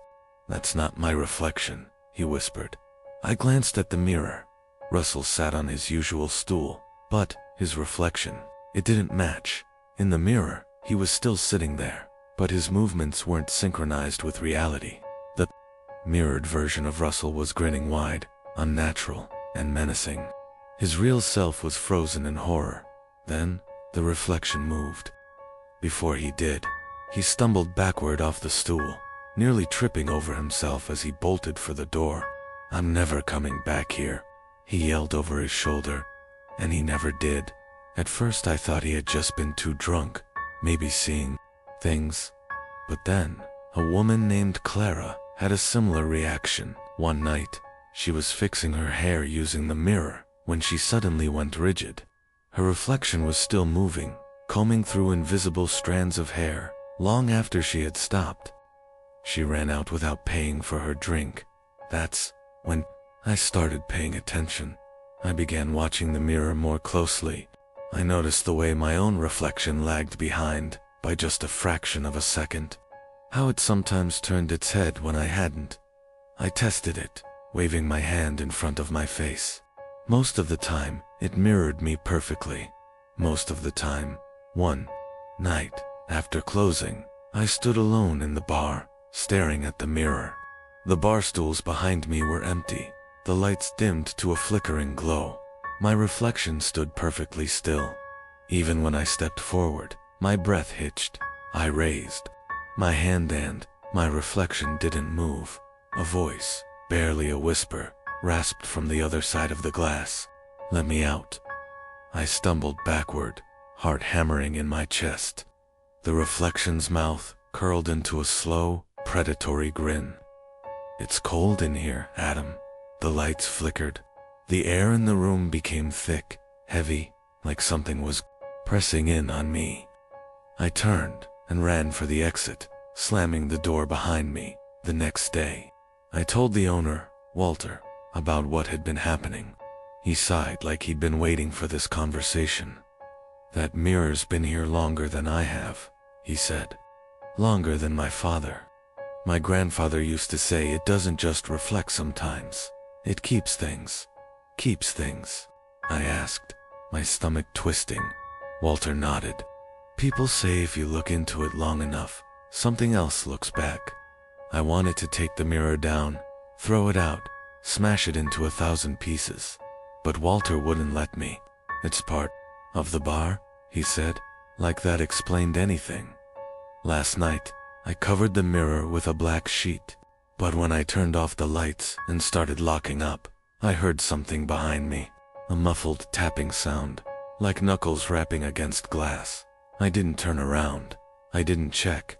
I locked the door and walked out without looking back. But I know it's still there, waiting. And I know that one day, someone will look too long, and the mirror will decide to keep them. My name is Ethan, and I have been bartending at O'Malley's for the past 6 years. It's a quiet little place on the edge of town, the kind of bar where people come to forget their worries. But lately, something deeply unsettling has been happening. Customers are disappearing. It started about 2 weeks ago. Regulars who used to come in every night suddenly stopped showing up. At first, I didn't think much of it. People move, get new jobs, find new places to drink. But then I noticed something strange. Their bar tabs were still open, glasses left half full, jackets hanging on coat hooks, even unfinished conversations mid-sentence. It was as if they had just stepped outside for a smoke and never came back. One night, I mentioned it to my boss, Charlie. He just shrugged and said, "People come and go, Ethan. That's the way of things." But I couldn't shake the feeling that something was terribly wrong. So, I decided to check the security footage. What I saw chilled me to the bone. In the grainy black and white footage, I watched as one of our regulars, a guy named Mike, sat at the bar chatting with me. But then, in the middle of our conversation, he simply vanished. One frame, he was there. The next, he was gone. No struggle, no sign of distress, just gone, as if he had never existed. I rewound the footage, played it again, frame by frame. The same thing happened with Claire, an elderly woman who always sat by the jukebox, and Jeremy, a young guy who drank whiskey neat. 1 second, they were there, the next, they weren't. I didn't sleep that night. The next evening, I made sure to keep my eyes on every patron. The bar was nearly empty, just a few regulars, nursing their drinks. At around 11:30, I turned away for just a second, to grab a bottle, and when I turned back, one of them was gone. Their seat was empty, the beer bottle still dripping with condensation. My heart pounded as I checked the security camera live feed. Just like before, 1 second they were there, the next they were gone.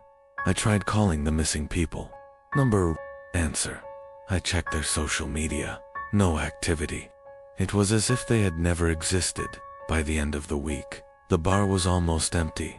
Only a handful of people still came in, unaware that those who did never seemed to leave. Then, last night, something even worse happened. At around midnight, a man I had never seen before walked in. He wore a long black coat, his face obscured by the dim light. He sat at the end of the bar, folding his hands in front of him. "Whiskey," he murmured. His voice was like the scraping of dry leaves. I poured his drink, my hands trembling. Something about him felt off. He didn't sip his drink. Instead, he just watched the room, watched me. Then, he spoke again. "You see them, don't you?" he said. My blood ran cold. "See who?" I asked. He smiled, a slow, eerie grin. "The ones who leave?" I backed away. "Where do they go?" His smile widened. "They're still here. You just don't know how to look." Before I could say another word, he vanished right before my eyes. The glass he had held clattered onto the bar, empty. I stood frozen, my mind spinning. If what he said was true, the missing weren't gone. They were still here, unseen, trapped in some unknown space. Tonight, I'm closing the bar early. I don't care what Charlie says. I need to get out of here before I become the next one to disappear. My name is Daniel, and I've been working at the Rusty Lantern for about 3 years now. It's the kind of bar where the regulars have their own stools, and the jukebox still plays scratched-up records from decades past. But lately, something strange has been happening. People who order a certain drink never come back. It all started about a month ago. An old man named Frank, one of our usuals, walked in one rainy night. He always ordered the same thing, a bourbon on the rocks. But that night, something was different. He hesitated, scanning the menu like he'd never seen it before. Then, his finger landed on a drink I didn't even recognize the last sip. I frowned. We didn't have a drink called that. I flipped through the cocktail list, but it wasn't there. I looked back at Frank, ready to ask if he was joking, but his eyes were locked onto me, his face pale. "Just make me something strong," he murmured. I shrugged, mixed him his usual, and slid it across the bar. He lifted the glass, took a long sip, and then he just sat there, silent, still. His breathing slowed. A strange emptiness filled his gaze. Then, without a word, he stood up, left his drink half finished, and walked out the door. Frank never came back. I tried calling him the next day, but his phone was disconnected. No one in town had seen him since. I told myself it was a coincidence. He had moved away. Maybe something had happened. But then, a week later, it happened again. A woman named Leela sat at the bar, flipping through the menu. "I'll have the last sip," she said. A cold shiver ran down my spine. "Where did you hear about that?" I asked. She looked confused. "It's right here, on the menu." I grabbed the menu from her and scanned it. There was no such drink listed. My hands felt clammy as I handed it back to her. "I think you're mistaken. How about a classic old-fashioned?" She hesitated, then nodded. I made her drink, and just like Frank, she took one sip, went unnervingly quiet, and walked out the door. By the third time it happened, I knew this was no coincidence. It was a pattern. A man named Todd ordered the last sip, and though I tried to steer him toward something else, he insisted he saw it on the menu. I watched him take a sip, his expression going blank as if something had drained the life out of him. And just like the others, he left, never to be seen again. I started keeping track. In the last month, 8 people had ordered the drink. 8 people had vanished. Last night, I decided to take matters into my own hands. I printed out a copy of the menu and combed through it, line by line. The last sip was nowhere to be found, but when I held it up to the light, faint letters shimmered beneath the ink. Words that had been erased, but not completely. It was there. Hidden dot. My heart pounded as I traced my fingers over the ghostly imprint of the words. The bar felt colder, the air heavier. Then, just as I was about to set the menu down, the bar's old rotary phone rang. I hesitated before picking up. "Rusty Lantern, this is Daniel." A dry, hollow voice whispered on the other end. "Have you taken your last sip?" A chill ran down my spine. I slammed the phone down, my pulse racing. I turned to the shelf behind me, scanning the bottles. The idea clawed at my brain. What if I made it? What if I poured myself the last sip? I reached for a glass. My hands shook as I grabbed the bourbon, the bitters, the sugar. I mixed the drink, the liquid swirling like ink in the dim bar light. I lifted the glass to my lips, and then I saw them. Reflected in the rows of bottles behind the bar, faces stared back at me. Hollow, distant, their eyes filled with something beyond fear. Frank, Lila, Todd, all of them. My grip on the glass tightened. Their mouths moved in silent screams, their hands reaching out from beyond the reflection. My throat closed up. My vision blurred. I dropped the glass, the drink spilling across the counter. The faces flickered, then vanished. I don't know what's happening in this bar. I don't know where they went, or why that drink keeps appearing. But I do know one thing. I will never take that last sip. My name is Mark, and I recently moved into an old apartment complex, one of those buildings that has been around for over a century. It has charm, sure, but it also has something else, something in the basement. The first time I heard the whispers, I had just settled in. The pipes in this place were ancient, so I chalked it up to water running through them, old metal shifting with temperature changes. But as the days passed, I realized the sounds weren't random. They were voices, at night. When everything was quiet, I would hear them. Soft, murmuring whispers drifting up through the vents. I couldn't make out the words, but I knew they were there. I tried to ignore it, I convinced myself it was just the way the pipes carried sound. Maybe someone in another apartment was talking, and the acoustics distorted their voices. Then, one night, I heard my name. "Mark, come down." I sat up in bed, my heart pounding. The voice had been faint, distant, but unmistakable. I threw off the covers and checked the vents, trying to rationalize it. Maybe I was dreaming. Maybe it was my imagination. But then, it came again. "Mark, we see you." A shiver ran down my spine. I grabbed a flashlight and went downstairs. The basement was nothing special, just a dusty room with old storage units and the building's boiler system. The pipes crisscrossed the ceiling like veins, stretching deep into the walls. As I stood there, listening, the whispers stopped. Silence, heavy, suffocating. Then, a slow, steady drip. I turned toward the farthest wall, where the old pipes twisted, down into the ground. Water was pooling beneath them, but there was something wrong with it. It wasn't clear, it was dark, thick. I stepped closer and shined my flashlight on it. It wasn't water, it was blood. I staggered back, my breath caught in my throat. The pipes groaned, metal twisting as if something inside them was moving. The whispers returned, louder this time. Overlapping voices, hissing secrets I couldn't understand. Then, the pipes started knocking, loud, insistent, like something was trying to get out.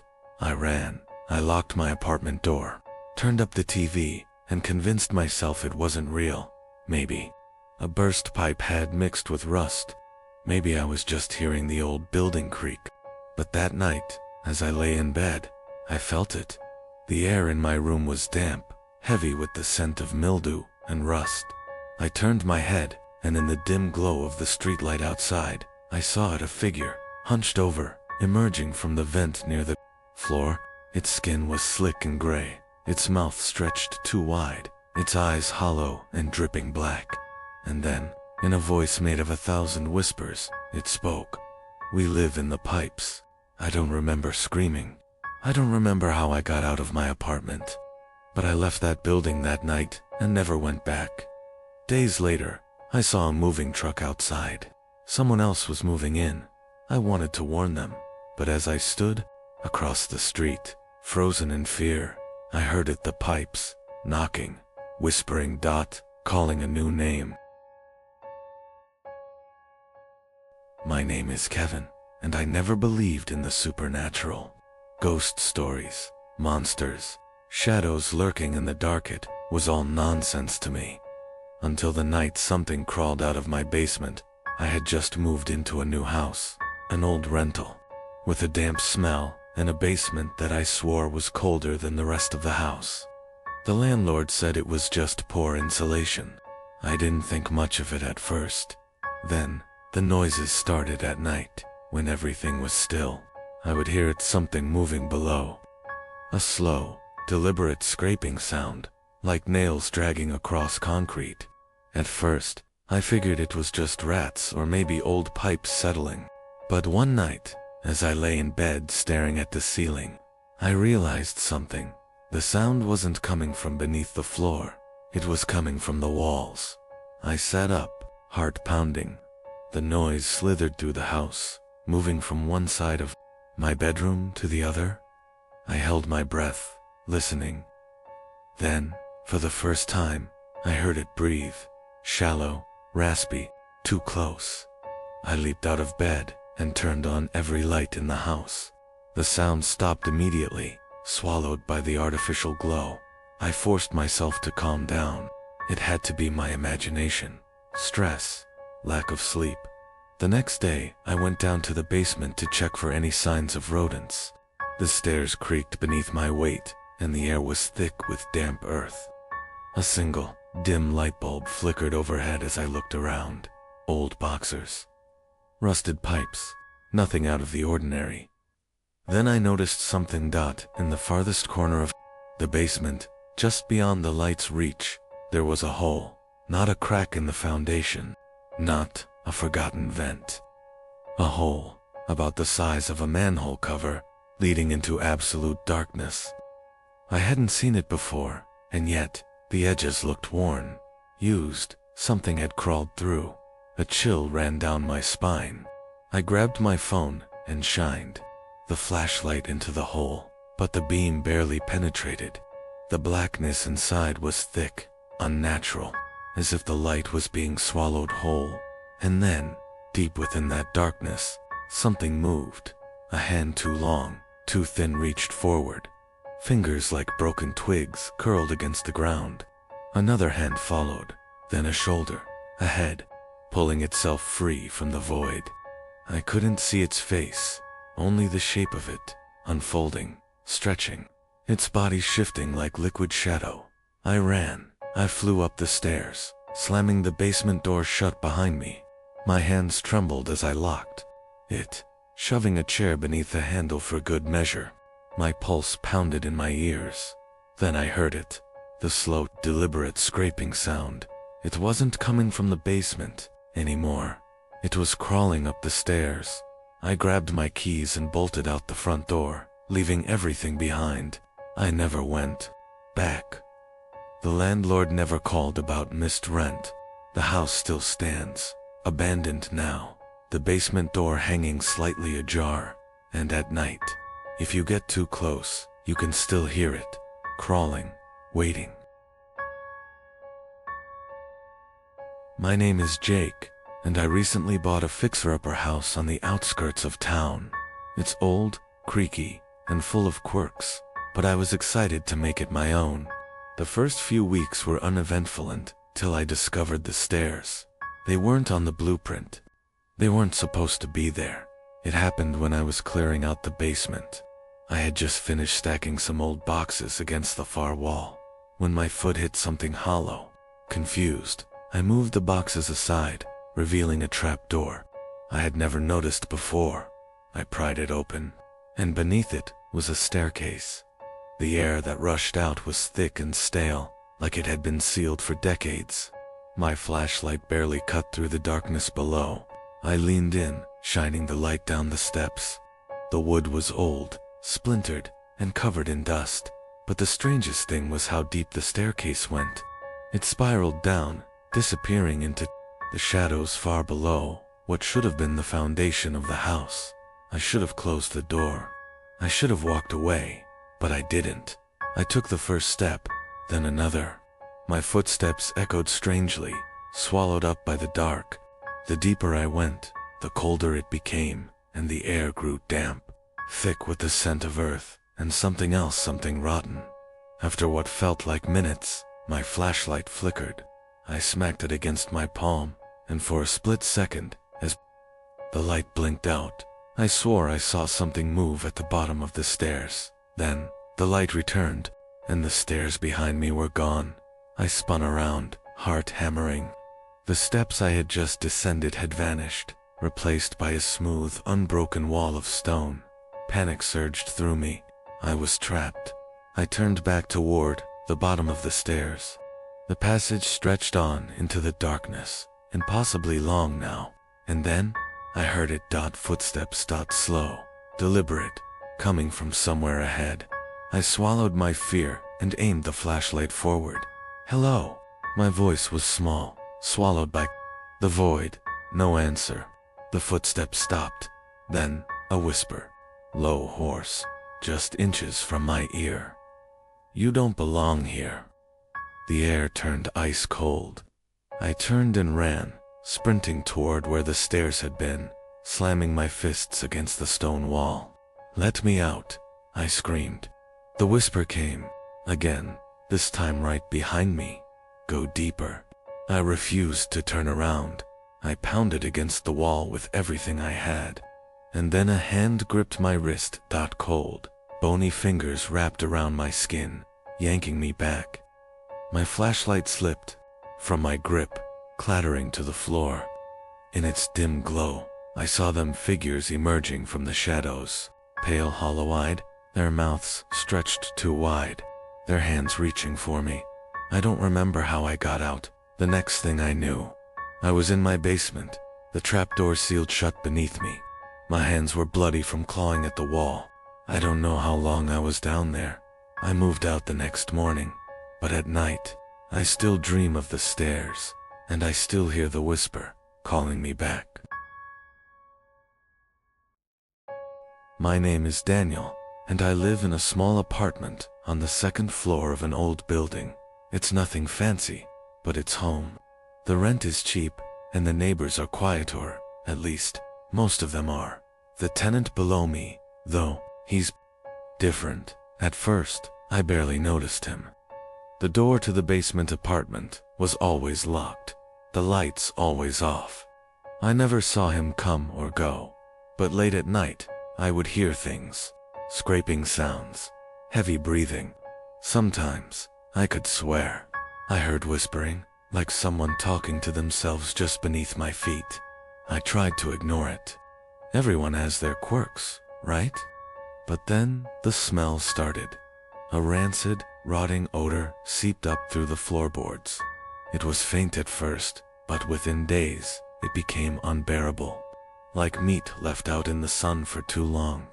I complained to the landlord, but he just shrugged. "There's no tenant down there," he said. I laughed, thinking he was joking. But when I saw his face pale, serious, uneasy, I felt a chill creep over me. That night, the noises got worse. Something heavy dragged across the floor beneath me. Slow, deliberate movements. Then, tapping, rhythmic like fingernails against wood. I sat up in bed, heart pounding, and then, for the first time, I heard a voice. "Let me in." I froze. It had come from the vent near the floor. A rasping whisper, barely audible. I scrambled out of bed, grabbed my phone, and turned on the flashlight. My fingers trembled as I knelt by the vent, peering inside. The darkness beyond seemed endless, stretching far beyond where it should. Then, something moved. A pale, thin hand shot forward, pressing against the metal grating from the other side. I stumbled backward. A scream caught in my throat. The fingers twitched, pressing harder, bending the vent cover outward. The voice came again, desperate now. "Let me in." I ran out of my apartment and pounded on the landlord's door. He answered, groggy and annoyed, but when I told him what I saw, his expression darkened. "You need to leave," he said. "What?" I stammered. "You don't understand. There's something I understand," he cut in. "That apartment was sealed off years ago. No one has lived there since the last tenant." He stopped himself, shaking his head. "It's not safe. Get out while you still can." I didn't sleep that night. The noises continued, scratching, dragging, whispering. But now, they were inside my walls. By morning, I packed a bag and left. I didn't care about my deposit.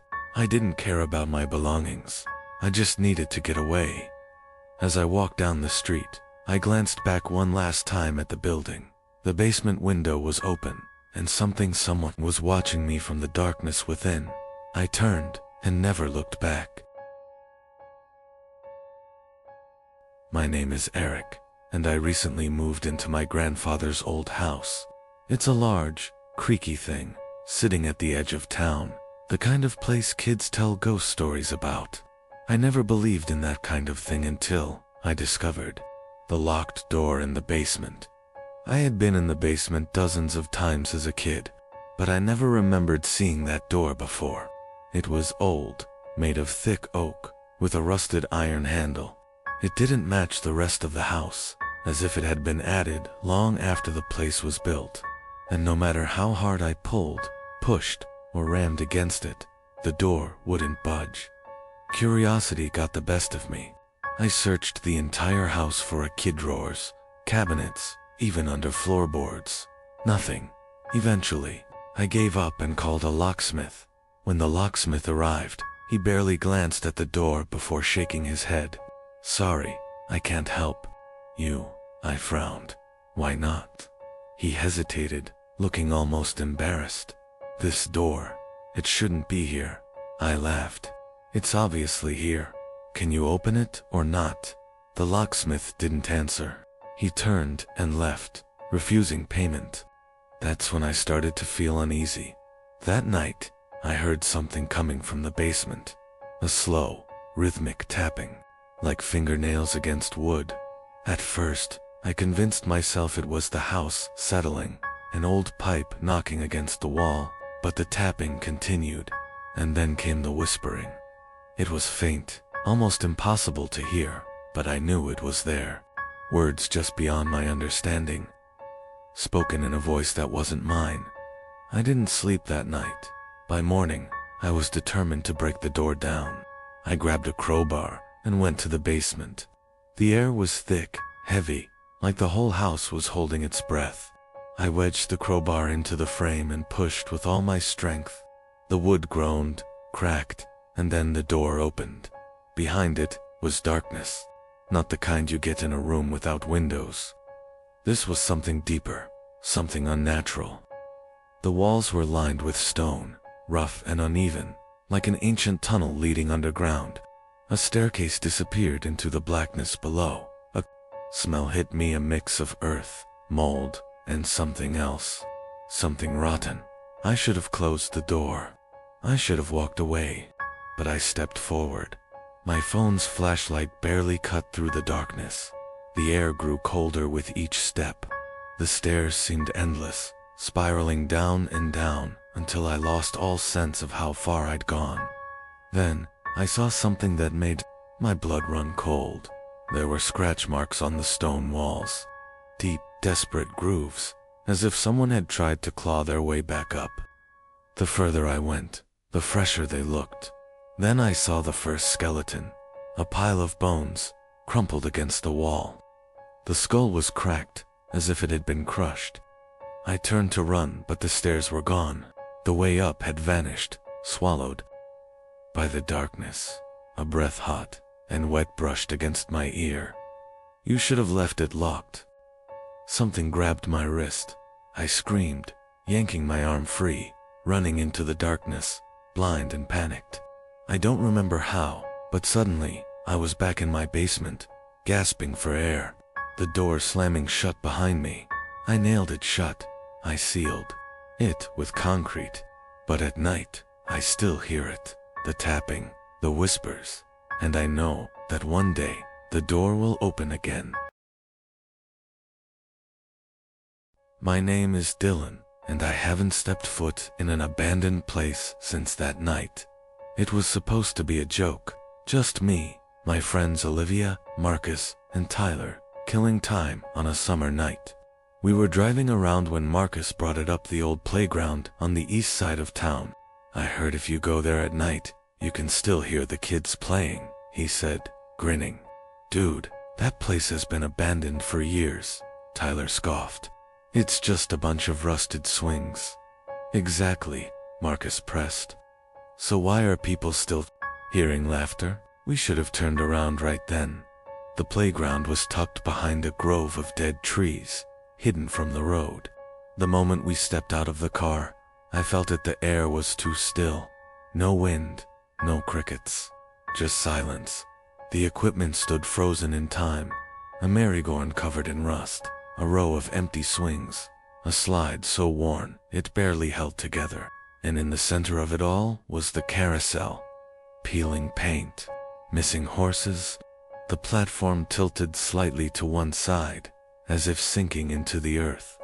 But what caught my attention was the sign above it, barely hanging on by a single nail. "No playing after dark." "Creepy," Olivia muttered. "You think it still works?" Marcus didn't hesitate. He climbed onto the carousel and gave it a push.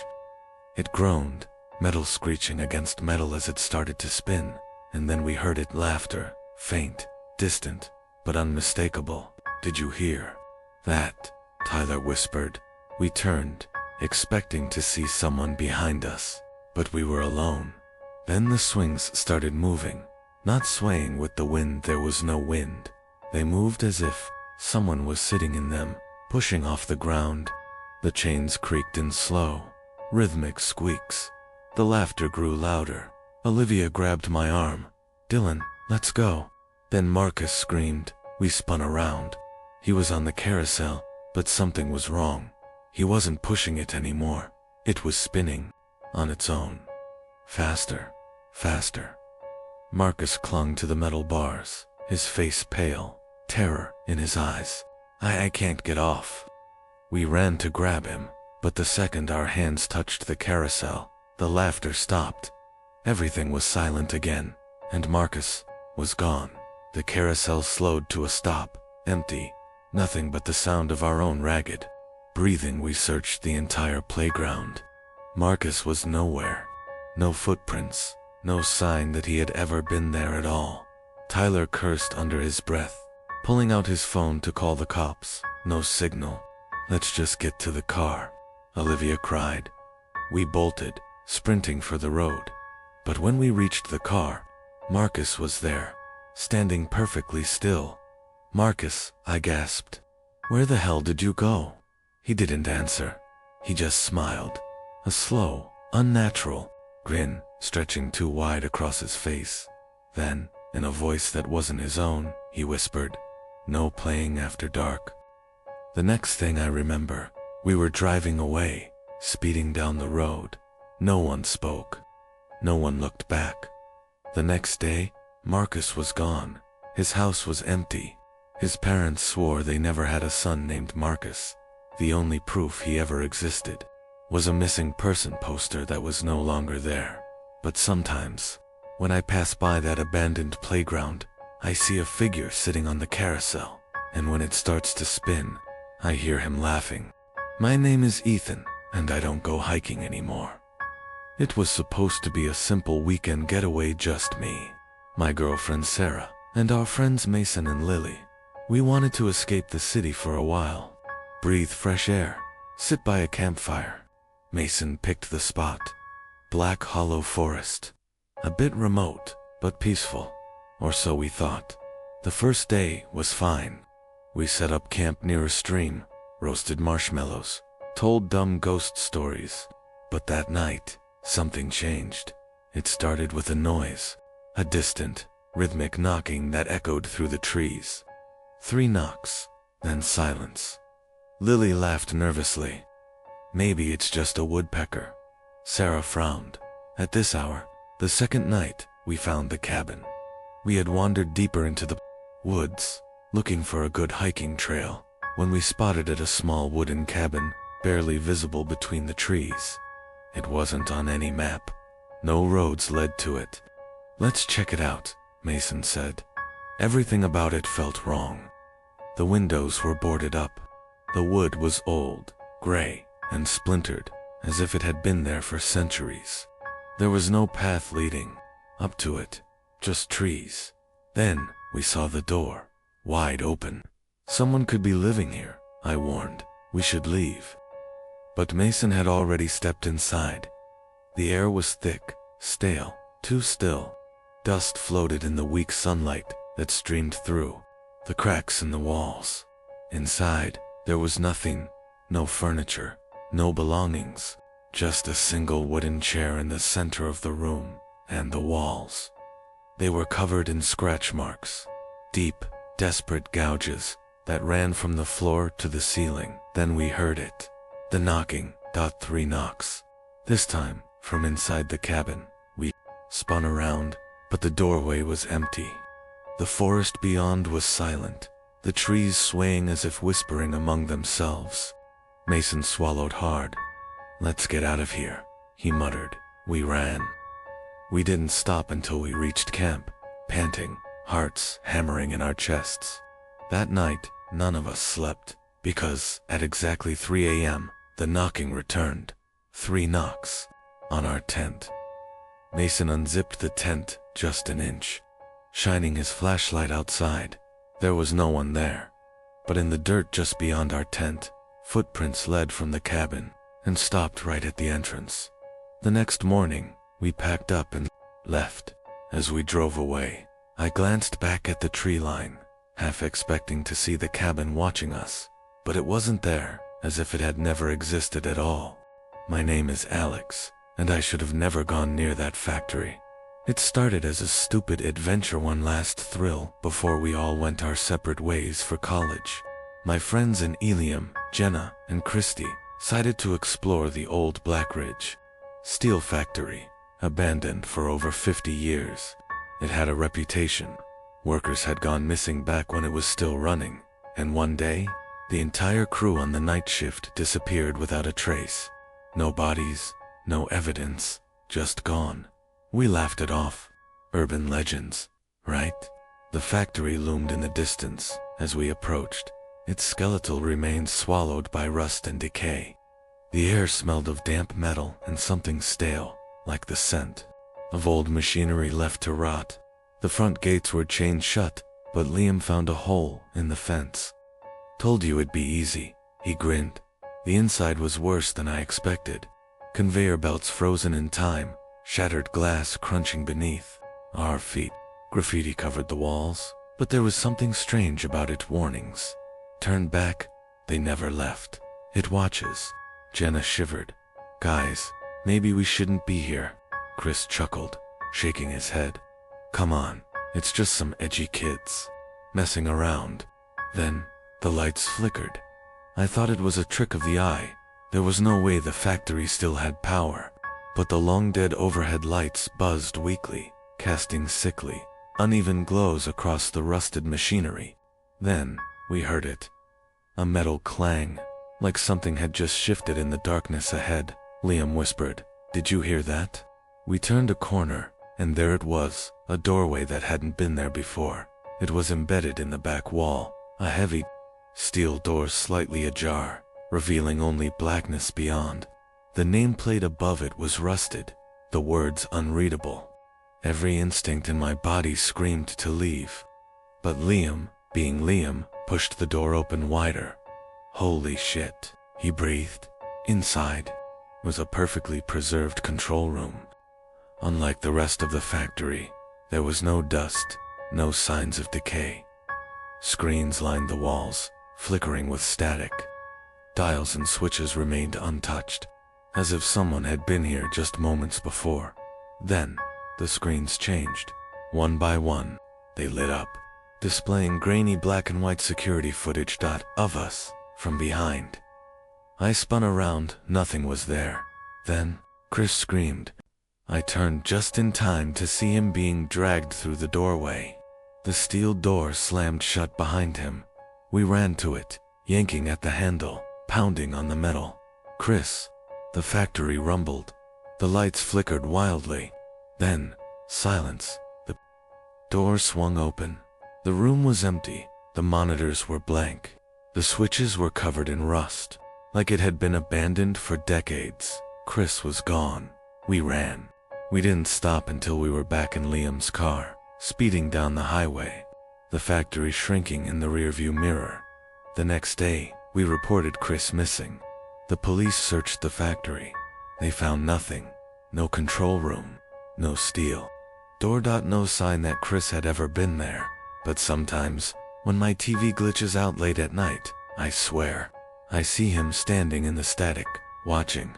My name is Carter, and last summer, my friends and I made the mistake of staying at an abandoned motel on the outskirts of town. It was supposed to be a joke, a fun night of ghost stories and cheap thrills. Instead, it turned into something none of us could explain. The Sunset Pines Motel had been closed for over a decade. The locals said it was because of a murderer guest who checked in and was never seen again. The owner vanished the same night. After that, no one dared to reopen the place. My friend Jake found it on some urban exploration forum, and before I knew it, we were on our way. The building loomed in the moonlight, its faded neon sign buzzing faintly despite the years of neglect. Most of the windows were broken, and the front desk was covered in a thick layer of dust. The key rack still hung on the wall, most of the keys missing, except for one. Room 109. Jake grabbed it with a grin. "Looks like we found our room." We laughed it off, pushing away the creeping unease, settling in our chests. The door to 109 groaned open, revealing a room frozen in time-faded floral wallpaper, a stained mattress, a flickering lamp that shouldn't have been working. The air was stale, thick with the scent of mildew and something else, something metallic. "Creepy as hell," Megan muttered. "That's why we're here," Jake shot back, tossing his bag onto the bed. The night started off as expected. We cracked open beers, told scary stories, dared each other to walk the empty halls. But as the hours passed, something changed. The temperature dropped. The air became heavy. Then, the TV turned on by itself. The screen was filled with static, the speakers crackling with white noise. Then, the picture shifted. It was security footage of our room. The grainy image showed us sitting on the bed, staring at the screen in horror. But there was something wrong. There was someone else in the room with us. A tall, gaunt figure stood in the far corner watching. Its face was obscured by shadows, its limbs too long, its head tilted unnaturally. The static grew louder, warping into something that almost sounded like breathing. Then the screen cut to black. "We need to go. Now." My voice shook as I scrambled to grab my things. Jake hesitated, laughing nervously. "Guys, it's just a prank." Then the bathroom door creaked open. No one had gone in there all night. A low wheezing sound filled the room. A shadow stretched across the floor, moving toward us, but nothing was casting it. Megan screamed. I grabbed her hand and bolted for the door. Jake was right behind us until he wasn't. We turned just in time to see him being pulled back into the dark. The door slammed shut behind him. We pounded on it, screaming his name. Silence. Then, the TV flickered back on. The footage showed Jake, alone in the room, staring at the camera with wide, empty eyes. Then, he smiled. The screen cut to black. The room door swung open. Jake was gone. We ran. We didn't stop until we reached the car, speeding away without looking back. The next morning, we called the cops. They found no sign of Jake. But in room 109, the TV was still on, static hissing through the speakers. And on the dusty floor, scratched into the wood, were the words, "Stay the night." My name is Josh, and I've always had a thing for urban exploration. Abandoned buildings, forgotten places, the eerie silence of places left behind. It all fascinated me. But after what happened last summer, I don't explore anymore. It started as a dare. My friends and I, Emily, Ryan, and Jesty, decided to check out an old asylum on the edge of town. Blackwood Asylum had been shut down for decades, its history filled with rumors of mistreatment and disappearances. People said that patients never really left, that their screams could still be heard at night. We laughed it off. Ghost stories didn't scare us. The asylum was massive, looming in the moonlight. Its windows shattered, vines creeping through the cracks in the brickwork. The rusted front gate hung open, almost inviting us in. We stepped inside, our flashlights barely cutting through the dust-choked air. The smell of mildew and something rotten hit us immediately. "Creepy as hell," Jess muttered. Ryan grinned. "That's the point."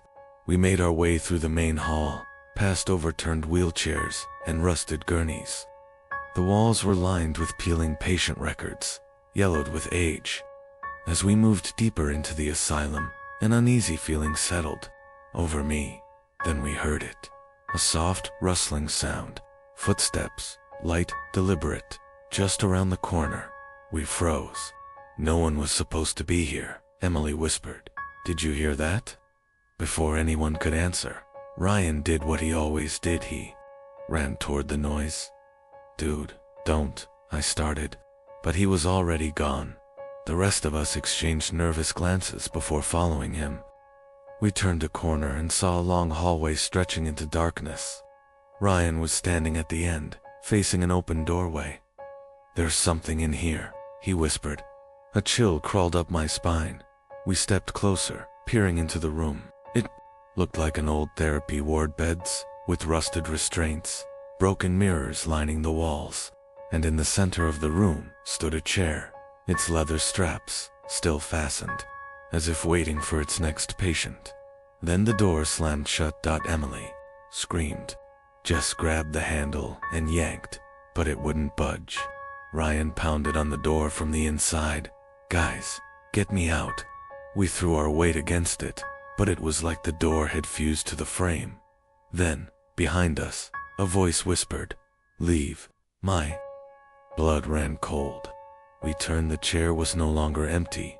A figure sat in it now, head tilted unnaturally, its hollow eyes locked onto us. Its mouth twisted into a grin that stretched too wide. Jess yanked on the door handle, sobbing. "Please, please," Ryan screamed from inside the room. His flashlight flickered wildly, shadows stretching unnaturally against the walls. The figure stood up, then everything went dark. The next thing I remember, we were outside, gasping, trembling.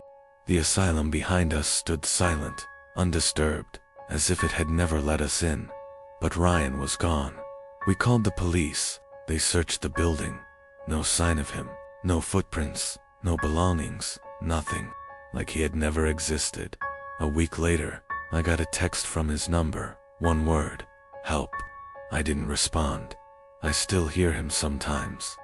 When the night is too quiet, when the wind brushes against my window, I hear his voice start begging, and I know if I ever go back, I won't come out either. My name is Nathan, and I should have never gone back to that forest. 3 years ago, my brother Matt went missing in Raven Pines, a dense, isolated forest known for swallowing hikers whole. They searched for months. No footprints, no torn clothing. Nothing.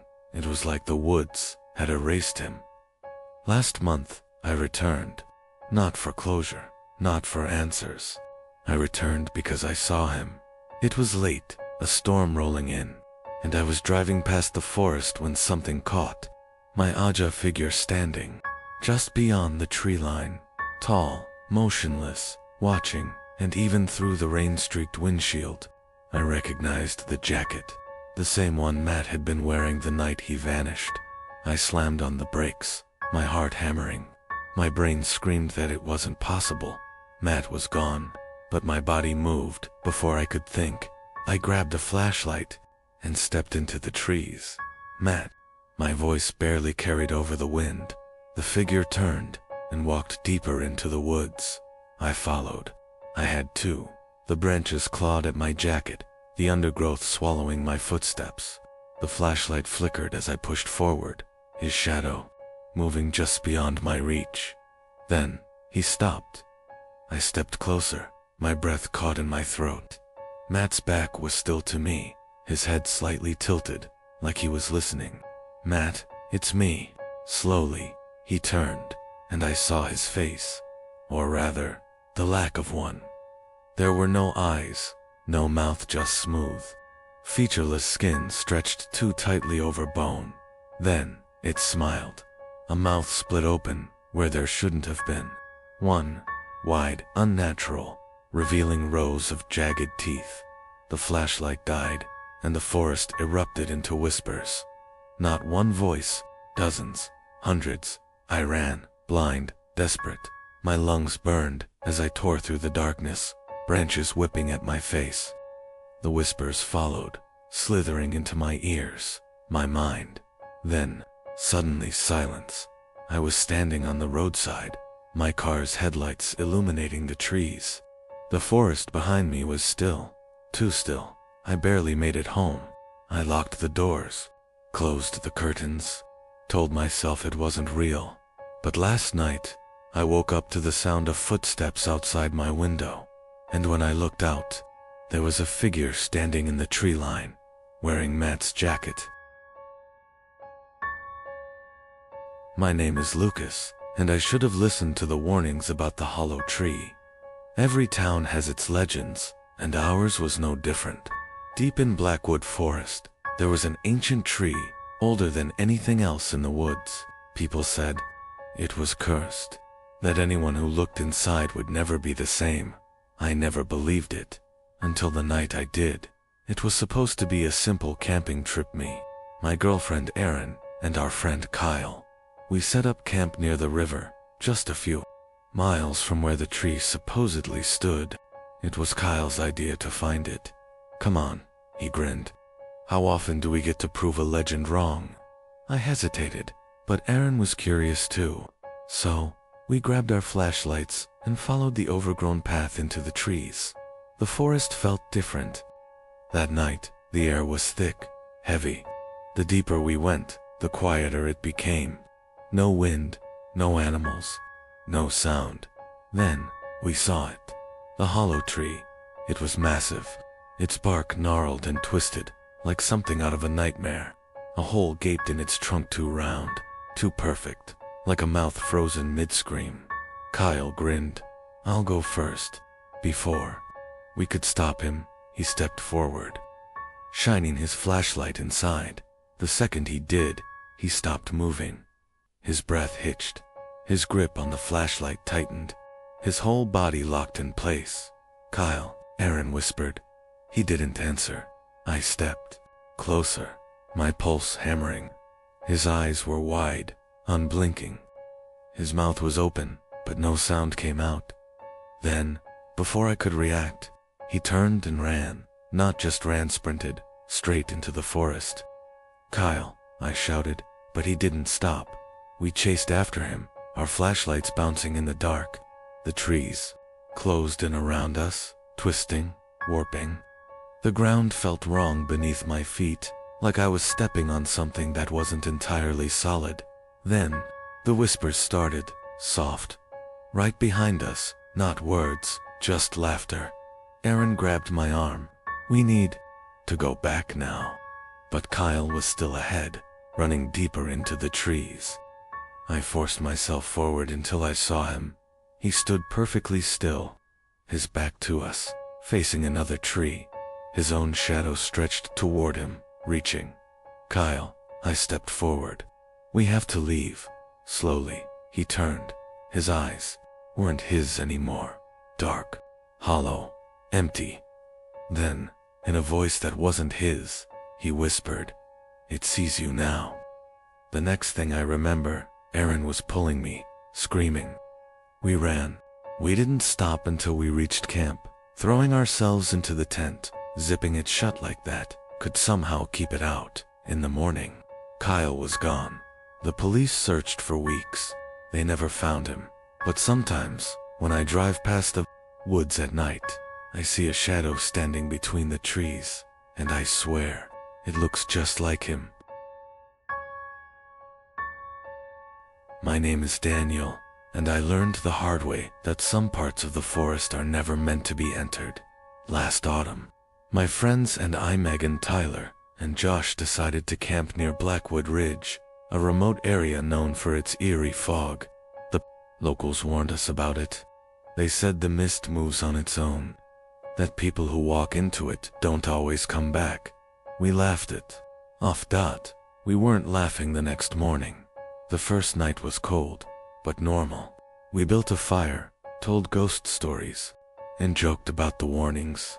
But at exactly midnight, the mist rolled in, thick, unnatural, silent. It moved like it was alive, slithering between the trees, swallowing everything in its path. The fire dimmed, as if struggling against the fog's weight. I could barely see the others, their outlines flickering like shadows in a dream. Then we heard it. A low, guttural howl. Not a wolf. Not a coyote. Something else. Something wrong. Tyler laughed nervously. "Okay, that's creepy." Josh frowned. "Maybe we should." Then Megan screamed. We spun around, but she was already gone. Her flashlight lay on the ground, its beam cutting into the mist, but there was no sign of her. No sound. No struggle. Just gone. We called her name. Again. The mist swallowed our voices. Then the howling came again, closer now, circling us. "Run," Josh shouted. We did. We bolted through the trees, but the mist twisted the landscape. Paths shifted, trees loomed where they shouldn't be. The trail we had taken earlier was gone. Then we saw them, figures in the fog, tall, thin shapes standing motionless between the trees, their heads tilted at unnatural angles, their arms too long, their fingers twitching. Then they moved, a blur of motion, a flash of pale skin, something whispering inside the mist. voices that weren't ours. Tyler tripped. I grabbed his arm, yanking him up just as the mist closed in around where he had fallen. We ran until we couldn't anymore. Then, just as suddenly as it came, the mist stopped. We were back at our camp, gasping for air. But Megan was still gone. We searched for hours, called for her until our throats were raw. The police combed the area for days. No footprints, no signs of struggle. No Megan. Just the mist. Waiting. And sometimes, when the fog rolls in at night, I still hear the howling. My name is Jake, and I haven't been back to the woods since that night. It was supposed to be a simple weekend camping trip. Me, my girlfriend Emily, and our two best friends, Ben and Lisa. We had done this a dozen times before. Pick a secluded spot, set up camp, tell scary stories by the fire. But this time, we picked the wrong place. The first sign that something was off came just as the sun was setting. We had set up our tents in a small clearing beside an old hiking trail, one that didn't appear on any of our maps. The trees around us were too tall, their branches weaving together like twisted fingers, blocking out most of the sky. I don't like this place, Lisa muttered. Feels wrong. Come on. Ben laughed. It's just trees. But Lisa wasn't the only one who felt it. There was something off about the air. Too still. No wind, no rustling leaves. Even the usual nighttime sounds, crickets, owls, were missing. Then we found the footprints, just beyond our camp. Deep in the dirt of the trail were bare footprints. They were long, narrow, and fresh. Who the hell walks barefoot out here? Emily whispered. We followed them for a few feet before they suddenly stopped. No turning, no sign of a struggle. They just ended, like whoever left them had vanished into thin air. A chill crawled up my spine. Let's go back to camp. That night, we barely slept. I woke up sometime after midnight to the sound of footsteps circling our tents. Slow, deliberate. I held my breath, my heart pounding. The footsteps stopped just outside my tent. I could see the shadow of someone standing there. Then, in a voice that sounded like Emily's, it whispered, "Come outside." I didn't move. I didn't breathe. Emily was asleep beside me. Then the footsteps continued, moving toward Ben and Lisa's tent. A moment later, I heard Lisa scream. I tore out of the tent, flashlight in hand, just as Lisa stumbled out of hers, shaking, eyes wide with terror. Ben's gone. We searched the entire clearing, calling his name, but there was no trace of him. His bag, his shoes, even his flashlight were still in the tent. Then Emily pointed at the trail. The footprints were back, only this time, they were Ben's. Leading into the woods, we followed them, calling his name, our voices swallowed by the oppressive silence. The footprints led us deeper into the trees, twisting and turning until we didn't recognize where we were anymore. Then, they stopped, just like the others. They ended abruptly. No sign of struggle, no blood, no clue where he had gone. Lisa started sobbing. Emily clutched my arm. We need to leave. Now. Then we heard it. A whisper. It came from all around us, like the trees themselves were speaking. Come outside. The same voice that had whispered to me earlier. The same not quite human tone. We ran. We didn't stop until we reached the car, speeding down the dirt road like something was chasing us. We called the police. They searched the woods for days. They never found Ben, but sometimes, late at night, I still hear it. That voice. Come outside. My name is Ryan, and I know now that some places should never be explored. It was supposed to be just another camping trip. My brother Jason and our cousin Olivia. We grew up hiking these woods, setting up camp near the river, telling scary stories by the fire. But last summer, we wandered too far. We had planned a 3-day trip deep into Ravenwood Forest, a place notorious for lost hikers, People said the trees were too dense, that the paths shifted, that compasses didn't work right. We thought it was just superstition. We were wrong. The first night was quiet, too quiet. The wind barely moved through the trees, and even the insects seemed muted. Olivia noticed it first. The woods feel wrong, she whispered. Jason rolled his eyes. Come on, it's just the wilderness. But I felt it too. A strange pressure in the air, like we weren't alone. The second day, we found the carvings deep in the woods, carved into the bark of an enormous oak tree, were words. He watches. Below it, tally marks. Dozens, maybe hundreds. What the hell? Jason muttered, running his fingers over the grooves. The air around us felt heavy, charged.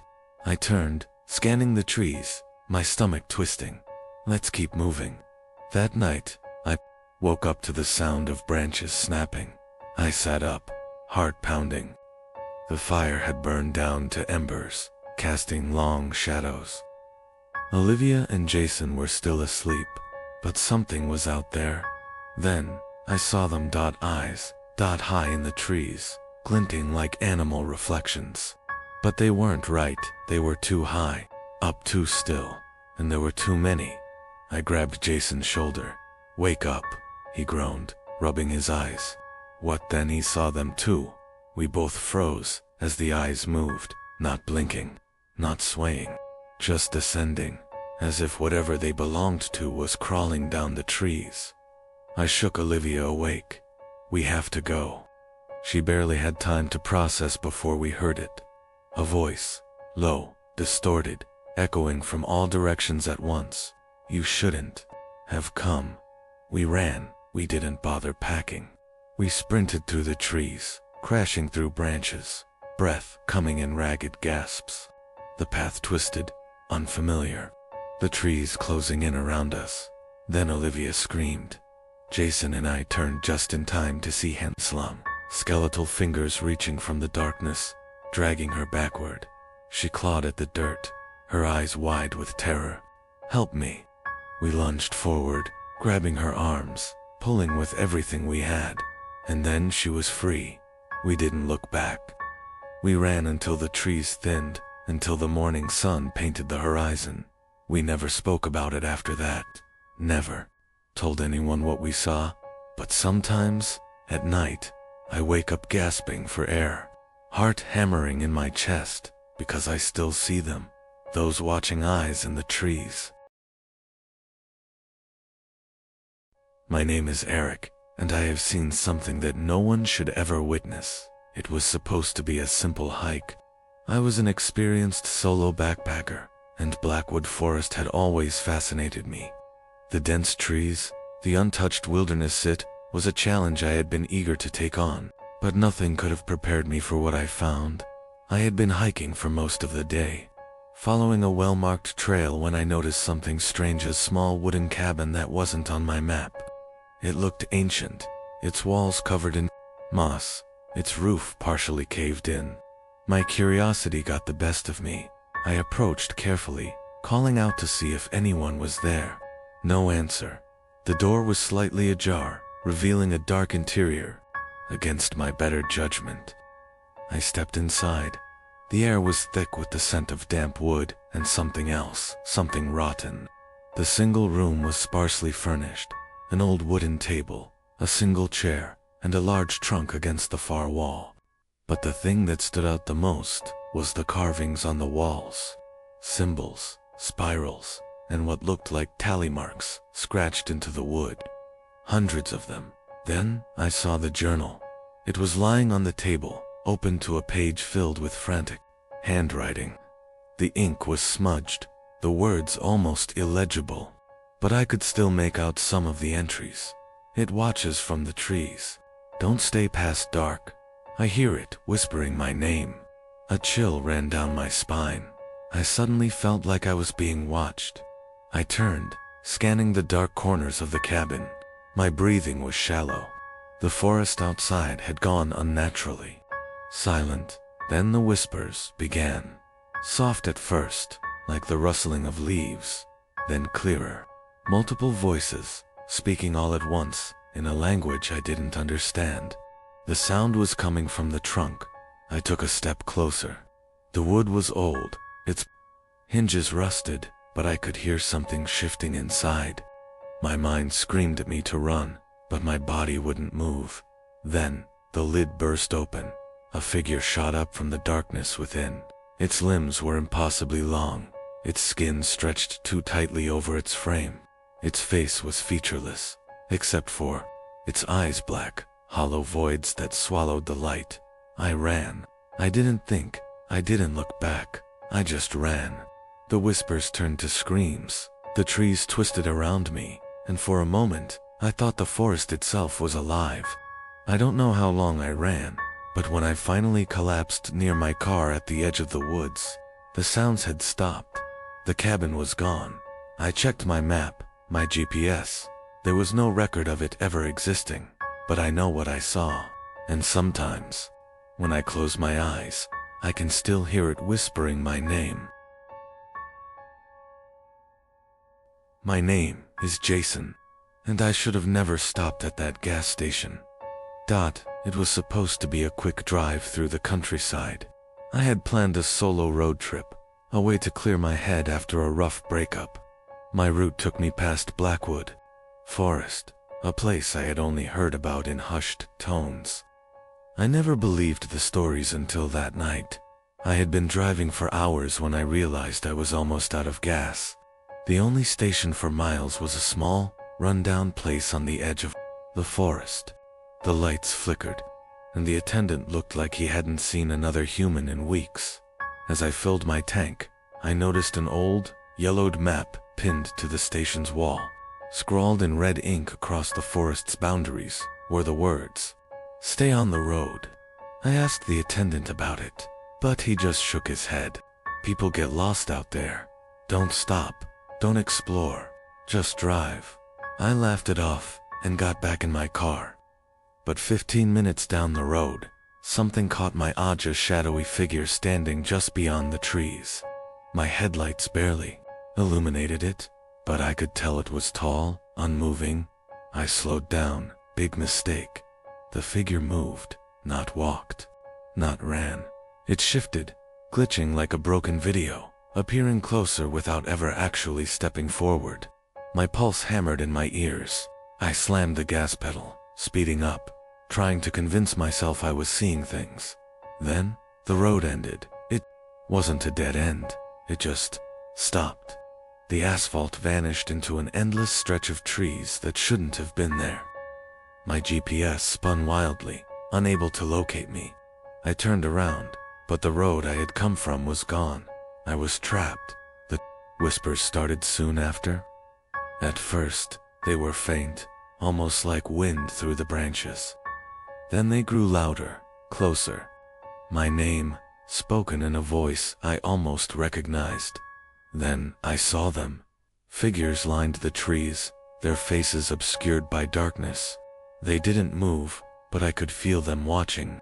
My hands trembled as I gripped the wheel. I didn't know what else to do. I hit the gas and plowed forward, straight into the forest. Branches scraped against my car. Shadows flickered in my mirrors. The whispers turned into screams, a cacophony of voices demanding I turn back. But there was no turning back. Just as I thought I was done for, the trees parted.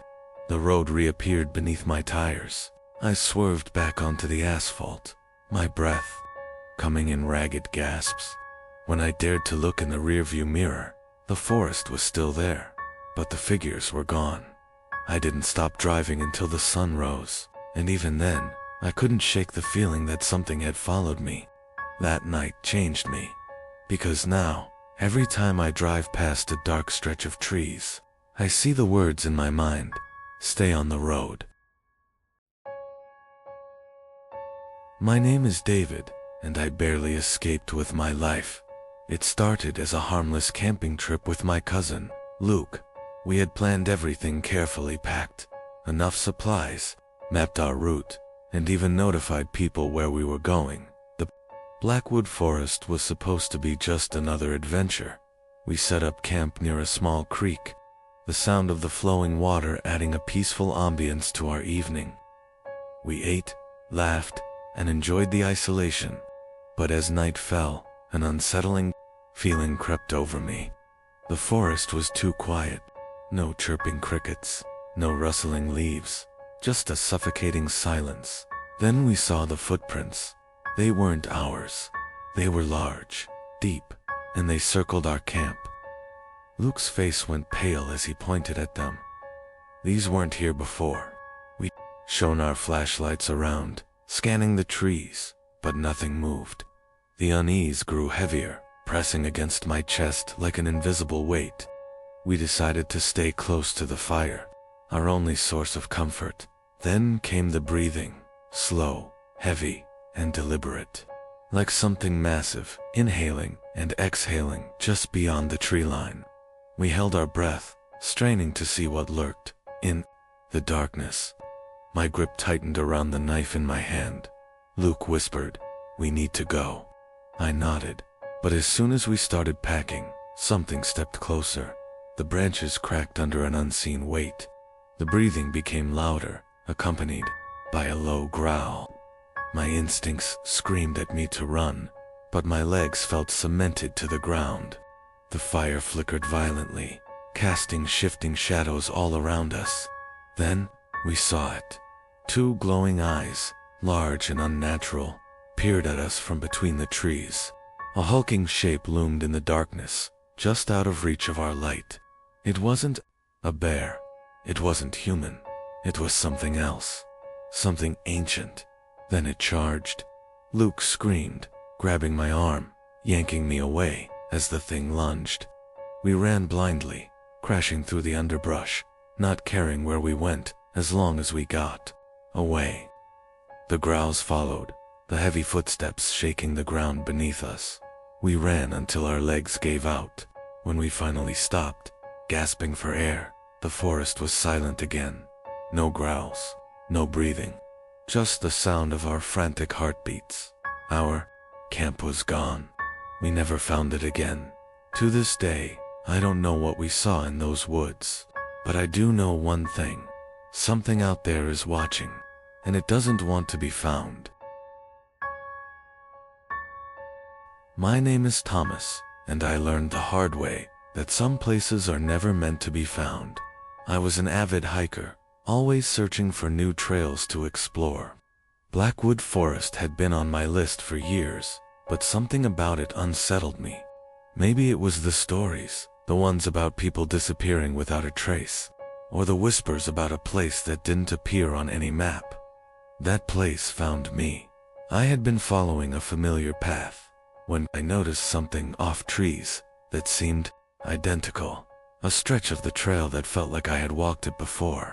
My GPS flickered erratically, struggling to pinpoint my location.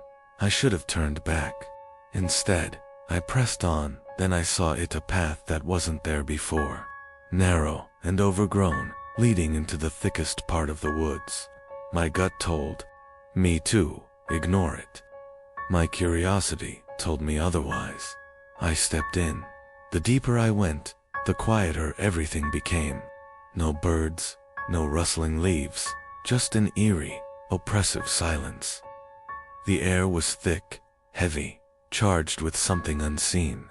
Then I saw them torn pieces of cloth hanging from branches, old hiking gear scattered along the path, rotting as if they had been there for decades. A backpack lay half buried in the dirt, its contents spilled out. I crouched down, picking up a weathered notebook. The pages were damp, barely legible, but I could still make out a few words. "It won't let me leave." A branch snapped behind me. I spun around, my heart pounding. There was nothing, just trees stretching endlessly in every direction. But something had changed. The path I had taken was gone. The forest had shifted. A sharp whisper cut through the silence. I don't know what it said, but I felt it.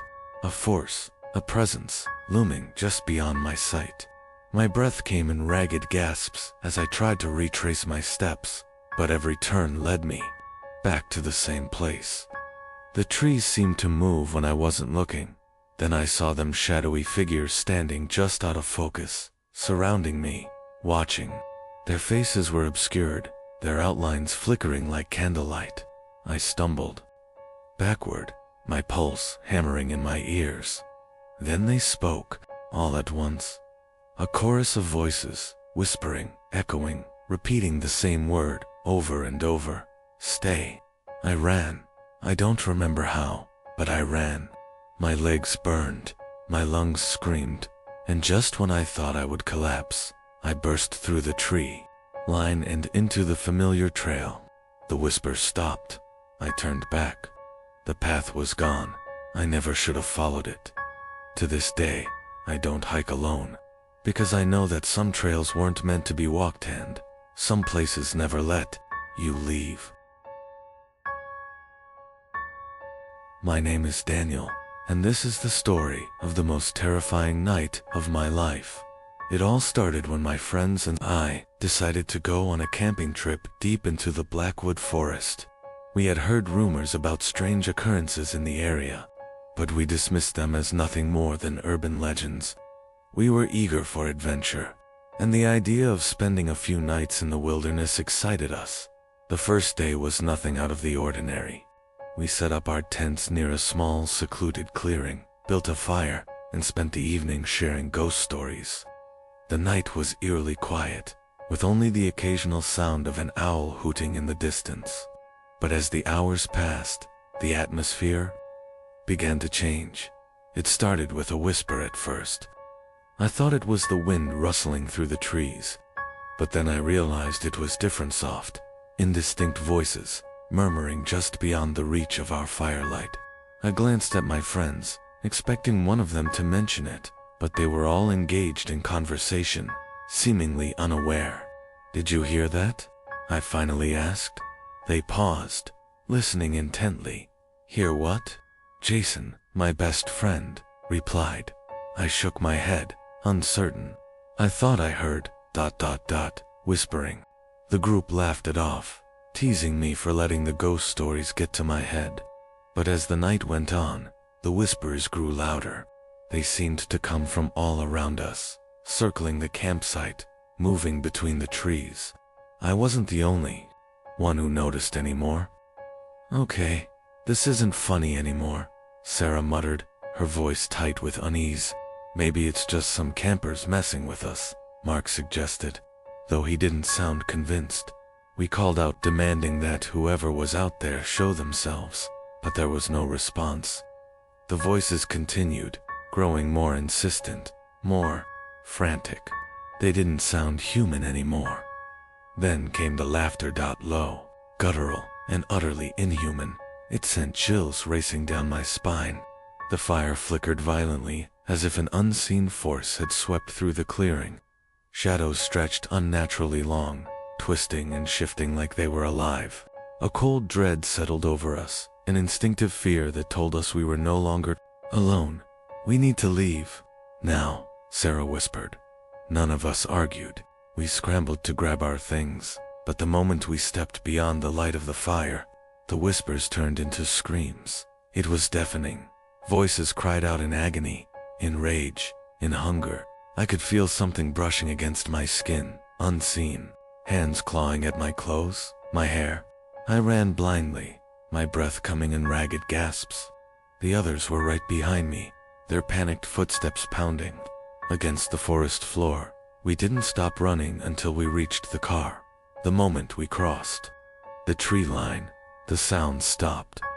The forest was silent once more, as if nothing had happened. We wasted no time piling into the vehicle and speeding away, leaving our tents, our belongings, everything behind. We never went back to this day. I don't know what we encountered in that forest, but sometimes, late at night, when the world is quiet, I swear I can still hear the whispers. My name is Daniel, and I should have never set foot inside that abandoned hotel, that it was supposed to be just another exploration. The old Holloway Grand Hotel had been shut down for decades, its once glamorous halls now rotting under layers of dust and decay. There were stories, of course, whispers of guests who checked in but never checked out, of voices echoing through empty corridors.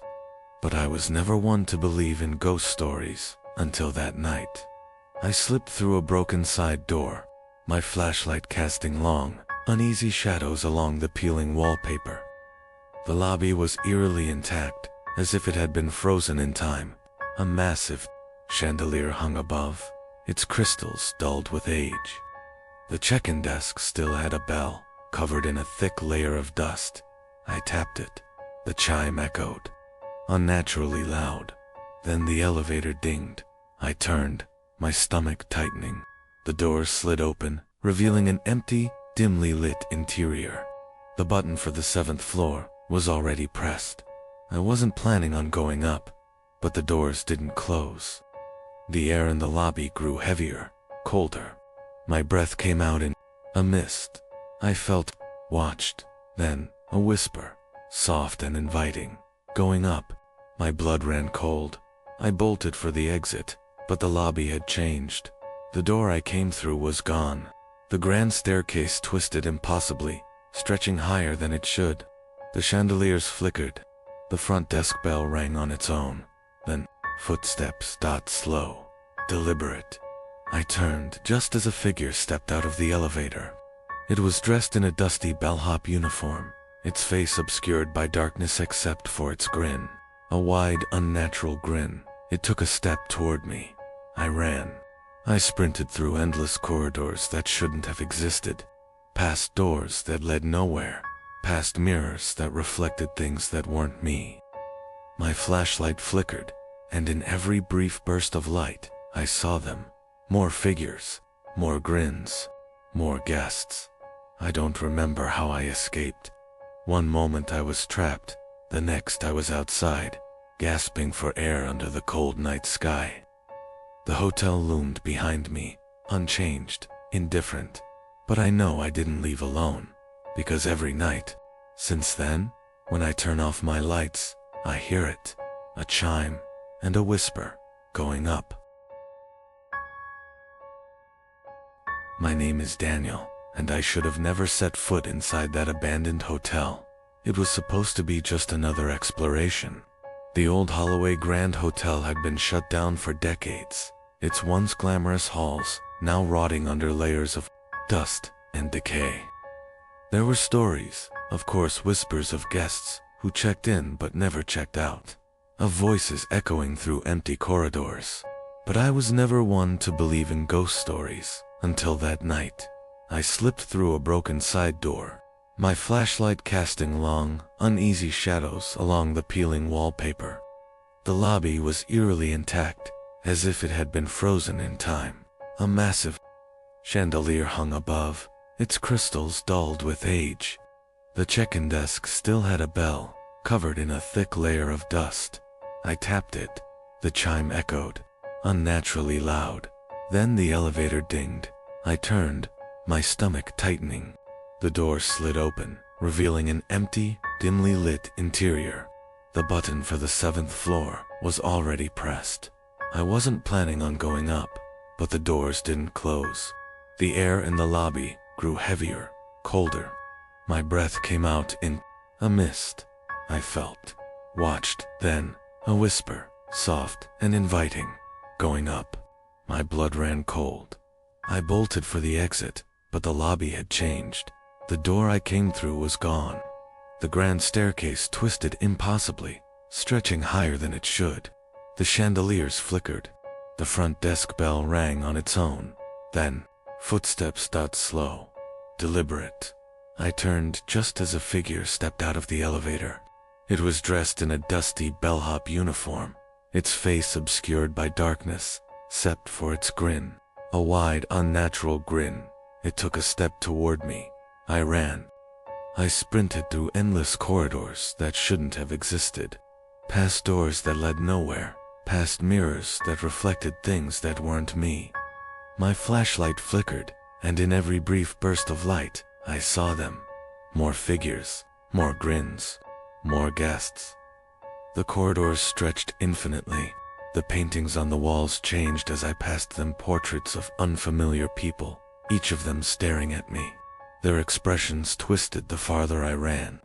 Some smiled, some frowned, but all of them watched.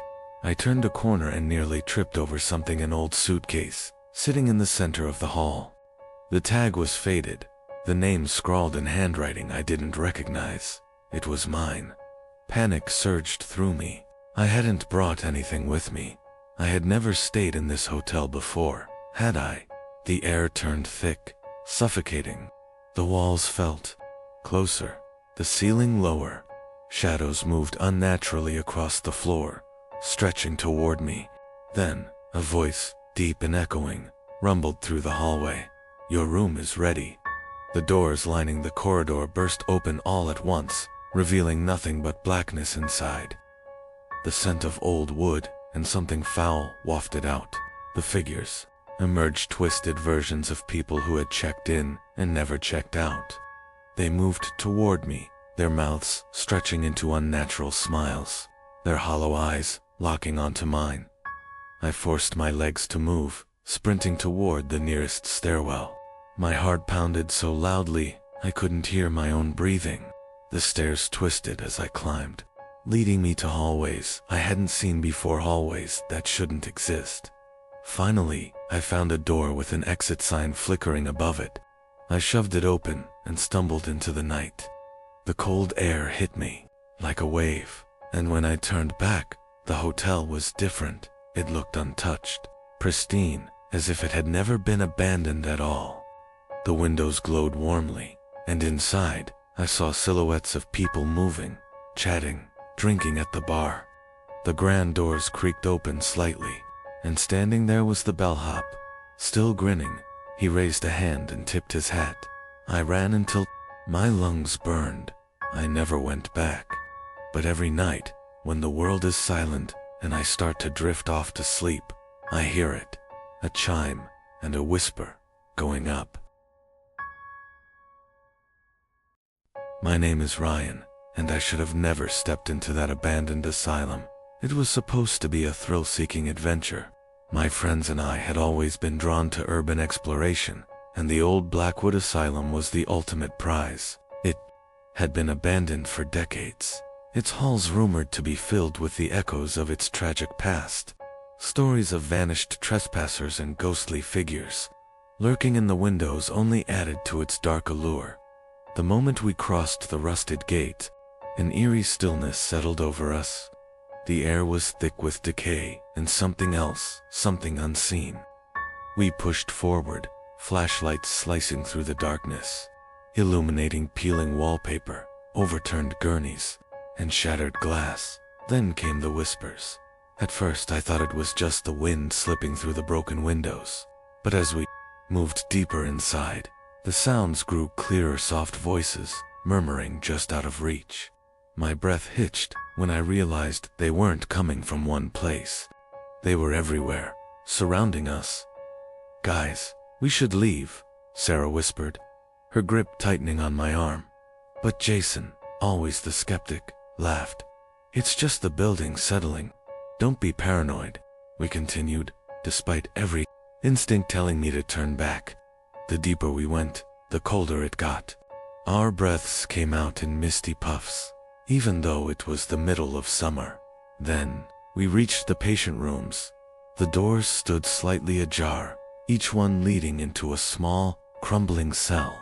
A few still had their beds bolted to the floor, rusted chains dangling from the walls. The whispering grew louder. I could swear I heard my name. That's when we saw it. A single wheelchair sat at the end of the hall, facing away from us. It hadn't been there before. As we stared, the chair moved, slowly, deliberately. It rolled backward, scraping against the cracked tiles until it faced us. Empty then. The doors slammed shut, every single one. Sarah screamed. Jason cursed. We ran, sprinting for the exit, but the hallway seemed to stretch endlessly, the asylum itself refusing to let us go. Shadows flickered in our peripheral vision, and the whispers turned into agonized wails. Finally, We burst through the main doors, collapsing onto the dirt. The night air was warm again. The asylum stood silent, as if nothing had happened. We never spoke of that night. Jason, once the skeptic, refused to say a word about what he saw. Sarah moved away, swearing she could still hear the whispers in her dreams, and me. I haven't stepped into an abandoned building since, because I know now some places never forget, and some doors should never be opened. My name is Mark, and I wish I had never entered that abandoned school. The old Blackwood Academy had been shut down for decades, its once pristine halls now crumbling under the weight of time.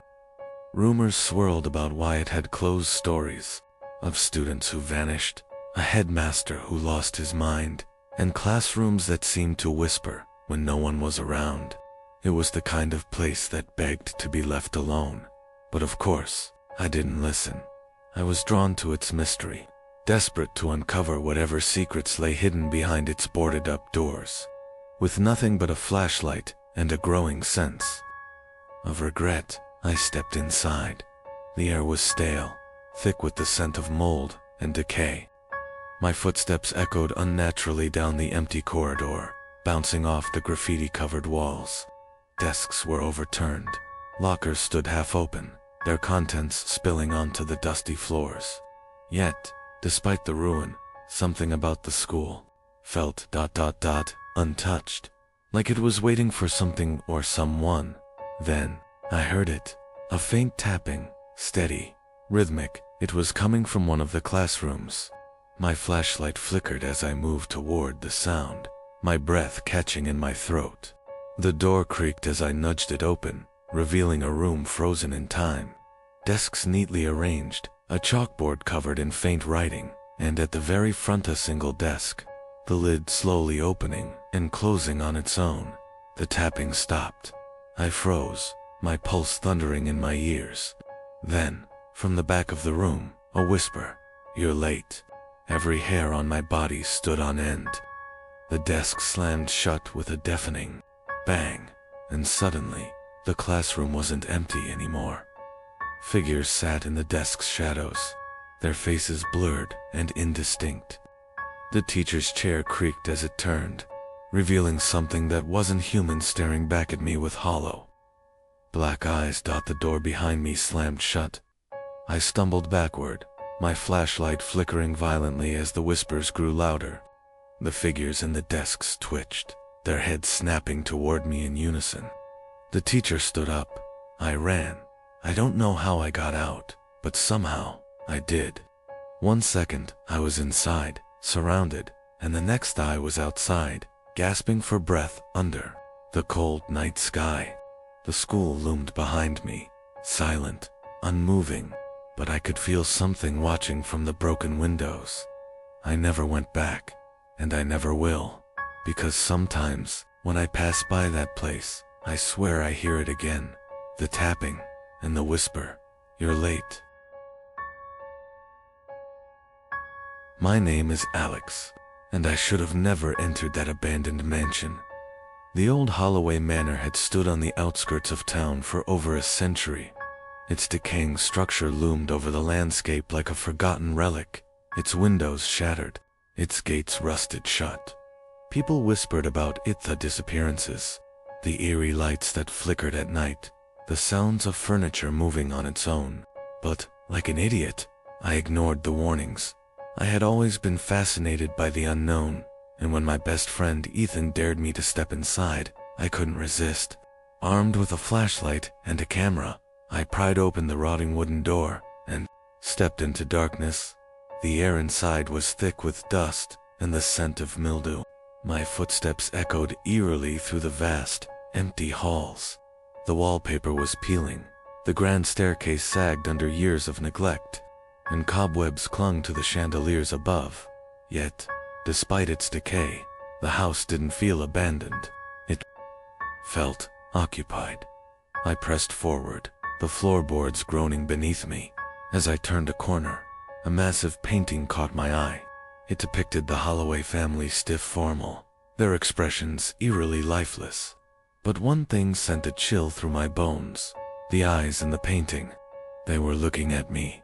I swallowed hard and moved past it, convincing myself it was just a trick of the light. But as I ventured deeper, I noticed something else: faint footprints in the dust. They led toward a door at the end of the hall. I hesitated, every instinct screaming at me to turn around. Instead, I reached out and pushed the door open. Inside was a dimly lit parlor, untouched by time. A single armchair sat before a cold fireplace, a book resting on its seat, as if someone had just been reading it. And then I heard it, a whisper. Not from behind me, not from the hall, from the chair.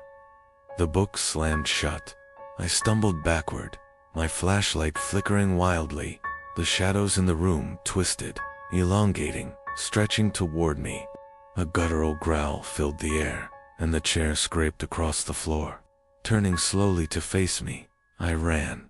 I don't remember how I got out. One moment I was in that room, the next I was outside, gasping for breath. The mansion stood silent, dark, indifferent to my terror. I never told Ethan what I saw that night. I barely believe it myself, but sometimes, when I pass the Holloway Manor, I swear I see someone standing in the window, watching, waiting, and I know if I ever step inside, a demon won't be coming back. My name is Adam, and I should have never stopped in that strange gas station. I was driving through a long stretch of empty highway, the kind where you can go miles without seeing another car. The gas gauge was dipping dangerously close to empty, when I spotted a lone station on the side of the road. The neon sign flickered weakly. Miller's Gas and Rest. The place looked abandoned. Rusted pumps, a cracked window, a flickering light above the entrance. But I didn't have a choice. I pulled in, turned off the engine, and stepped out. A bell chimed as I pushed the door open. The air inside was stale, thick with the scent of dust and something metallic. Behind the counter stood an old man, his skin pale, his eyes sunken. "Help you?" he asked, his voice dry, as if he hadn't spoken in days. I nodded. "Yeah, just need a fill-up." He stared at me for a long moment before slowly nodding. "Pumps on cash only." I handed him a few bills, then turned to leave. That's when I noticed them framed photographs lining the back wall. Black and white pictures of customers, decades apart, standing in this very gas station. And then I saw myself in the most recent photo. My stomach dropped. I had never been here before. I stumbled back, my pulse hammering. The old man didn't move, didn't blink. "That ain't you yet," he said softly, "but it will be." A gust of wind rattled the door. The station suddenly felt smaller, suffocating. The walls seemed to shift, the pictures flickering like static. I needed to get out, now. I bolted outside, fumbling for my keys. The gas pump was running, except my tank was already full. I hadn't even touched it. Then, from behind me, I heard it, a whisper.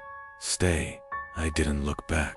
I threw myself into the car, turned the ignition, and peeled out of the lot, gravel spraying behind me. My hands shook as I gripped the wheel, refusing to glance in the rearview mirror. After what felt like hours, I finally stopped at a diner down the road.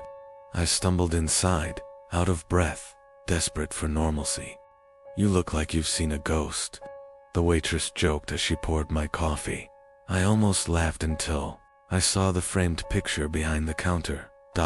It was the same gas station, and in the window, barely visible, was the old man, smiling. I ran out of there without finishing my drink. But no matter where I go, no matter how many miles I drive, I know it's still waiting for me, and one day, I'll end up back there, just like everyone else in those pictures.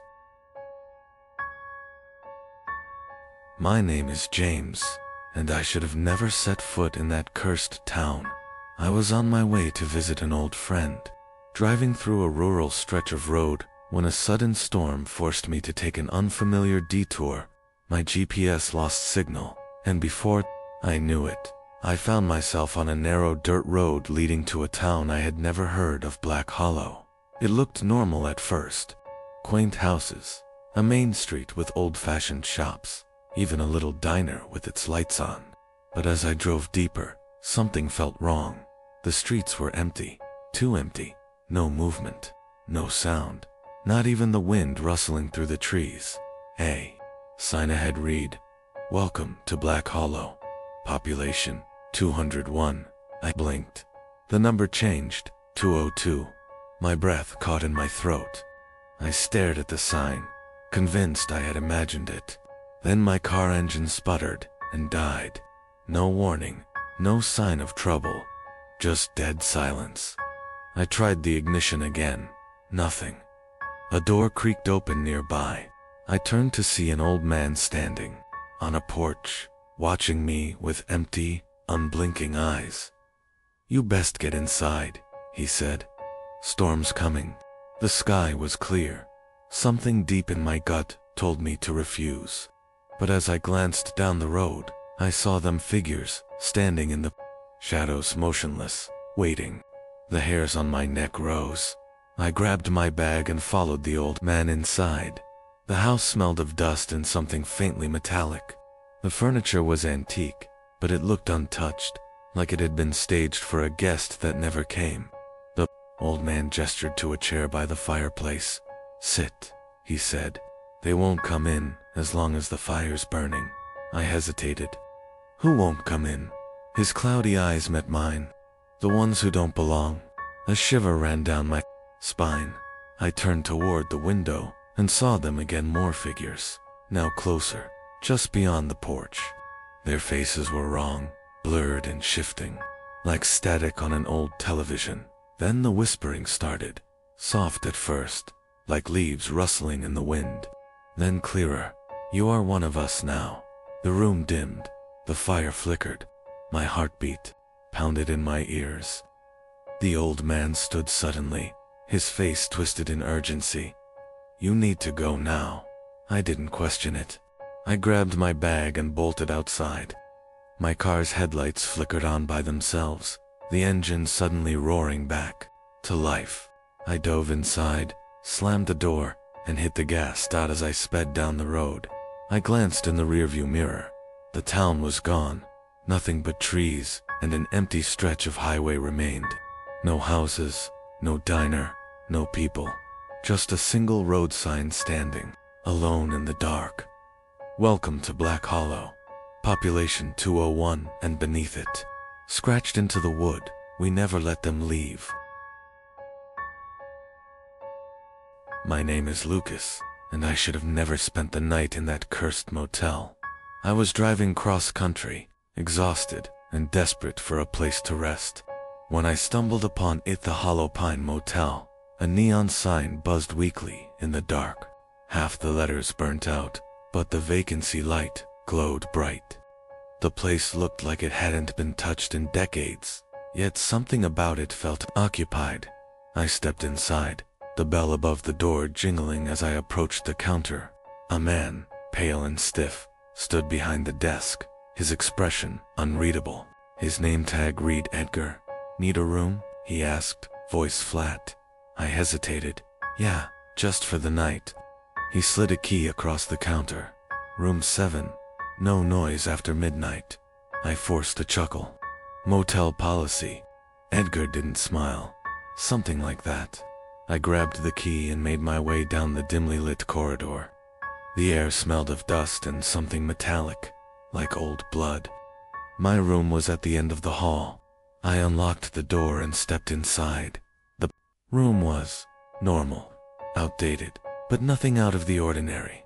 A bed, a nightstand, an old TV. The bathroom door creaked when I pushed it open, revealing a small, stained sink and a mirror that looked far too clean compared to the rest of the room. Then I saw it, a note, wedged between the mirror and the wall. The handwriting was shaky, desperate. "Do not look at them. Do not open the door. Nitrogen monoxide matter what you hear." A chill ran down my spine. I turned, scanning the room. Nothing seemed out of place. just my overactive imagination messing with me. Then, at exactly midnight, the knocking started soft at first, barely more than a tap. But it came from the window. I was on the second floor, my breath hitched. I stayed frozen, staring at the thin curtains. The knocking grew louder, more insistent. Then from the door, tap, tap, tap, tap, dot. I backed up against the wall, heart hammering. A voice low and distorted slithered through the doorframe. "Lucas, let us in." I didn't move, didn't breathe. A long silence stretched out. Then, the doorknob twisted. I clamped my hand over my mouth, holding back a whimper. The knob rattled violently. Shadows slipped under the door, stretching unnaturally across the carpet. My pulse pounded in my ears as I reached for my phone. No signal. Then, just as suddenly as it started, the knocking stopped. The air felt heavier, suffocating. I stayed up the entire night, staring at the door, waiting for something to happen. When dawn finally came, I crept toward the door and slowly peeked outside. The hallway was empty. I grabbed my bag and bolted downstairs. Edgar was at the front desk, exactly where I had left him, staring ahead blankly. "Checking out?" he asked. I nodded, sliding the key onto the counter. My hands were shaking. Who was knocking on my door last night? For the first time, his lips curled into something that wasn't quite a smile. They always knock. I didn't ask anything else. I rushed to my car and sped off, leaving the Hollow Pine Motel in the dust. But even now, when I'm alone in my apartment at night, I hear it tap, tap, tap, and I know, one day, they'll find me again, and this time, I won't be able to keep the door closed. My name is Ethan, and I should have never stopped in that quiet little town. I was on a road trip, passing through unfamiliar back roads when my car's engine sputtered and died. Stranded in the middle of nowhere, I had no choice but to walk. That's when I saw the sign, "Welcome to Ravenswood." It was a small town, the kind you'd see in old postcards, quaint, picturesque, untouched by time. But something about it felt off. The streets were empty, the air too still. No birds, no wind, no sound except my own footsteps. A gas station sat at the end of the road, its neon sign flickering weakly. I stepped inside, relieved to find an old man behind the counter. "Car trouble?" he asked, before I could speak. I nodded. "Yeah, I think my battery's dead. Any place I can get help?" The old man wiped his hands on a rag and gestured toward the town square. "Mechanic's shop is over there, but it's late. Best to wait until morning." Something in his voice unsettled me, but I had no other options. I thanked him and decided to find a place to stay. That's when I noticed something strange. Framed photographs lined the station's walls, showing the same handful of people, in different eras, same faces, different clothes. The bell above the door jingled as I left, and I swore I heard the old man mutter, "You shouldn't have stopped." As I walked through the town, it became clear that Ravenswood was frozen in time. Storefronts displayed outdated newspapers. The streetlights buzzed faintly, casting shadows that stretched too far. But the worst part, the people, they were watching me, from windows, from alleyways, from the edges of my vision, never moving, never blinking, just watching. I quickened my pace, heart hammering in my chest. Then, in the distance, I heard a low, droning hum. Faint at first, but growing louder. The streetlights flickered. A shadow passed over the town square. Then they started walking. The people who had been so still, so silent, were now moving in unison. Their faces were expressionless, their eyes vacant. They weren't coming toward me. They were heading toward the church at the end of the street. A cold dread settled in my stomach. I ducked into an alley, pressing myself against the brick wall. The hum grew deafening, vibrating through my bones. Something was coming. I peeked out just as the church doors swung open. Darkness spilled out, thick and unnatural, swallowing the figures as they entered. The hum became a chorus, a deep, otherworldly chant that made my skin crawl. The last person stepped inside, and the doors slammed shut. Silence, then a whisper right behind me. "It's almost midnight." I turned, nothing was there. I ran. I sprinted back toward my car, my breath ragged, my mind screaming at me to get out. When I reached it, the engine started without hesitation. I didn't question it. As I sped away, I stole one last glance. In the rearview mirror, Ravenswood was gone. No town, no sign, just an empty stretch of road. But even now, when the clock strikes midnight, I still hear the hum, and I know that somewhere, Ravenswood is still waiting for the next traveler to stop. My name is David, and I should have never gone into that abandoned subway station. I've always been fascinated by urban exploration, crumbling buildings, forgotten tunnels, places that time has erased from memory. The Holloway subway station had been closed since the 1970s, sealed off after a series of unexplained deaths. It was rumored to be cursed, a place where people entered but never came back. I didn't believe the stories, not until I found the entrance. It was hidden behind a chain-link fence, rusted and half collapsed. My flashlight flickered as I stepped into the dark, the air thick with the stench of mildew and rot. The walls were covered in graffiti, warnings scrawled in desperate handwriting. "Don't. Look at them, they see you too. Once you hear the voice, it's too late." I brushed them off as urban legend nonsense and pressed forward. The silence was oppressive, broken only by the occasional drip of water from the ceiling. The old tracks stretched into endless darkness, the skeletal remains of subway cars rusting along the platform. Then, I heard it. A train horn. It was distant, faint, like an echo from another time. My pulse quickened. The station had been abandoned for decades. No trains should have been running. And yet, the sound was getting louder. A gust of wind blew past me, carrying with it a whisper.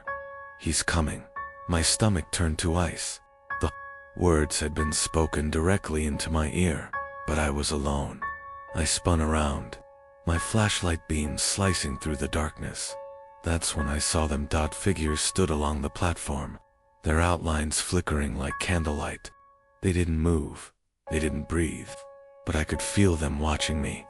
My skin crawled as I stepped back, trying to keep my gaze down, but something about them pulled at me.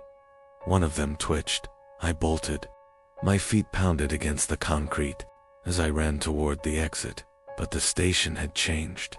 The walls stretched higher, the tracks twisted into impossible angles. My flashlight flickered again, and for a brief moment, I caught a glimpse of something standing in the tunnel. Not human, not even close. Its limbs were too long, its head tilted unnaturally to the side. It didn't move, but I felt it grinning.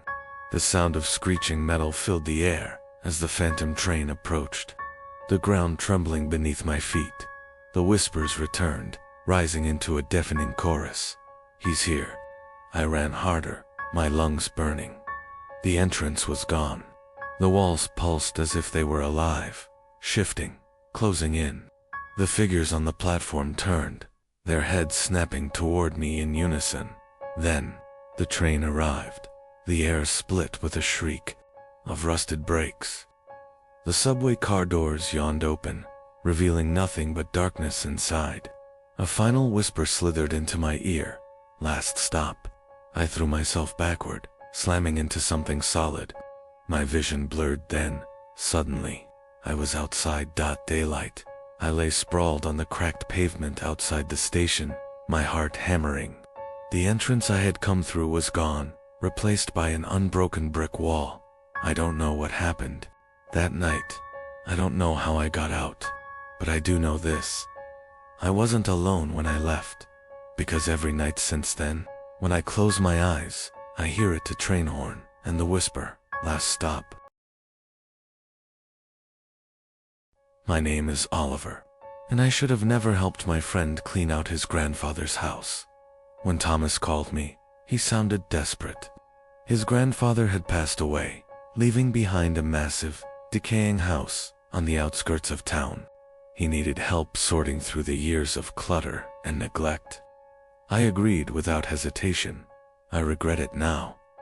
The house was unsettling from the moment we arrived. Dust-covered furniture, faded portraits of long-dead relatives, the faint scent of something rotten lingering in the air.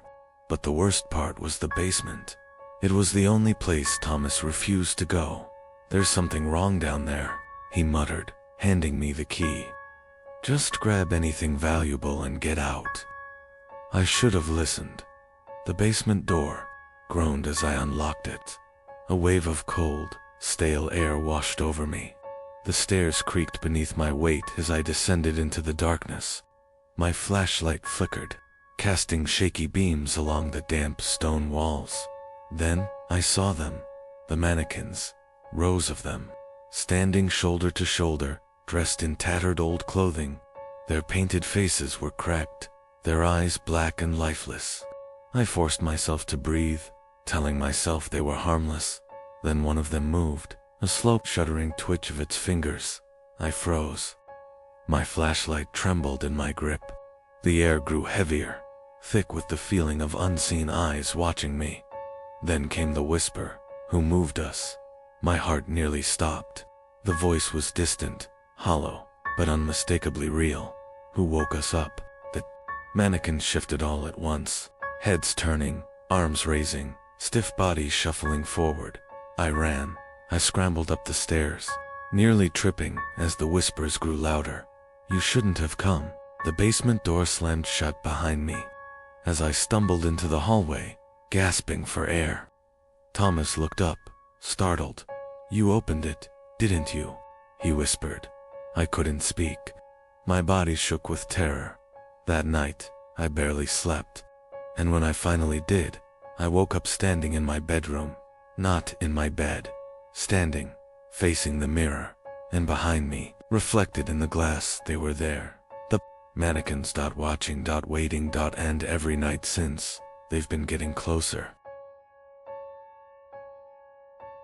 My name is Nathan, and I should have never opened the basement door in my new apartment.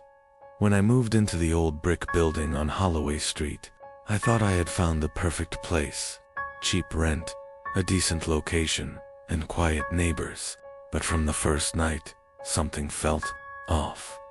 The air was heavy, thick with the scent of damp wood, and something metallic. The walls creaked at odd hours, and sometimes, when I turned off the lights, I swore I could hear something moving just beneath the floorboards. Then, I found the basement door. It was at the end of the hallway, set apart from the other apartments. The landlord never mentioned it, and when I asked, he shrugged it off. "Locked for a reason," he muttered before changing the subject. That should have been my warning, but I was curious and stupid. One night, I found the key. It was hidden under a loose floorboard in my closet, wrapped in an old, yellowed cloth. I don't know what compelled me, but I took it. I walked to the end of the hall, my pulse quickening, and slid the key into the lock. The door creaked open. A rush of cold air spilled out, carrying a scent so foul I gagged. The stairway led into darkness, deeper than it should have. My flashlight barely pierced the void as I descended, each step groaning beneath my weight. At the bottom, the air was thick, suffocating. The walls were lined with mirrors. They weren't normal. Their glass was warped, like rippling water, frozen in time. My reflection looked wrong, distorted, twisted, shifting when I wasn't moving. Then I saw it, a second reflection. It wasn't behind me. It was inside the mirror. Taller, hunched, its eyes hollow voids. My breath hitched as it raised its hand, mimicking my movements. But then it waved, and I didn't. The whispers started, soft at first, then growing into a chorus of voices echoing. Through the basement. Let us out. My flashlight flickered. The reflection stepped closer. I turned to run, but my feet wouldn't move. The walls seemed to breathe, the air pressing in. Then the mirrors shattered not onto the floor, but inward, as if something was breaking through from the other side. I tore up the stairs, my ears ringing with the sound of glass crunching behind me. As I reached the top, the basement door slammed. Shut that, the whispers stopped.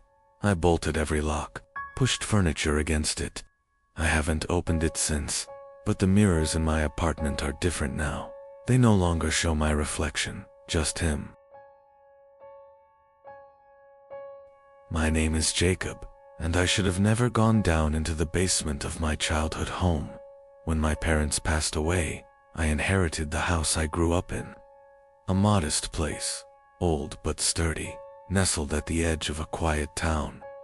It held memories, some good, some forgotten. But one part of the house I had always avoided was the basement.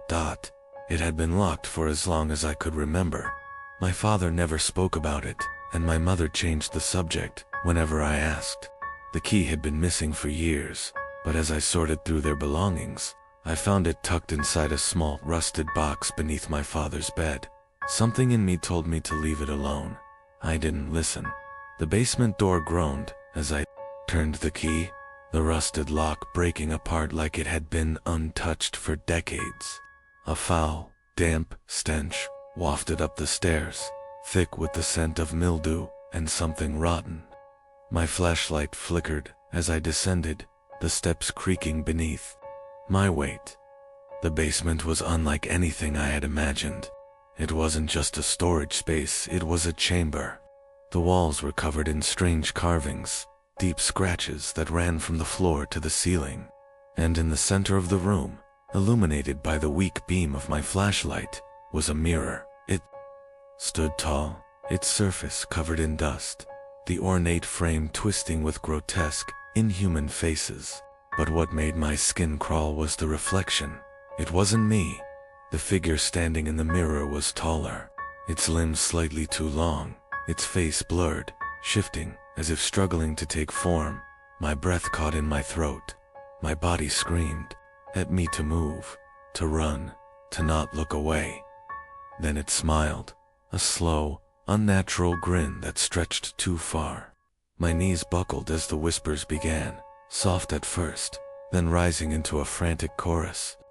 They came from the walls, the floor, the air itself. He's watching. He's waiting. The reflection stepped forward. The glass didn't break. It simply let him through. I turned and bolted up the stairs, my lungs burning, the whispers turning to shrieks. Just as I reached the top, the basement door slammed shut behind me. Silence. I locked it. I bolted it. I pushed furniture against it, but it didn't matter. Because that night, as I lay in bed, staring at the ceiling, I felt it. A presence. I turned over, heart hammering, sweat slick on my skin. There, in the mirror across the room, he was watching. And this time, he wasn't smiling. He was waiting. My name is Ethan, and I should have never opened the trapdoor in my grandmother's house. When she passed away, the house became mine. A small, worn-down farmhouse in the middle of nowhere, surrounded by miles of empty fields. It wasn't much, but it had been in my family for generations. And I wasn't ready to let it go at first. Everything seemed normal: dusty furniture, faded family photos, creaky floorboards. But there was one thing I couldn't explain. The trapdoor. It was in the kitchen, hidden beneath an old rug. I didn't even know it existed until I moved the furniture around. It was small, heavy, with a rusted metal handle, and nailed shut with thick, uneven boards as if someone had gone to great lengths to keep it closed. I should have left it that way. Instead, curiosity got the best of me. I pried the boards off, the nails screeching as they came loose. The trapdoor swung open with a groan, revealing a narrow wooden staircase leading down into darkness. A damp, musty smell hit me, thick with the scent of decay. I hesitated, but something compelled me forward. The basement was smaller than I expected, lined with crumbling stone walls. Old crates and sacks were stacked in the corners, their contents long since rotted away. But at the center of the room stood something that didn't belong. A wooden crib. It was pristine, untouched by time, its rocking motion eerily smooth, as if someone had just stepped away from it. My stomach turned as I peered inside. It was empty then. The whisper came, soft, faint, a child's giggle. The air turned ice cold. My breath misted in front of me. I backed away, my pulse hammering. But before I could move, the crib lurched forward on its own, slamming against the wall. A sharp cry echoed through the basement, a sound so shrill and unnatural, it sent shivers down my spine. Then, footsteps. Tiny, rapid footsteps, circling me, coming from nowhere and everywhere at once. My flashlight flickered, the shadows stretching unnaturally along the walls. A shape darted past the corner of my visions, small, fast, inhuman. I ran. I scrambled up the stairs, my foot slipping on the damp wood.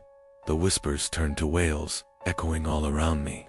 Just as I reached the top, the trapdoor slammed shut against my back, nearly crushing me.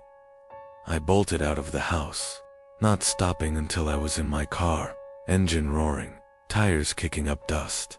I drove all night, never looking back. The house still stands, still abandoned, still waiting. Sometimes, when I pass through that old, empty road, I see it from a distance. And when the wind is just right, I swear I can hear it, the crib rocking. My name is Daniel, and I should have never gone into that basement. It all started when my uncle passed away, leaving behind an old Victorian house on the outskirts of town. It had been in our family for generations, but no one had lived there for decades. As the sole inheritor, it became my responsibility to sort through his belongings and decide what to do with the place. The house was massive, creaky, and filled with dust-covered furniture and forgotten memories. Most of it was just old junk, antique clocks, faded photographs, moth-eaten books. But there was one place I avoided for as long as I could. The basement. Something about it unsettled me. Maybe it was the fact that the door had 4 different locks on it, each rusted with age. Maybe it was the way the air seemed heavier near the entrance, thick with the scent of damp earth and something foul. But eventually, curiosity won. I found the keys tucked away in my uncle's desk. As I slid the last lock open, a wave of cold air rushed out, sending shivers down my spine. My flashlight beam sliced through the darkness, revealing a long, winding staircase leading into the unknown. I descended slowly, each step groaning beneath my weight. The deeper I went, the stronger the smell became, a mix of mold, rust, and something metallic. At the bottom, I found myself in a massive underground room, lined with shelves of strange artifacts. And then, I saw the chair. It sat in the center of the room, surrounded by a circle of crumbling symbols carved into the stone floor. Thick iron restraints were bolted to the armrests. Something told me this wasn't just a chair. I took a cautious step forward. That's when I noticed the walls covered in claw marks. A sharp click echoed behind me. The basement door had shut. I spun around, my flashlight trembling. The air turned suffocatingly cold, my breath coming out in thick puffs. Then, from the darkness, I heard it. A whisper. It wasn't words. Not exactly. It was a sound that crawled under my skin, something ancient and hungry. The chair screeched. As it moved, dragging itself an inch closer to me, my chest tightened with terror. Then, the chains rattled. I bolted up the stairs, heart pounding against my ribs. The whispers turned to guttural growls, echoing all around me. The air thickened, pressing against me, as if unseen hands were reaching out. I threw myself against the door, twisting the handle wildly. It wouldn't budge. The growls turned to laughter, low, guttural mocking. With one final, desperate shove, the door burst open, and I tumbled into the hallway. The moment I hit the floor, the sounds stopped. Silence. No whispers. No growls. Just the slow creak of the basement door, closing on its own. I locked every bolt, every latch, every chain. I left that house the next morning, never looking back. I don't know what my uncle was keeping down there. I don't want to know. But every now and then, in the dead of night, I swear I can still hear it. The laughter,